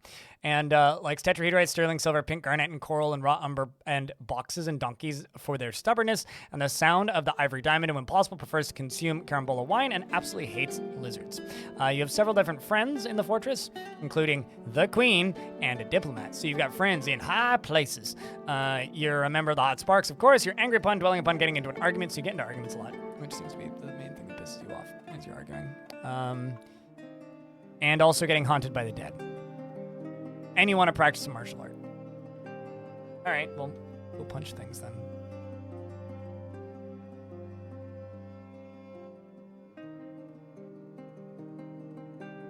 Oh, and you're one of those dwarves that isn't technically part of the fort, apparently, which is interesting. All right, well, thank you. Welcome to the fort. Did I forget to rename? I swear I did.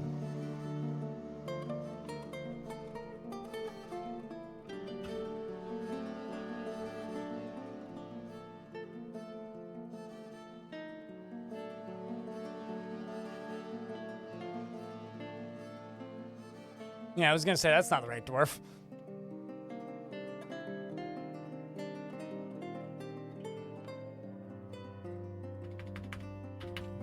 Why is Zahn not listed here?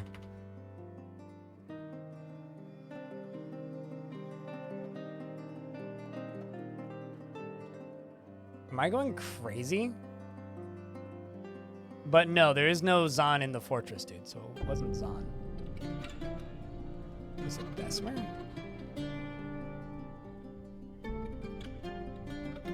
Nope. That wasn't that dwarf. What just happened? Good question.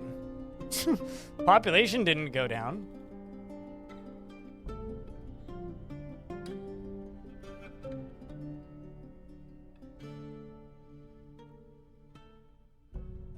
Okay. I mean...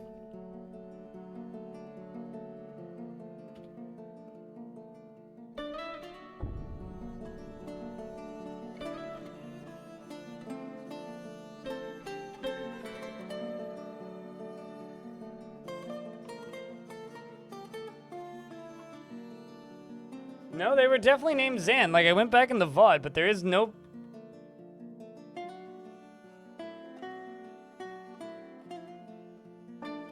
How did you go from being one of the most angry dwarves in the fort to not even on the same page in like 10 seconds? Anyway.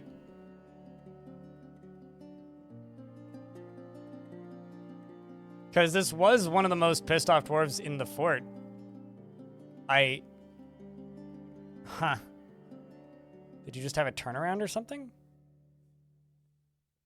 Nope. Raging Cave has gifted a sub to Mayor Gremlin. Well, there you go. Raging Cave, thank you very much for gifting another sub.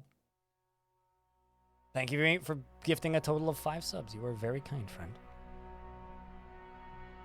I'm gonna dump all these bodies that we have access to.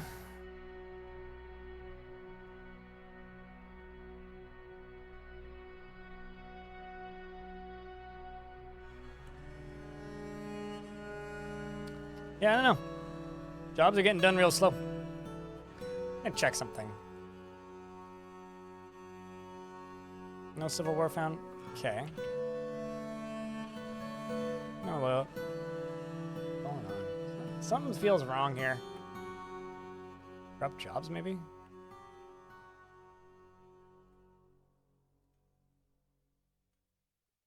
Something feels wrong here.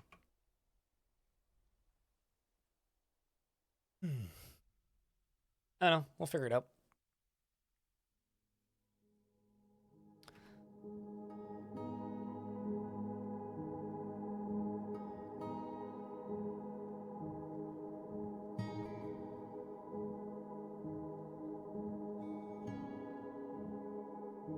No.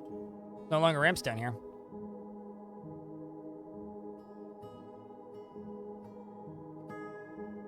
Let's do it this way.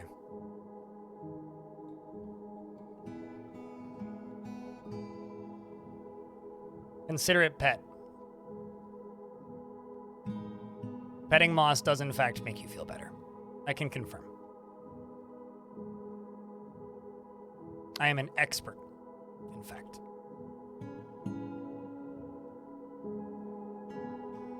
Asob Roughness Polished wishes to join. Okay, who's Asob? Ah!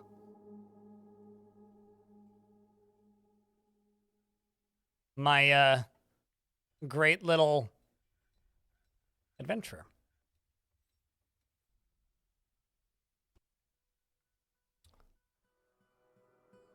Welcome to the fort. You know, I really wish I could instigate a WeWork in Dwarf Fortress. Now just a man. He's no longer a mayor, chat. He's the former mayor. Is satisfied after being granted citizenship and is a master crossbowman. So I'm actually gonna toss him into this squad.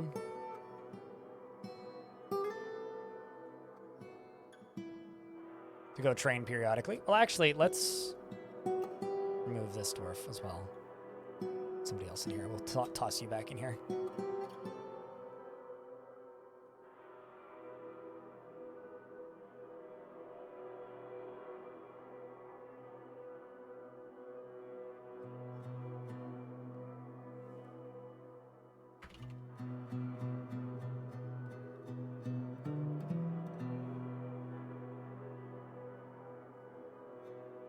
Seems adorable.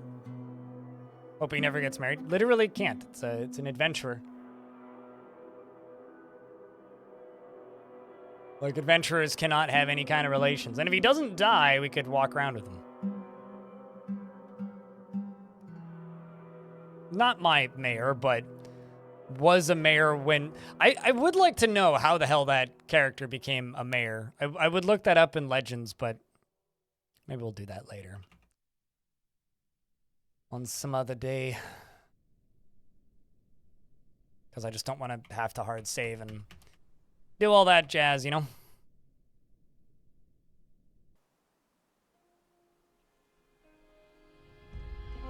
A lot of storing owned items. It's a lot of that. I feel like I should just let the dwarves work for a while. I'm wondering where you're collecting webs from primarily. Yeah. Literally, like, down in there. Cool. Doing okay, Lucas. Yourself? Yeah, I mean, oh yeah, if he gets married, they chop his head off, right? That's how mantises work. I don't know a ton about mantises, my bad. There's dog's blood on the ground. What?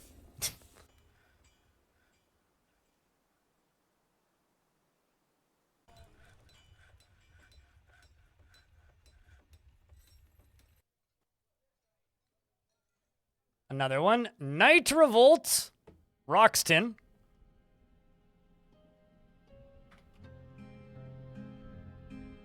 Roxton.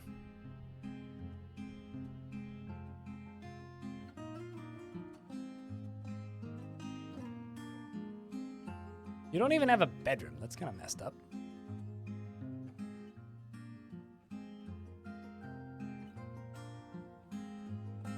Love the midday Twitch update on iOS. Well, I mean, hey, hopefully it makes Twitch run better. If that's even possible. Might be.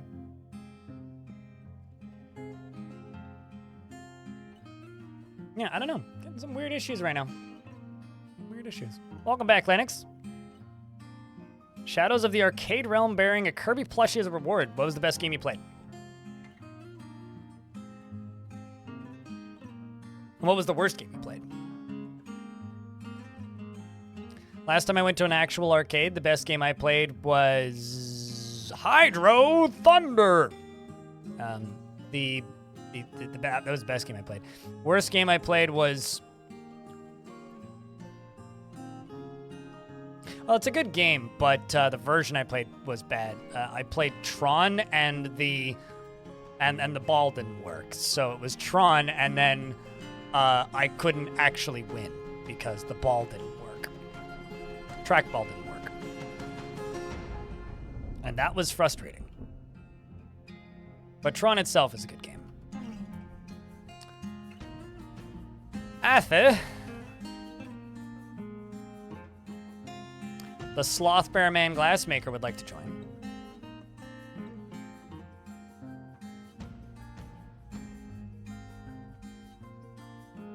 Is now running a new squad by themselves. Except I'm going to assign just metal. Go grab whatever you can. Sloth Bear. Go get something heavy.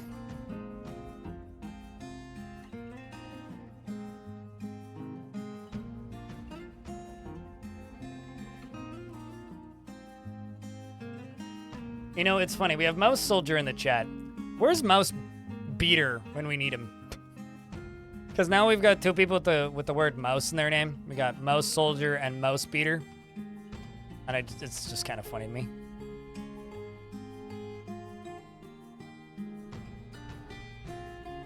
Just very amusing names.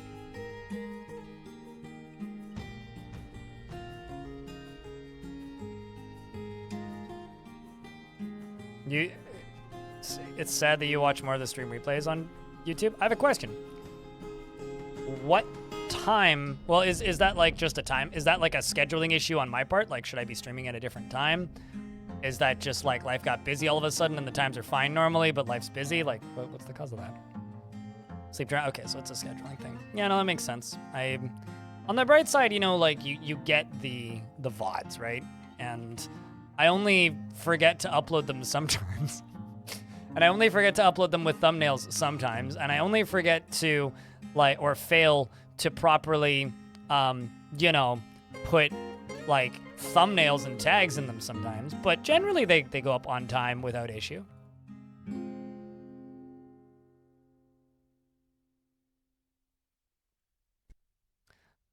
No, the potatoes very much. The consortium of taters absolutely like outnumbers anybody else. Trust me. Because there do def be a lot of them.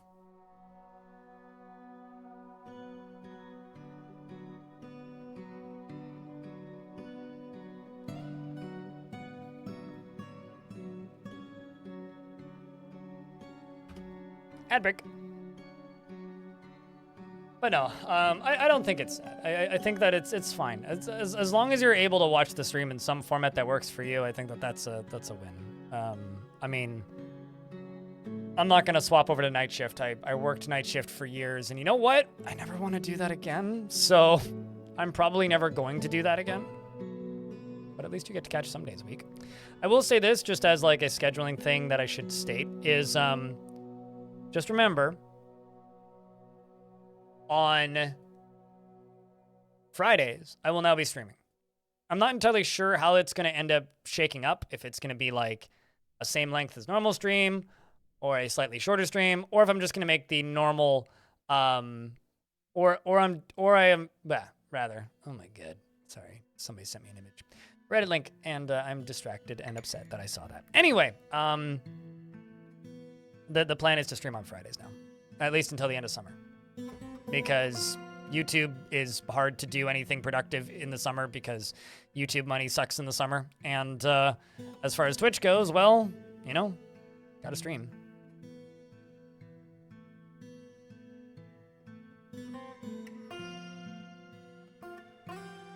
But do keep in mind I will be gone for a week in June.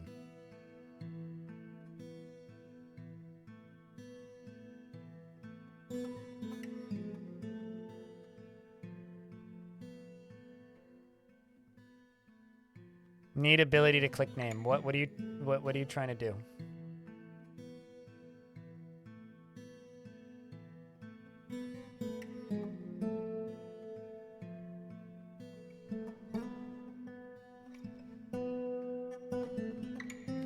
Rage Against the Machine is likely aging yourself a bit. I mean, lights out, Guerrilla Radio, turn that shit up. I think that's actually a cover though, isn't it?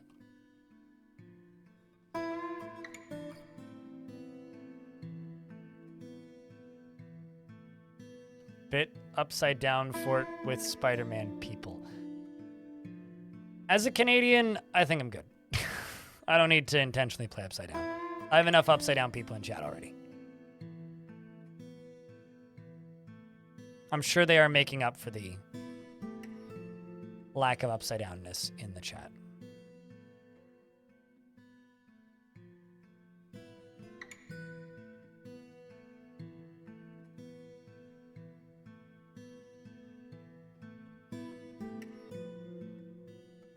Shinobi's going back. That seems bad. Hold on. Please hold. Hang in. Chill up. Click button. What happened?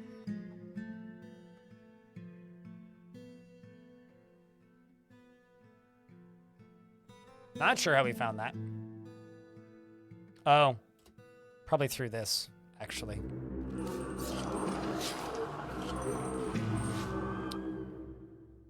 Oh, I see.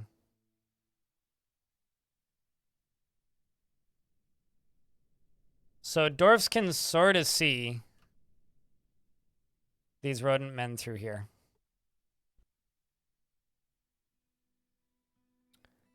All right. Well, you know what I'm gonna do? I'm gonna finish. I'm gonna send my squads down. Is what I'm gonna do.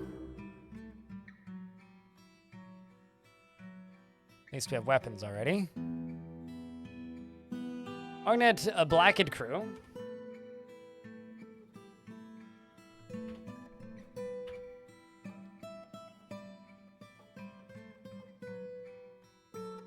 O-N-G-E-T. On Get. Like on live, but it's on Get. On Get. Welcome to the fort. It is actually kind of bizarre how many of my soldiers are not full res, or how many of my residents are not full residents in this fort. Yes, that's just a giant bat. That's not so bad.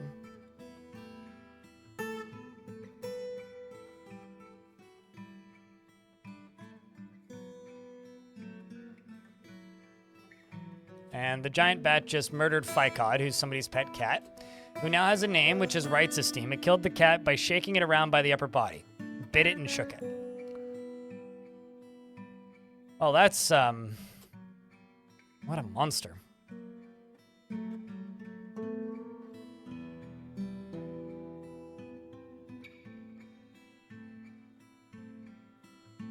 Really need you to go pick up stuff.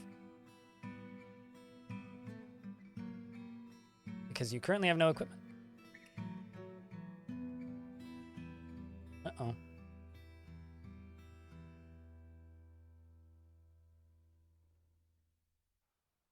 Well, it's fighting with this giant bat, our adventure is.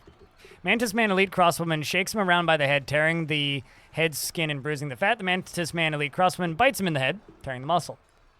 Did you just, like, grab him? Yep. He's grabbed him with his arms and is shaking him around. And the giant bat is now dead. Well, good job there, Mantis-y. Are you gonna go get... Yeah, you're gonna go get your equipment now, as you damn well should.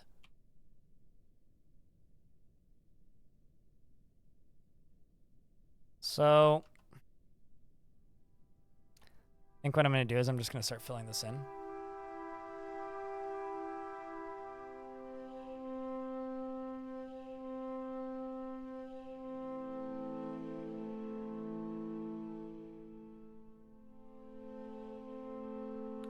Just one piece at a time. What weapon have you equipped? Bronze pike? I need to make you a set of clothing, don't I?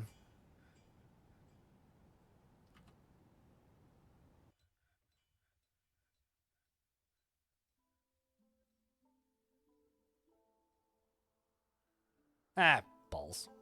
I wanted to do. You know what? Actually, I'm gonna do this because this is pretty badass. Our captain of the guard is now our sloth bear. Because that's too cool to not do. That is too cool to not do.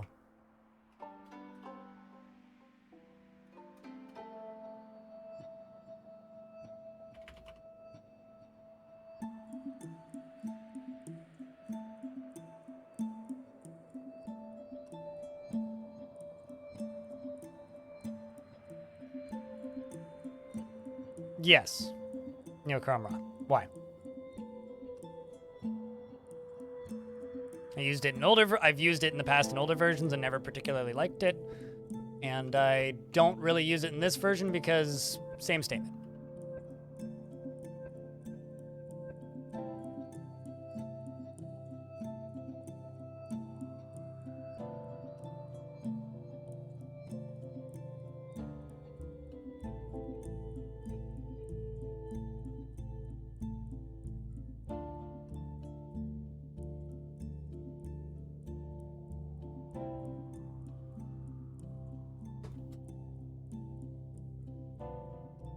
You on a project today, but you're not going to kill your streak. You know, for years, if you dropped your Twitch sub for a single day, Groot, you would lose your sub streak. And then people complained and complained and complained and complained and complained and complained. And eventually Twitch made it so that you could keep your sub streak after resubbing. They made it much easier too. And everybody was so happy and there was much rejoicing. Now we have stream watch streaks. And there was much rejoicing because people like this feature. And I'm sitting here going like, doesn't this like literally just bring back something people hated? But like, okay, I guess.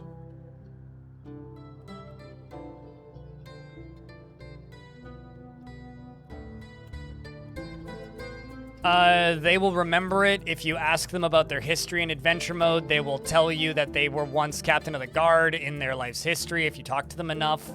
It can make them mad. Does it influence, like, the way they act? Not really. I guess they could get into arguments over it, but the game wouldn't really surface that information.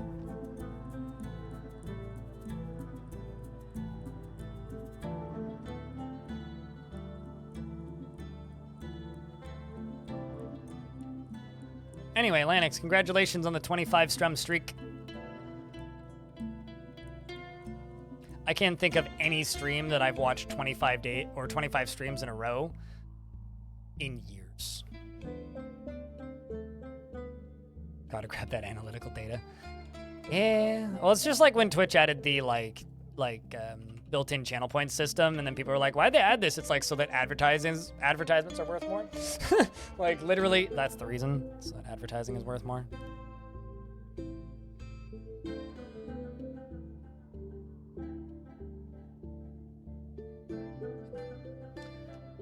Groot is in fact a dwarf. You're currently leading many a glass-making demonstration. And apparently you don't have other tasks. I should let you make crafts because you really want to craft an object.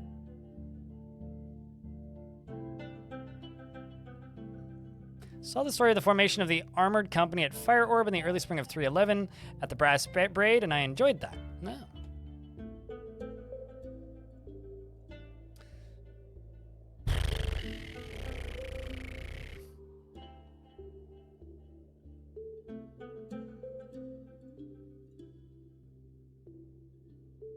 You wonder if it can influence the behavior of military units or were beasts. Doubt it. What's happening exactly? Because I can tell you this. While you can still control were creatures when they're not in were creature form, and sometimes they will continue acting like normal, not cursed dwarves when not in were creature form. To my knowledge, there is no way in game to like actually make them useful. They're just, you know, nightmare people, basically.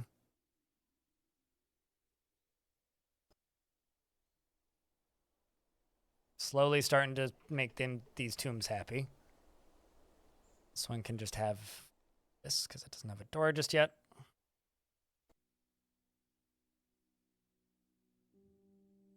There we go. Slowly start to satisfy those tombs too. The last fort was destroyed by a necromancer? By a necromancer or by like necromancer invasion?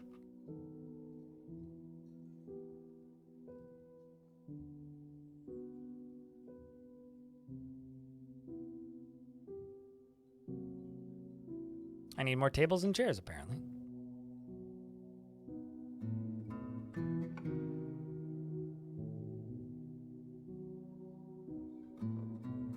Actually gonna get rid of some of these. This whole thing looks kind of awful. All right, we'll do that. And up here, we'll do weapon rack and weapon rack. Stand and armor stand. 2 extras of these. An extra one of those. I'll make this back half an office. And sure, you, why not? And I will make this half dining hall. It's 2 more. This one over here is next.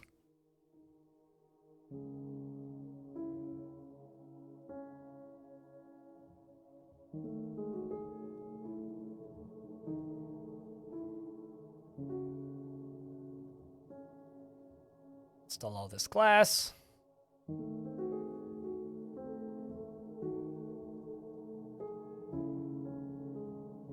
Yeah, because when they leave the fort, they lose claim to their room. It's one of those things where it's not technically a bug because it's the game working as intended, but it certainly is an annoying like, I guess, artifact of just how the game's bedroom system works, and it should absolutely be improved at some point. Oh, I know it's annoying. I deal with the exact same thing every time it happens. Generally, I would just advise, if you have nobles or peoples of importance in your fortress, don't let them leave the fort. Like, just don't give them the option to leave like that, because you will have a much better time with the video game in general if you do not let them do that.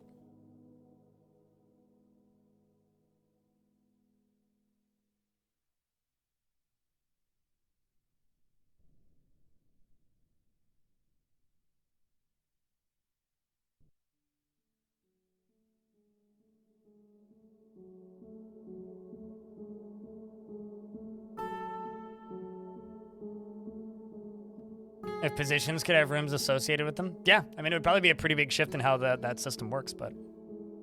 3/4 of your population died while trying to fight some visitors who were apparently werebeasts, which is sad. Oh, no. Yeah, that's... You know, I feel like I've done this like 4 times in the last 5 minutes, but there's a lot of things in this game that need to be fixed, that haven't been fixed because they are working on finishing the port work for the entirety of the video game. And they're not there yet, and won't be there for probably a little while still. And it kind of sucks, but it just is what it is. There isn't much more to say aside from that. It's just yep, plenty of things in this game that need to be fixed. I agree. This will go faster if I do it this way.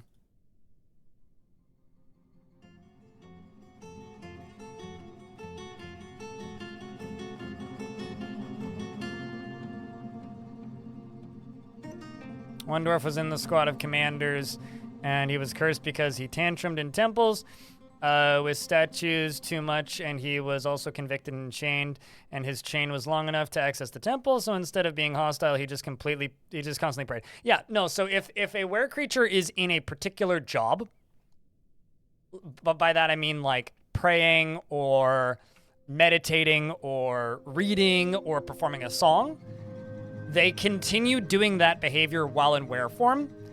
And while, yes, they are hostile, and if attacked, they will, like, go into combat with your dwarves, they would rather just keep doing the job that they're doing, right? So I've absolutely seen that before, and that's a normal behavior. It's got nothing to do with the fact that they were a captain of the guard once. Limwool, Gloryhammer, wishes to join. Some of you might remember Gloryhammer. Or Limwool. My Durf. There's also Mark's Durf.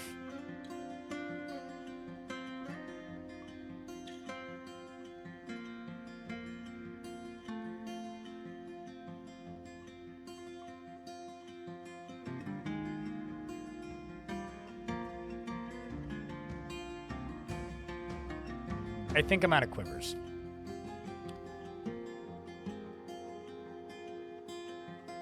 Let's make 10 leather quivers. Check ammo. Yeah, there's tons of ammo. All in bins. 'Tis all in bins.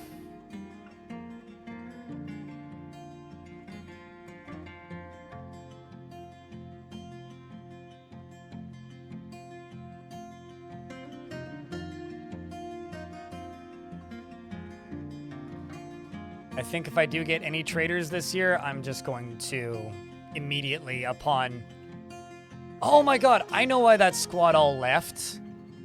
Because such a small percentage of the dwarves in my fort are actually permanent citizens, I'd be willing to bet when I sent them off in a squad, the game was like, well, none of these dwarves are members of this fortress, so it just like short-circuited and didn't let me have them. I'd be willing to bet that's what happened. That's kind of nutty, actually.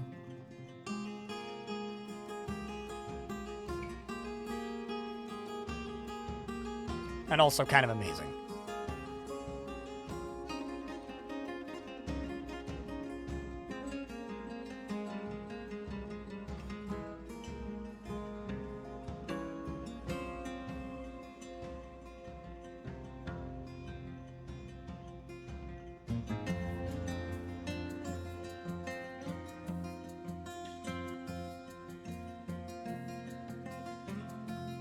Let's go up this way. This is the last one I need to do here.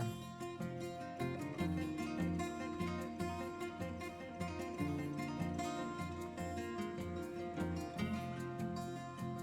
then we can start building this.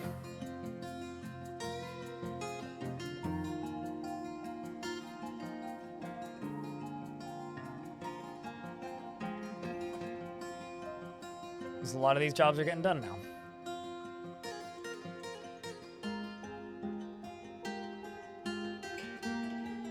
Glad to hear it's normal. Yeah, it's been as long as I remember where.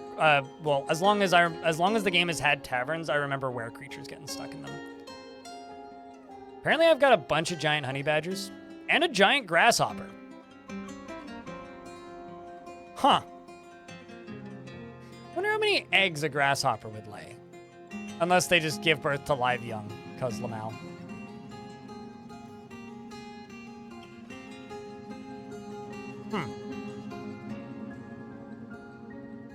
Interesting.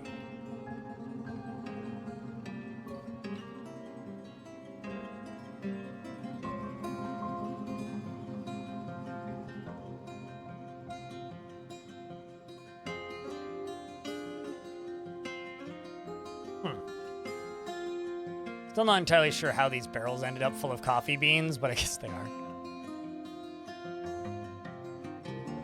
Apparently, we have attained a general familiarity with giant honey badger training methods, and you know what that means, chat? It means I want to train honey badgers. So I'm gonna make them a box,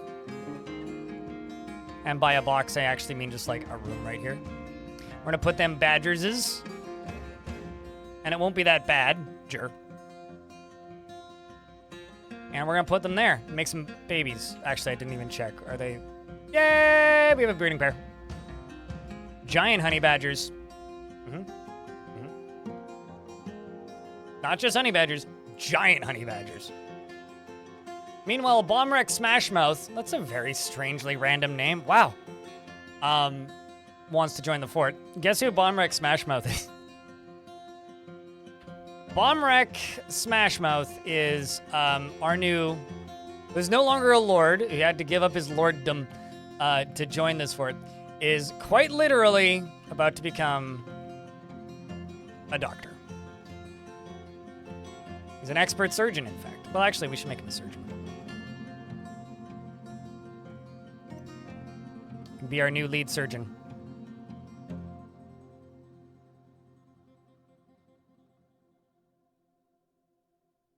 Yes, Mr. Smashmouth.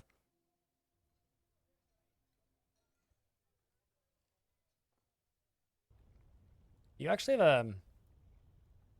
No, you don't.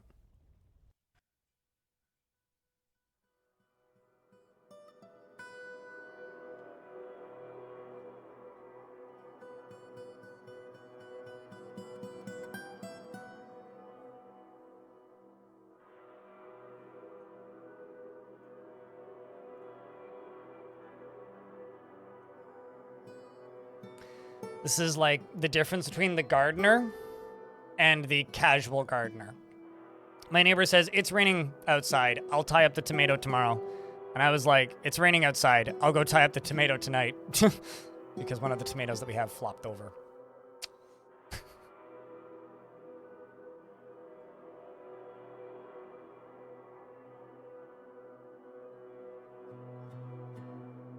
When you first started playing DF? I mean, it's very, it's one of those things where like the frequency of different creatures is highly based on the world that you end up with. Highly based on the world you end up with.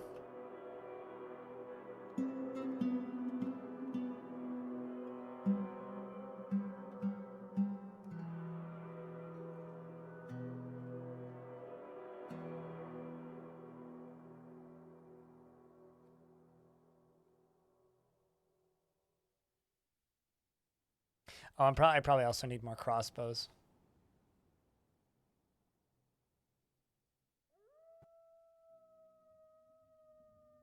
It's probably also partially the issue here.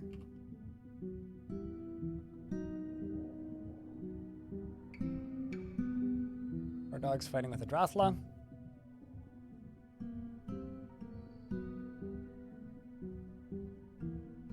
You normally generate young worlds? Yeah, then you won't have many of those. Because you do need to, you know, do that kind of thing.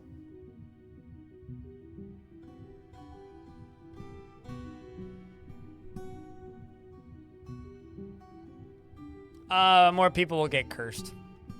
I mean, the thing is, like, generally worlds with were creatures don't have a lot of were creatures because were creatures spread were creature disease everywhere. I mean, that's part of it, but what causes a lot of were creatures is people just being all angry and whatnot and getting canceled and getting tantrums and getting cursed. Like, that's where most of them come from. Like, it's not really from were creature infections. It's generally just from, you know, people being annoyed.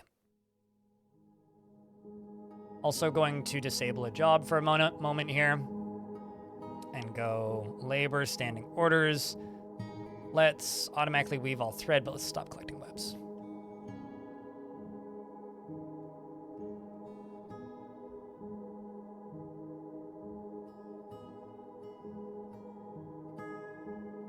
It's like the best godlike Civ game you've ever played. It's this is to include Warcraft back in the 90s. Warcraft was a strategy game though, what?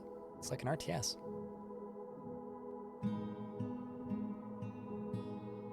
Same as StarCraft, what? But, all right. I mean, like, Dwarf Fortress to me has, like, more in common with Black and White. Like, actual god games. But I gotta say that is one of the strangest comparisons I've ever seen for Dwarf Fortress, but it's a good thing that it's positive. Always nice. I do enjoy the game. I think part of the reason I like Dwarf Fortress so much is people don't make games like this anymore. Like, at all. Really. And the longer I play this game, the more I'm like, wow, people really don't make games like this anymore. Best way to make invasions more often to ramp up the difficulty, like, to make this like a survival-based builder? I mean, this is me talking, and people are allowed to play this game whatever way you like. You do not need to, like,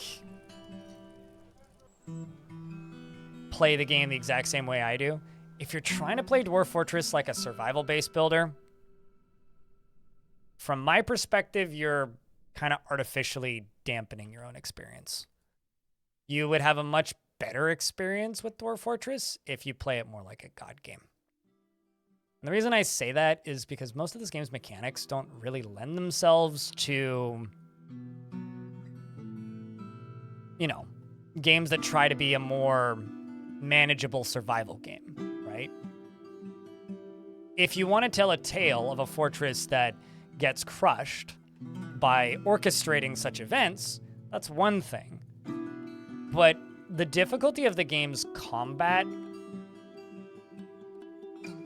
isn't the best part of this game's difficulty. The joy that, at the very least, I get out of this game comes from the narrative in my head slowly builds up over time as I play in a fortress, and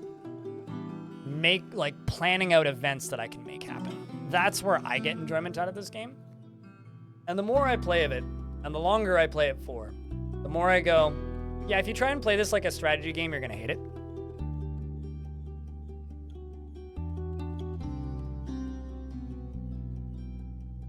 And I feel that way even more so. Only in the caves, Psychosis. Yeah, and the attention to detail and like the interactions that you get are what make this game special, largely, right? But like, I think a lot of people miss that because they try and play it like games that marketed themselves really heavily off of the back of Dwarf Fortress, right? You know, like, it's why some people think I hate RimWorld, which I really don't. I just don't really like their marketing and business model in some cases, but whatever. That's pretty subjective. The thing that I think irks me a little bit about other games that compete with Dwarf Fortress or pretend to, or try to, is that it's always like Dwarf Fortress, but the combat's harder. It's like, well, you've missed the best part of Dwarf Fortress then. So, I don't know.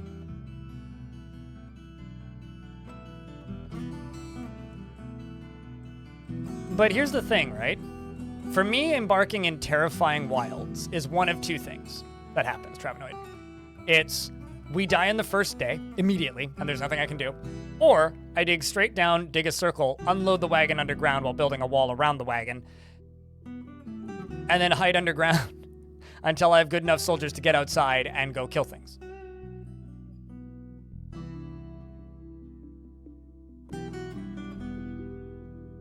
I mean, if anybody is harvesting organs in RimWorld, and because of this then not harvesting organs in real life, I think that RimWorld is doing a bigger service for society than RimWorld ever intended. But I don't really think that that's the case. Although one of my favorite quotes ever from the Songs of Six developer was when he was like, I want to make a game that accurately simulates being a horrible dictator so that potential future horrible dictators don't become horrible dictators. Instead, they just play my video game, which is very funny to me, but also kind of terrifying. Which I think means more teenagers in this world who like edgy games need to just go play Manhunt.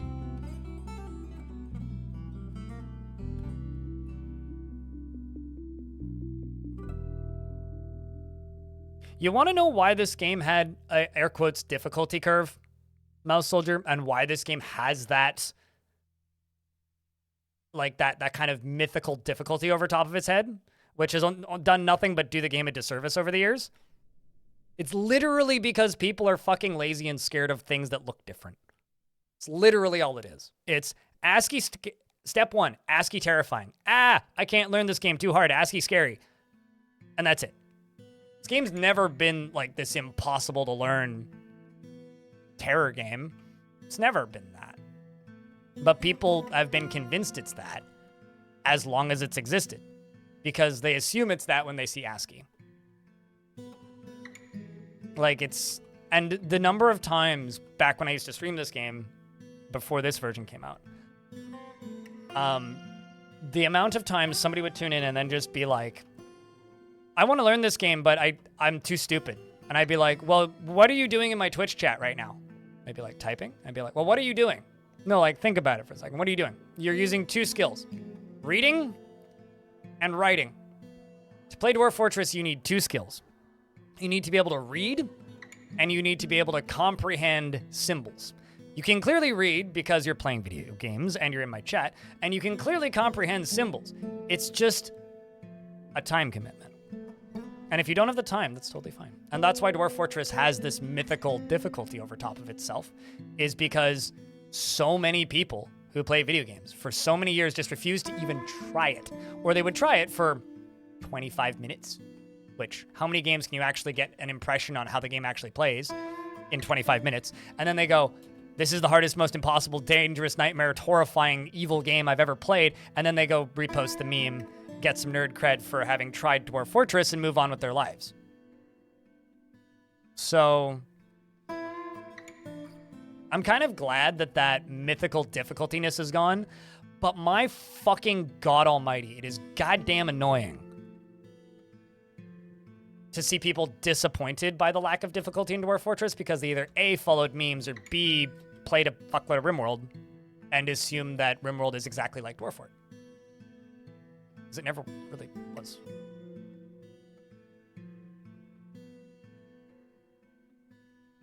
FireOrb, yes. This fortress is coming for Forbes. We're gonna take their market share and their pickaxes and their beer and drink it and dig a hole. That's what we're gonna do. Don't actually explain to me what Forbes does in real life. I don't need to know. But we are FireOrb, and thus we claim the rights to their name.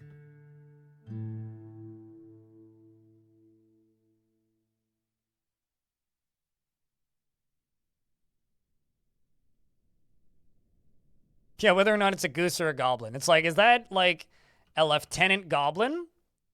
Or a peddler goblin? Or a goose?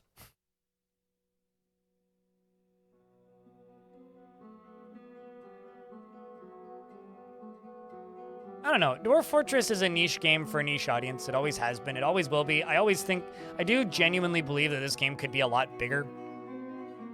But at the same, because I think that there's a lot of people who just still haven't tried it.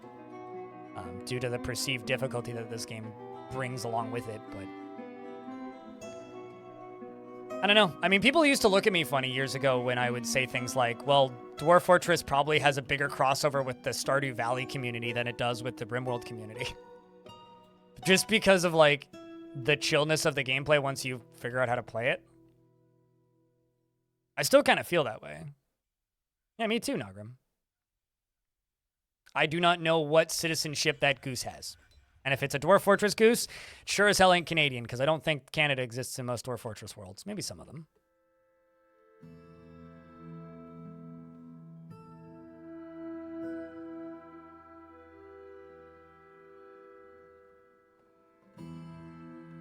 You win by launching the game and playing for a bit, and having a good time.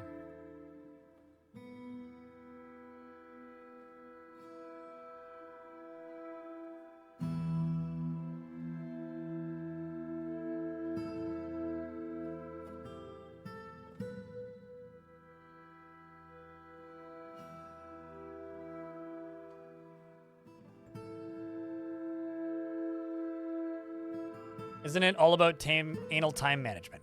Dwarf Fortress is chill. Isn't it all about min-maxing every single job and making sure every single dwarf has every single need met at all times? It depends on how much you want to hate yourself while playing video games. You can make every game awful if you try. It's not hard.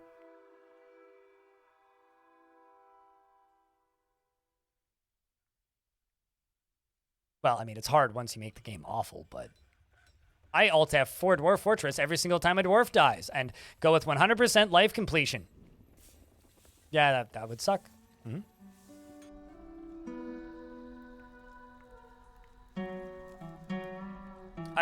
Wild dingoes and emus. There was one time I had a world that we joked during World Gen looked like Australia because it had an area down in the corner that looked like the Australian continent. And then almost as I said that, it immediately filled up with goblins, and it's like, yep, it's Australia. We've discovered Dwarf Australia, chat.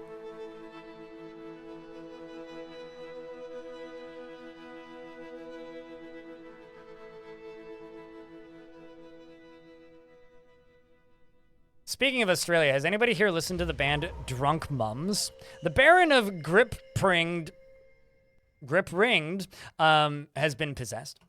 Drunk Mums, very good band. Thumbs up.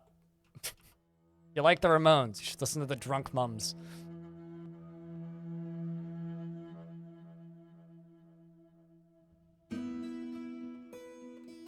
Spelt M-U-M, yes.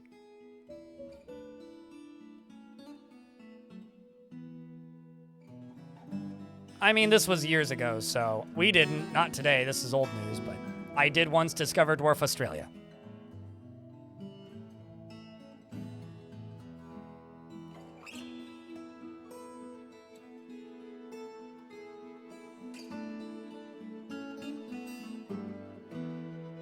I'm not gonna lie, I'm kind of amazed by how much alcohol this fort has, considering I'm doing no underground farming, just a tiny little bit of above ground farming, and like the only crop we're actually planting is whipvine. Whipvine? Vine. What? Ah, crap. Okay, well, I can fix this.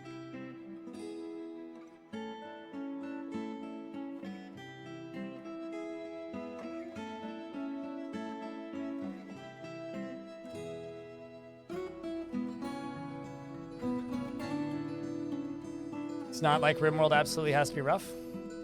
Can we go 2 streams without me talking about RimWorld for 45 minutes? Can we do that at some point?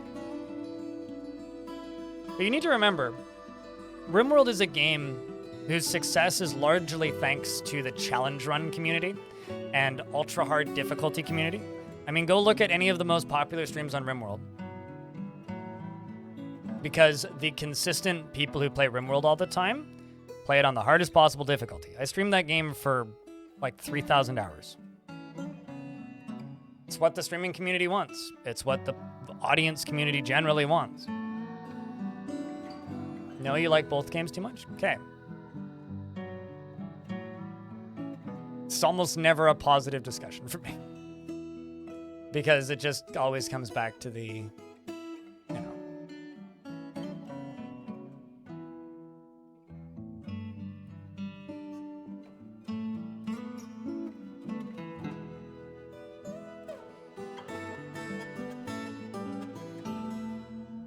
It's in the bylaws that it's in the bylaws that RimWorld is always in the periphery. I have a question. We have bylaws? Can I get a copy of these, please? Send over to my office, like stat. That'd be great. I'd love to know what the bylaws are. And how many of them I'm breaking on a daily. Like, you know. Imagine if streamers had bylaws. Jesus Christ. What a weird world that'd be. Oh, a dog was found. Oh, it's early spring. Rest in peace, pupper.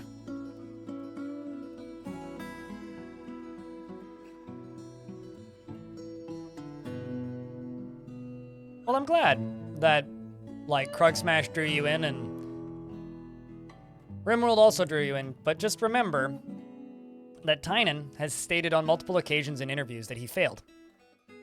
And what he failed in was creating a compelling story generator, because the majority of his player base doesn't play it as a story generator. He wanted to create a story generator that could replicate the feeling that you get from Dwarf Fortress. But he has stated that he made a strategy game accidentally while trying to make a story generator, and not a story generator. So just remember that. I mean, RimWorld does have good stories, but the thing that I learned after thousands of hours of RimWorld, it didn't matter how many mods I crammed into it. It didn't matter how much I changed it. The game always came back to the difficulty, and the stories always ended the same way. I don't know what the majority of DF players do because I don't talk to them. I'm significantly less social with other players in video games than I used to be. So I have no idea how most people play Dwarf Fort. But what I can tell you is that the most active portions of the Dwarf Fortress player base play it one of two ways. At least the ones that I talk to. I don't know about the majority. But the people I talk to play it one of two ways. It's either as a story generator or as a weird contortion science sandbox.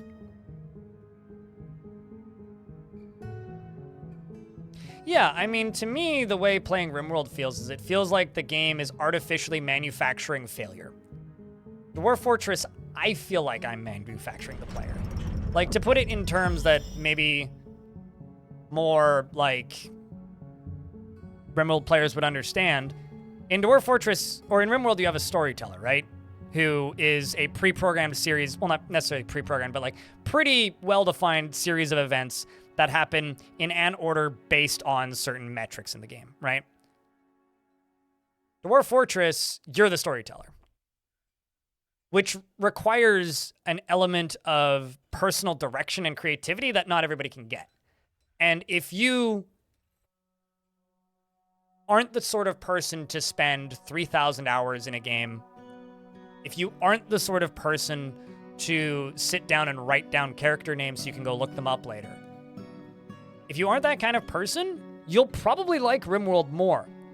But just note that everything that RimWorld is doing is a more gamey, less mechanically interesting style of game than Dwarf Fortress. What Dwarf Fortress does that's interesting is the stuff it doesn't make obvious immediately. It's world gen, the history, and the generation underneath the world, and the processes happening underneath the world. And by that I mean, like, you know, how everybody has like the correct number of teeth, and like armor heats up and cools down based on the weather and how hot things are. But at the same time, like, you can ignore all of that, and it's very and this is a failing of Dwarf Fort, right? It's very possible to play Dwarf Fort for hundreds of hours and never notice any of that shit or interact with any of that shit. And I think that's kind of a failing of the game. I think if the game did a better job surfacing its depth, I think more people would stick with it longer. But as somebody who burnt out extremely hard on RimWorld and never wanted to play it again, who loves Dwarf Fortress,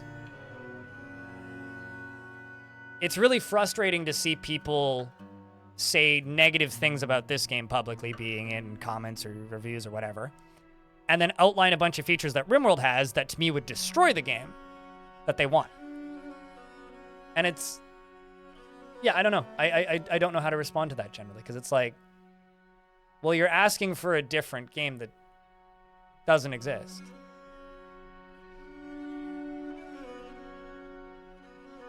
To me, the flaw of RimWorld isn't that it gives you too much info. To me, the flaw of RimWorld is that the developer had a specific vision of how you defend your bases. Or a way to retrieve a pile of Masterwork steel armors and weapons from a 7-7 river at the bottom. You have to dam the river. Or reroute the river. Or pump the water out of the river. Pumps could work. Rerouting the river could work. But you might... If you're asking me that question, prepare to drown a couple dwarves in the process. Yeah, you could pour lava on top of it and then turn it into obsidian and then do a little obsidian square around it and then dig through the obsidian.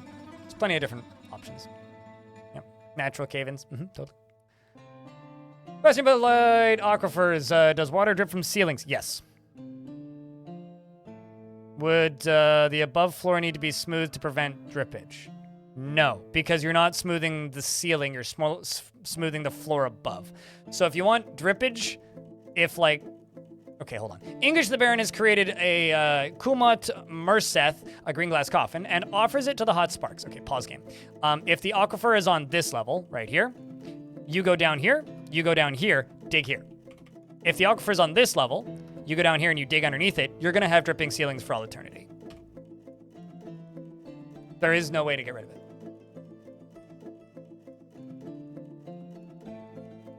I think my biggest gripe with RimWorld is just how much it forces the players to play the way the developer intended, right? Like, if Dwarf Fortress has this kind of mantra where if there's a bug that the community likes and embraces, the developers are like, okay, cool. And then they keep developing the video game, right? As long as it's not like gonna crash the game or brick the game in any way, it generally just gets left in, right? And there's plenty of examples of this in Dwarf Fortress. Tolkien, you have a good night. Cheers, dude.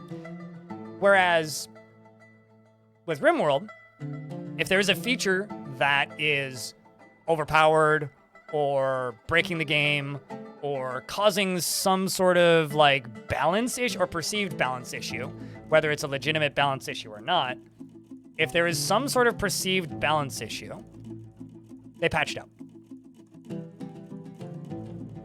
And this got to the point where, like, doors, as an example. In order for me to play RimWorld the way I enjoyed playing it, I have to mod the game like crazy. And a lot of these mods require DLC. And I don't necessarily want to buy your DLC. And that's where my problems come in. Somebody just died. You sure? Did you get into a fight with Shakebreak? I think you did.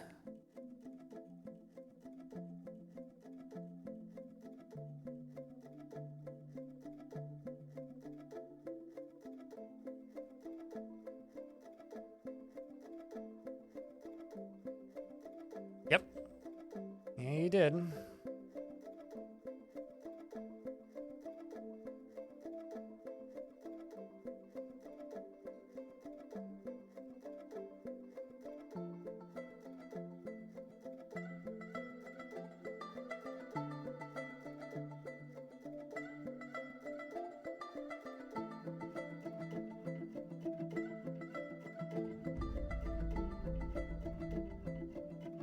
Yeah, that's good, Yoba.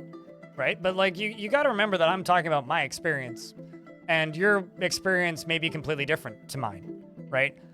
I find Factorio to be one of the most frustratingly boring bundles of nonsense I've ever had the displeasure of experiencing in a video game. But that being said, a lot of people fucking love it. So it's not my fault you're wrong, but enjoy being wrong. I hope you have a good time. I hope you enjoy the game to its fullest. I hope you have a great time, and I hope I never need to play that game again. But, you know, we're all different people, right? So something that I find unpleasant and boring, some people like. Some things I want to rip my hair out and smash my face repeatedly against the wall, like whenever I have to listen to, I don't know, Justin Bieber or Nickelback. I can do that, and people can still listen to Nickelback, and that's okay. Just because their music is bad doesn't mean that you have to stop listening to them. I like bad music too. I like Limp Bizkit. Most of my chat is, much to my dismay. Although honestly, I'll be honest. I'll be honest, chat.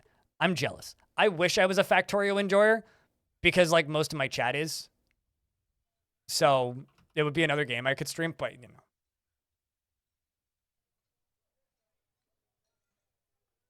Yeah. I feel like I'd probably play Stardew again if it wasn't a game that I purely played with my ex. You'll admit you like Nickelback? I like Gotta Be Somebody. Everything else they did is kind of a little bit samey after a while, though.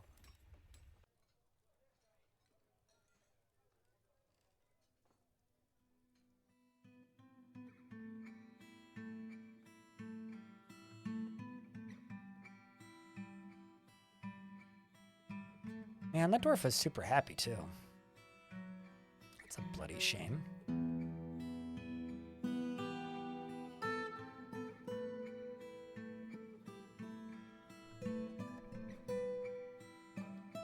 Graveyard Keeper?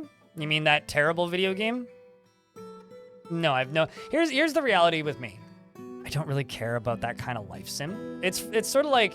I can pretty blanketly state that I don't like open world survival crafting games, because I've played several of them and never enjoyed one of them. To me, Stardew it's just like it's a life sim to a degree, right? It's like a slice of life sim. Graveyard Keeper is the exact same thing. And not my thing. It's not something I really particularly enjoy.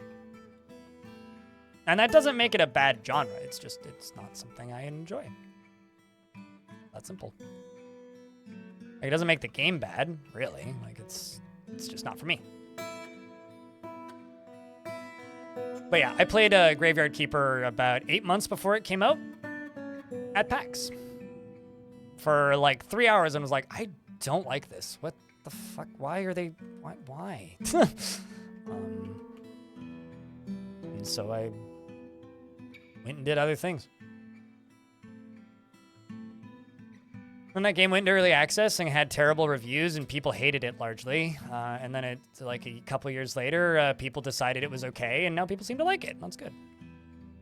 But it's still not a game for me.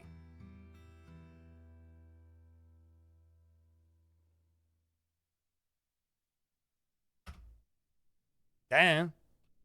Do you like not Stardew Valley graveyard keeping with a lot of like childish humor in it and somewhat witty writing in places and beautiful pixel art?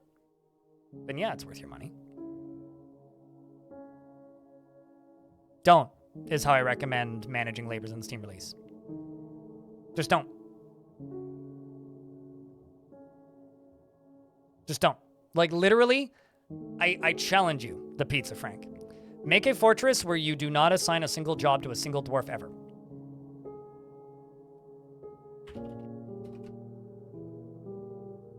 That's what I recommend. And yes, I've answered that question. The thing is, if you have a dwarf that you're like, I want you to do a specific job, give them a specific job. You might also want to like set plant gatherers to a smaller number of dwarves, which actually I need to assign some more. But the way this system works is extraordinarily simple. When there's a job that needs doing, the nearest dwarf to that job does the job, if they have skill in that job. So the nearest dwarf to that job that has that skill available to them goes and does the job, right? Easy, right? The old system, which a lot of people like to say was better, is nobody had jobs assigned, and you had to manually, individually, one by one, to each dwarf, singularly, piece by piece, over a very long period of time, assign every single dwarf to different jobs. Now, everybody goes, oh, that was way better, because you used Dwarf Therapist. If you didn't use Dwarf Therapist, like me, it was awful. Genuinely was some of the worst game mechanics I've ever seen in a video game. But nobody actually played the video game. They played with Dwarf Therapist. So very few people actually have that same experience. So here's the thing. Well, here's the thing. Work orders are not labors, right? So if you're saying, oh, you're saying you love them. Yeah, okay, because somebody else said work orders. If you're having issues with the labors, Pizza Frank, literally do not even touch them. And just see how well your fort runs for a bit. Delete all your custom labors. And play for a week. Get back to me.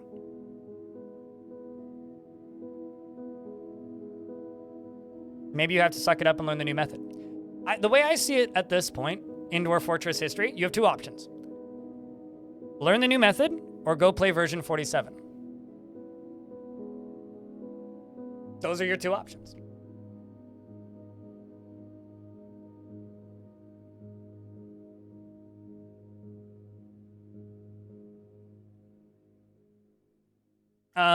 I've watched a bunch of streams of it and I thought the humor was kind of repulsive, but I'm also very easily turned off by, like, not edgy humor, like just kind of crappy humor a little bit. Like I'm very, like if I don't like the writing in your video game with writing in it, I'm out. You've already like booted me out of there and I don't want to give you money.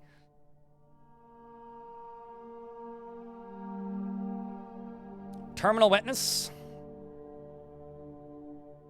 Terminal wetness.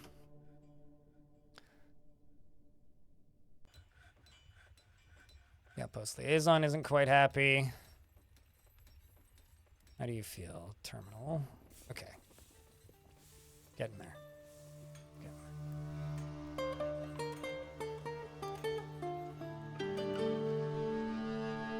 Dwarf Therapist is an ancient history, ugly-ass piece of software that was used to manage your dwarves in Dwarf Fortress when the way that you would manage... Because the way the old job worked, essentially, is... The way the old UI worked, essentially, is you'd click on a dwarf, and then you'd have to go to the labor screen, and then you'd have, like, 5 different menus inside of menus on this screen that you had to hit plus and minus on the key, on the numpad. If you didn't have a numpad, good luck, or go rebind it.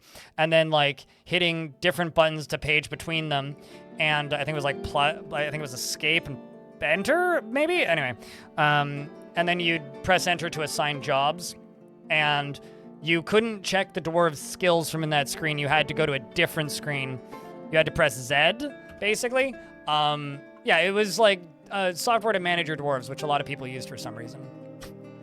Not everybody was quite as stupid as me, where I would... Like, I acknowledge I played this game in a way that many people found repulsive at the time, which is literally whenever... a migrant wave showed up, I would spend 15 minutes going through every single dwarf and like assigning tasks that they would enjoy doing that would fill most of their needs, and then wait for the next migrant wave. Like that's how I played this game back in those days. Because I didn't use Therapist. Mostly because I thought it was ugly and it made my game crash a couple times, and I was like, well, that's enough. Never touching this again. You can play my OCD or something.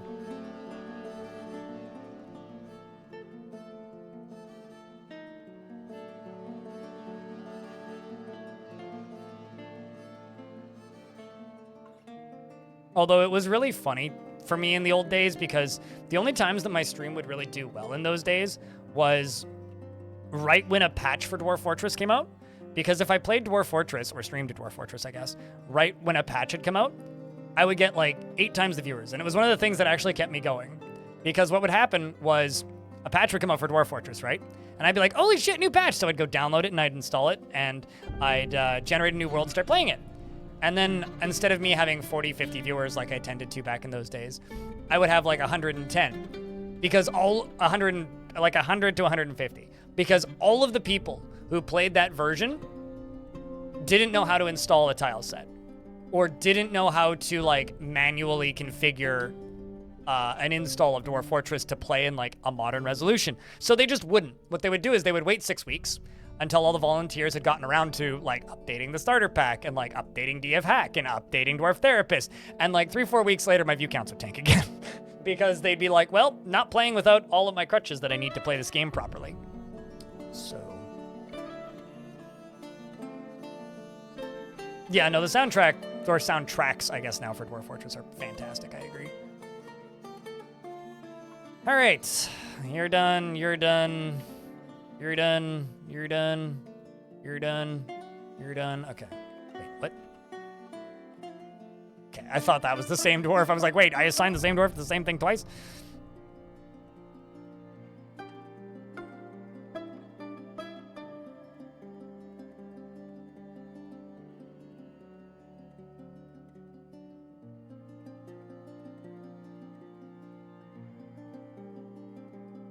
The new album is your favorite study and work ambience music, the adventure mode one?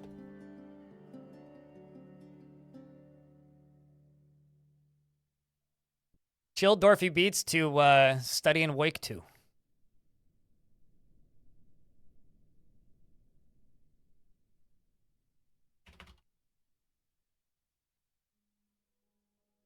Would really like to know why I'm not getting traders.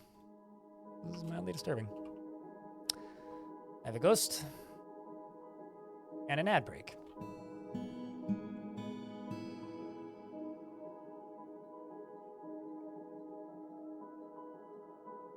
First year was your most played track on Spotify last year. Yes, okay, sorry. Had to like process that. You've been watching me since I had 20 viewers? Really? I mean, you made your account in 2021.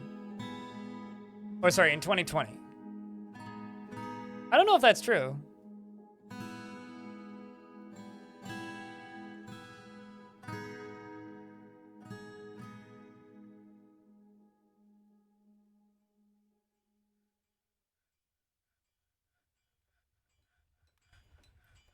Yeah, I mean, the first chat log you have was back in 2021 talking about Ivan. Which I actually vaguely remember, but I think you were watching me play Cud, which is actually maybe why I had 20 viewers if I was playing Cud.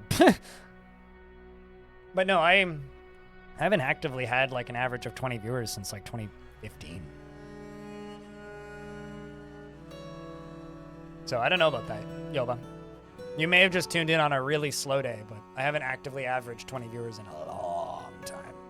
Like I got Twitch partner in 2018, which at the time I had 200 concurrent for, so it's not your first account. What's your first account then? Blink, blink, blink, blink, blink.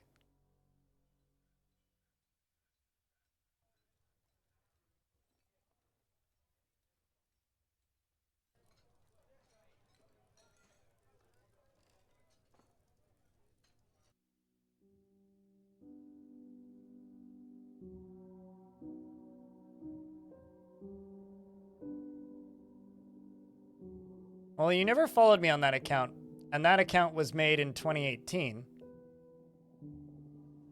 So, yeah, at that point I was averaging 200 concurrent. So, yeah, I mean, you may have tuned in, but I'm really questioning the view count comment, though. But, anyway.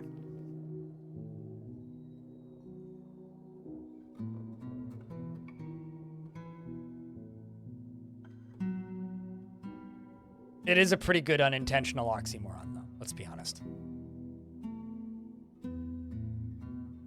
Yeah, I mean, here's the thing. I don't doubt that you watched me like 4 or 5 years ago, but you would have like the only reason I seem so curious is because like there's a lot of people that used to watch me back in those days that I haven't seen in ages, right?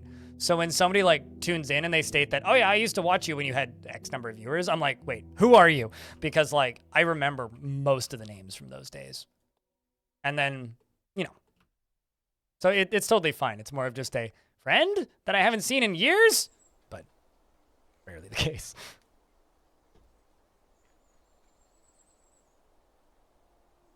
So no, it's fine. I'm just looking for people I used to know.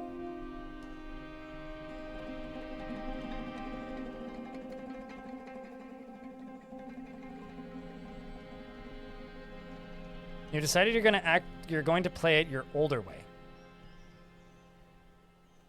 Hmm? What? Oh, yeah, no, okay. No, I'm scrolling back up in your chat logs. Yeah, no, like that's the way I used to play and these days I can do it almost like too quickly. Also, why is my frame rate 18? Okay, you know what I'm gonna do? I'm gonna do this. Also, we have that ghost. I'm gonna do this. Collect sand. Check seasonally. We'll actually just kill that right now. Sand. You know what? Actually, how many sandbags do I have currently? Am I just out of bags? Is that the issue? Yeah, okay, we're out of bags. And I have a bunch of crimes I gotta convict.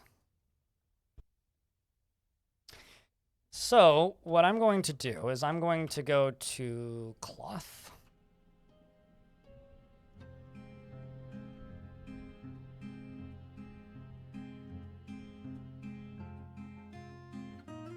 Also pretty worried about my clothing supply, actually. Let's make 50 bags.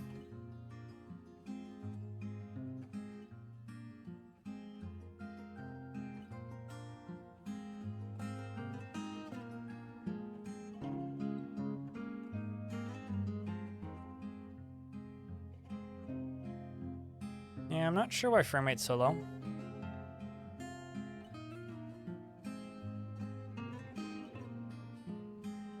Isn't any kind of like extraordinarily mass canceled job.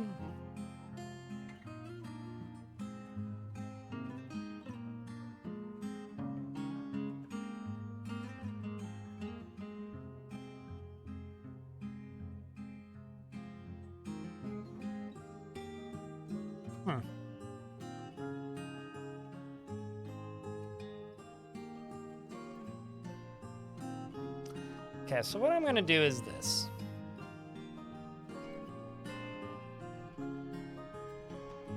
I have not played Long Death since November 2022. And I have zero intent on ever returning. And there's a reason for that, which is pretty simple, actually. Which, to quote a longtime viewer of mine, been watching this stream consistently for years, which was, "Thank Christ you're dropping that fort. By the end of it, it got so fucking boring, you looked like you didn't even enjoy playing it." And you know what? He was right. That's why whenever people tell me, they're like, "I'm gonna go build a long-term fort," and I'm always like, "Good luck, I guess. Have fun." Okay, so does frame rate still drop down to 17?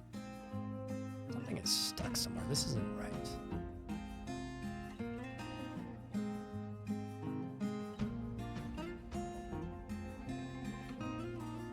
What's Long Death? There you go. Have fun.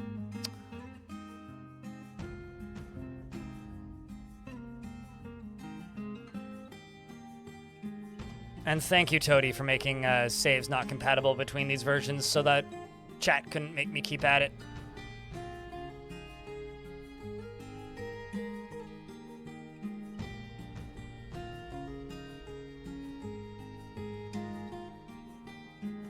There really is no immediately obvious reason as to why the frame rate would be so low.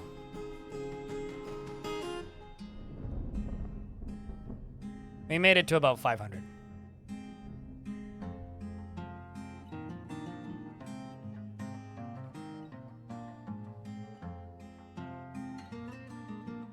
That was the intended goal. Did we make it that far? No. Also, I played that fort almost every day on stream for 2 years. Like, two things were happening that made that happen. One, a pandemic. Two, a starving, broke, bored as fuck streamer that needed content that for a game that hadn't had a single patch in like a year and a half at that point.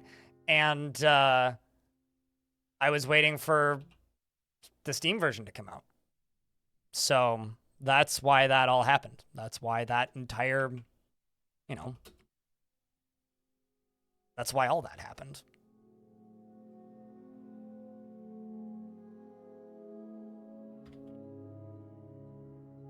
So you're managing work orders.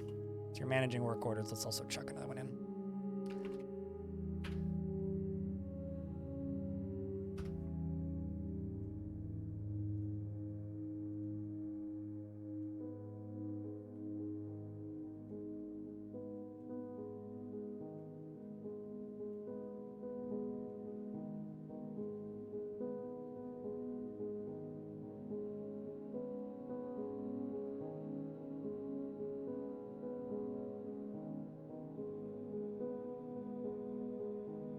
By the end of the fortress, or by the end of the time that I played, we were on like the 5th or 6th generation of dwarves. We had multiple family trees.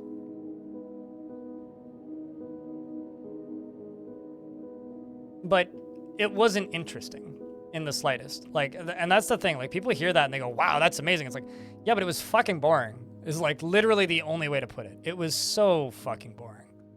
Because nothing happened, right? And something that probably none of you even know about is there was a limitation in Dwarf Fortress for a really long time.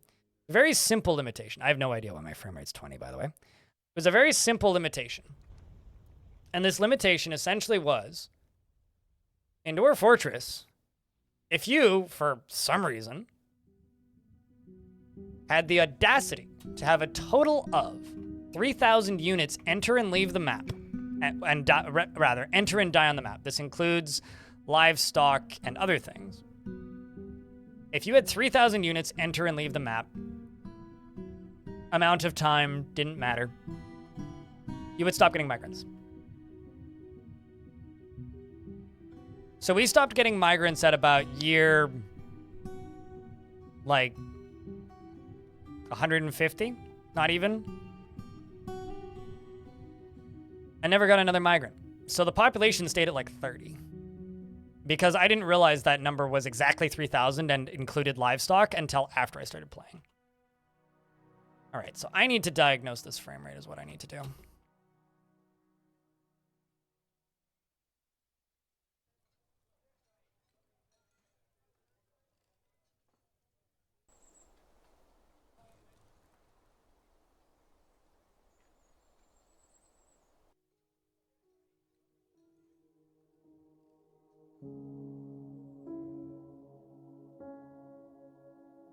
But yeah, dedication aside, it was a awfully boring fort.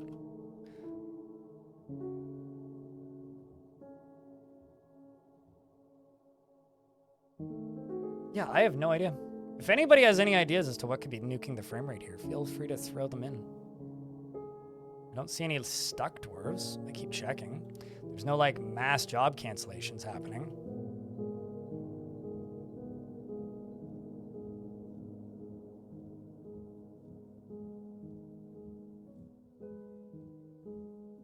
Not that.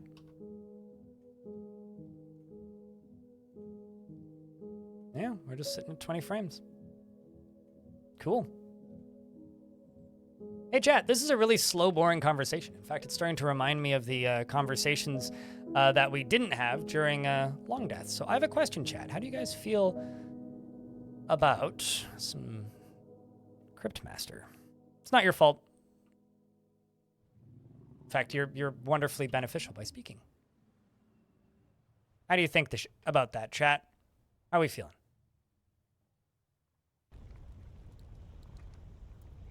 Yeah, no, all my soldiers are definitely on the map right now. Let's try this. Let's try that. Try that. No.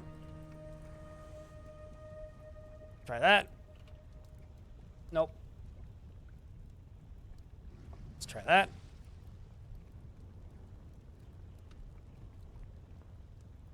Try that. Did that fix anything? Nope.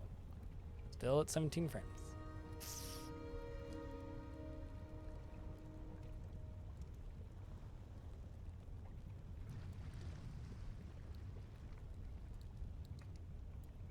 I don't think that necessarily having more dwarves in your fort makes the game better. In fact, I think it's actually kind of the option, the opposite. I think that Dwarf Fortress actually gets worse when you try to add too many dwarves to it. Well, I don't fully understand where that statement comes from, or that non-statement comes from. Like, in what way? No, it's not. It's really not. RimWorld is somewhat similar to Dwarf Fort, but that's where the similarities begin and end. Was that a mod to fix frames? No. No, this right here, this DF hack. This is it's a trainer. It's like it's how do I explain this? It's like it's more like cheat engine, but specifically for Dwarf Fort is the way to put it. Gotta be just something. Actually, hold on a second.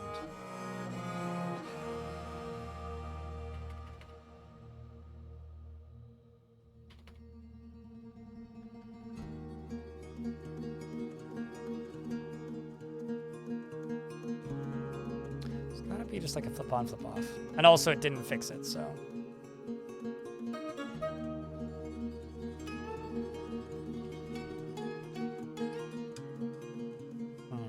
Did Dragon loser training? Nope. I'm gonna slaughter the honey badgers. Sorry, chat. But I have a suspicion.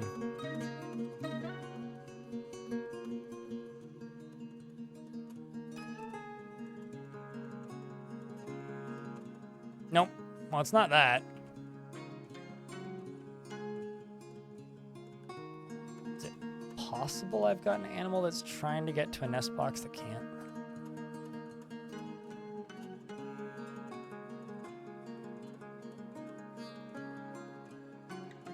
No, it's not that. There's 12 dwarves trying to make a tavern. It sounds like a sitcom. Or like the beginning of a sitcom.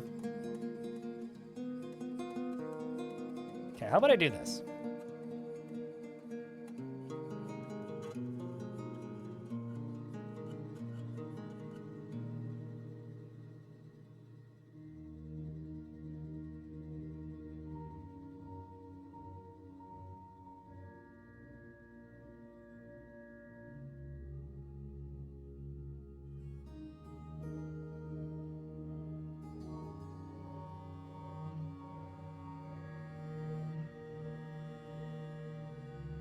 I think it's time to put these dwarves on break.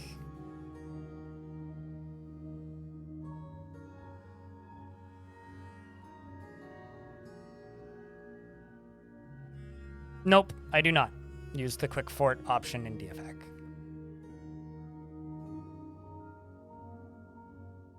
I do it manually, like a normal person.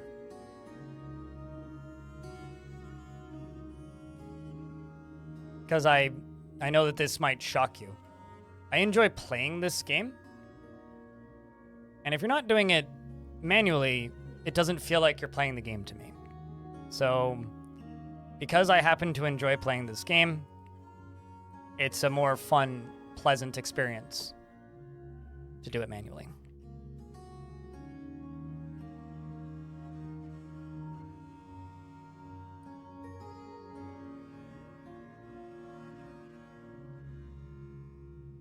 That being said, no matter how long you play this game, you're not always immune to bad frames. Nobody is, apparently.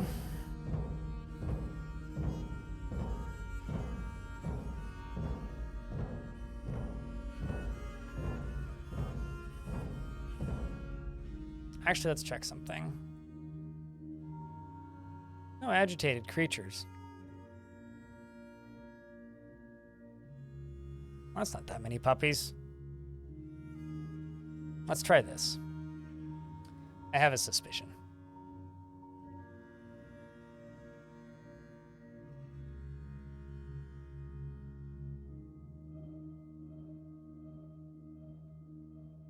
Working on a green glass orb to go with the ziggurat. Yes. Oh, it's not as good as the prison that's going to drop them into lava soon.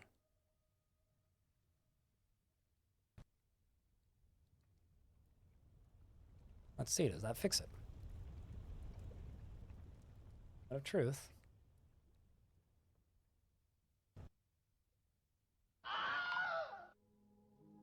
Nope. But Shakebreak was found dead. Seems our Captain the Dark Guard here got a little bit enthusiastic about things.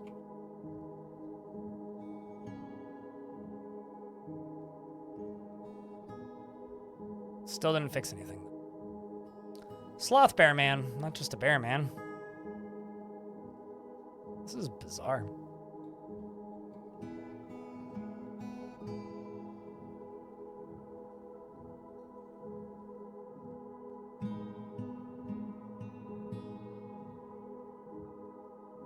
Yeah, I don't know why the frames are so low. Trying to figure it out. Let's try this. Let's turn the burrow on. What's that do? Nothing? Okay.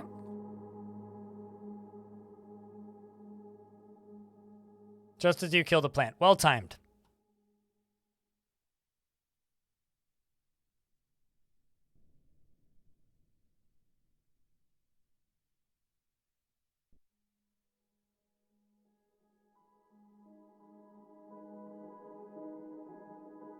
Yep, I have no idea. Only a split second? I wish they made a sequel to Split Second.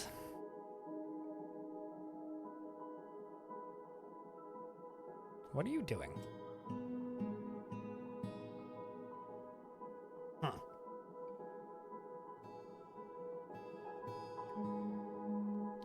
Frame rate did go up by a bit for a second there, but then it went back down.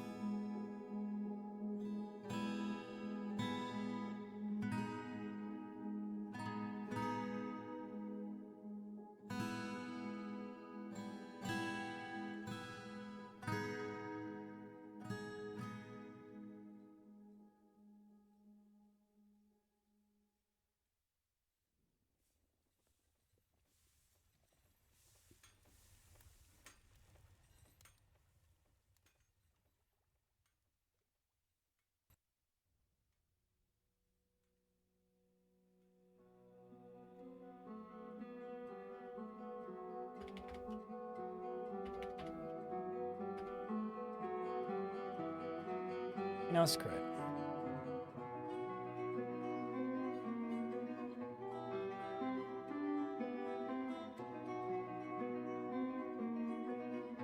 They're all forbidden. They're all forbidden. Something else I'm going to try. That may be causing a problem. Just delete that. Also delete this. It's not that.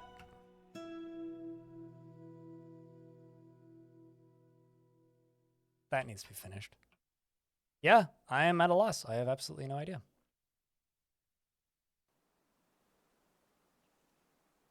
It's not that.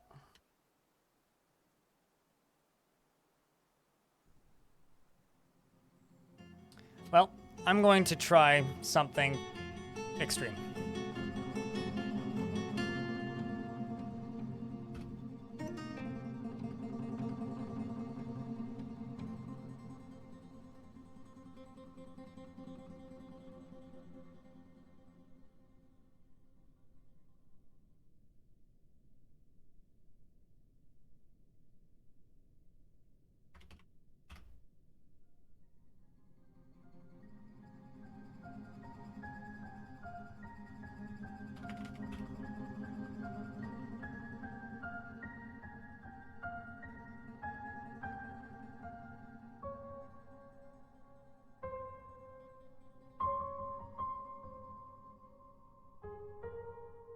Nope, it's not that.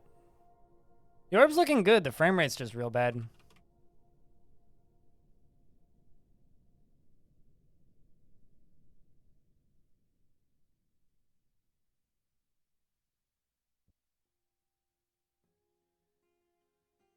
That's not how Dwarf Fortress works in it.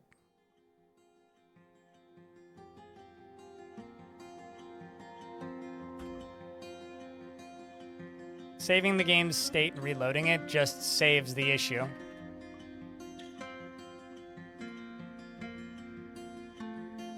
Not giant.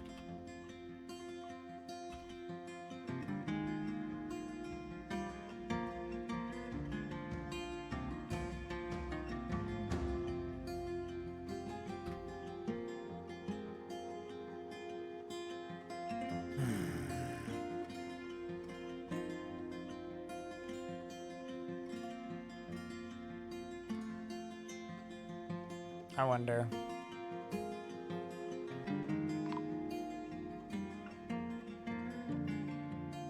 Nope.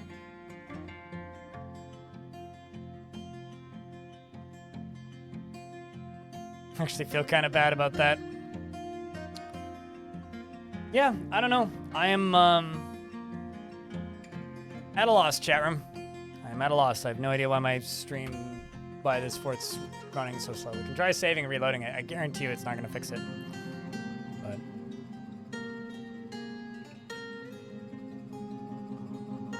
what the, oh, I mean, like, see, Wilhelm Scream isn't a meme because it predates memes. By so many decades, it was what people called memes before memes were memes.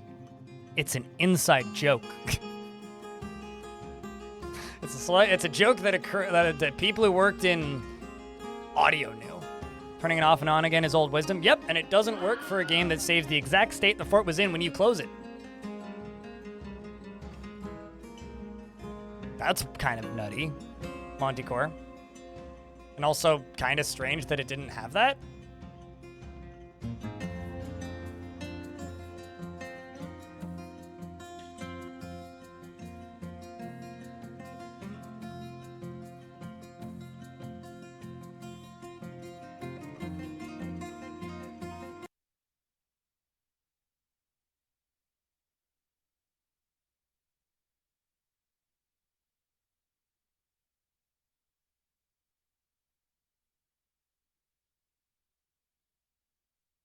Okay, cool. I guess that's good.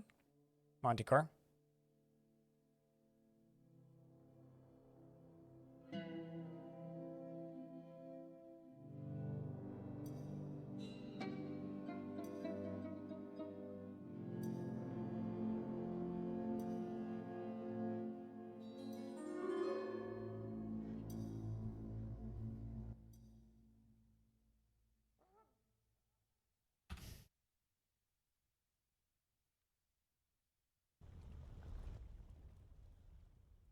Nope, didn't fix it. Told you. All right, well, here's an idea. Nope, it's not that. See where we settle at.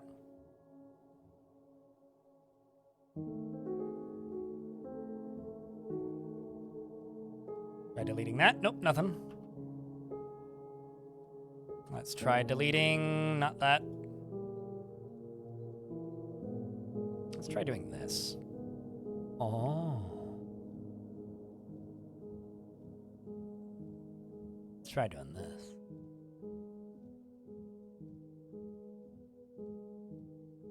Well, actually, let's do this. I have a possible, maybe.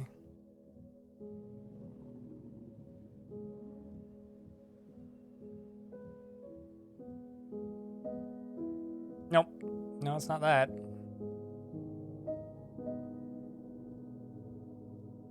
Yeah, but I guess I'm just forever amused by people calling things memes from, like, decades prior to memes being even a word that existed. You know, like, that's just funny to me.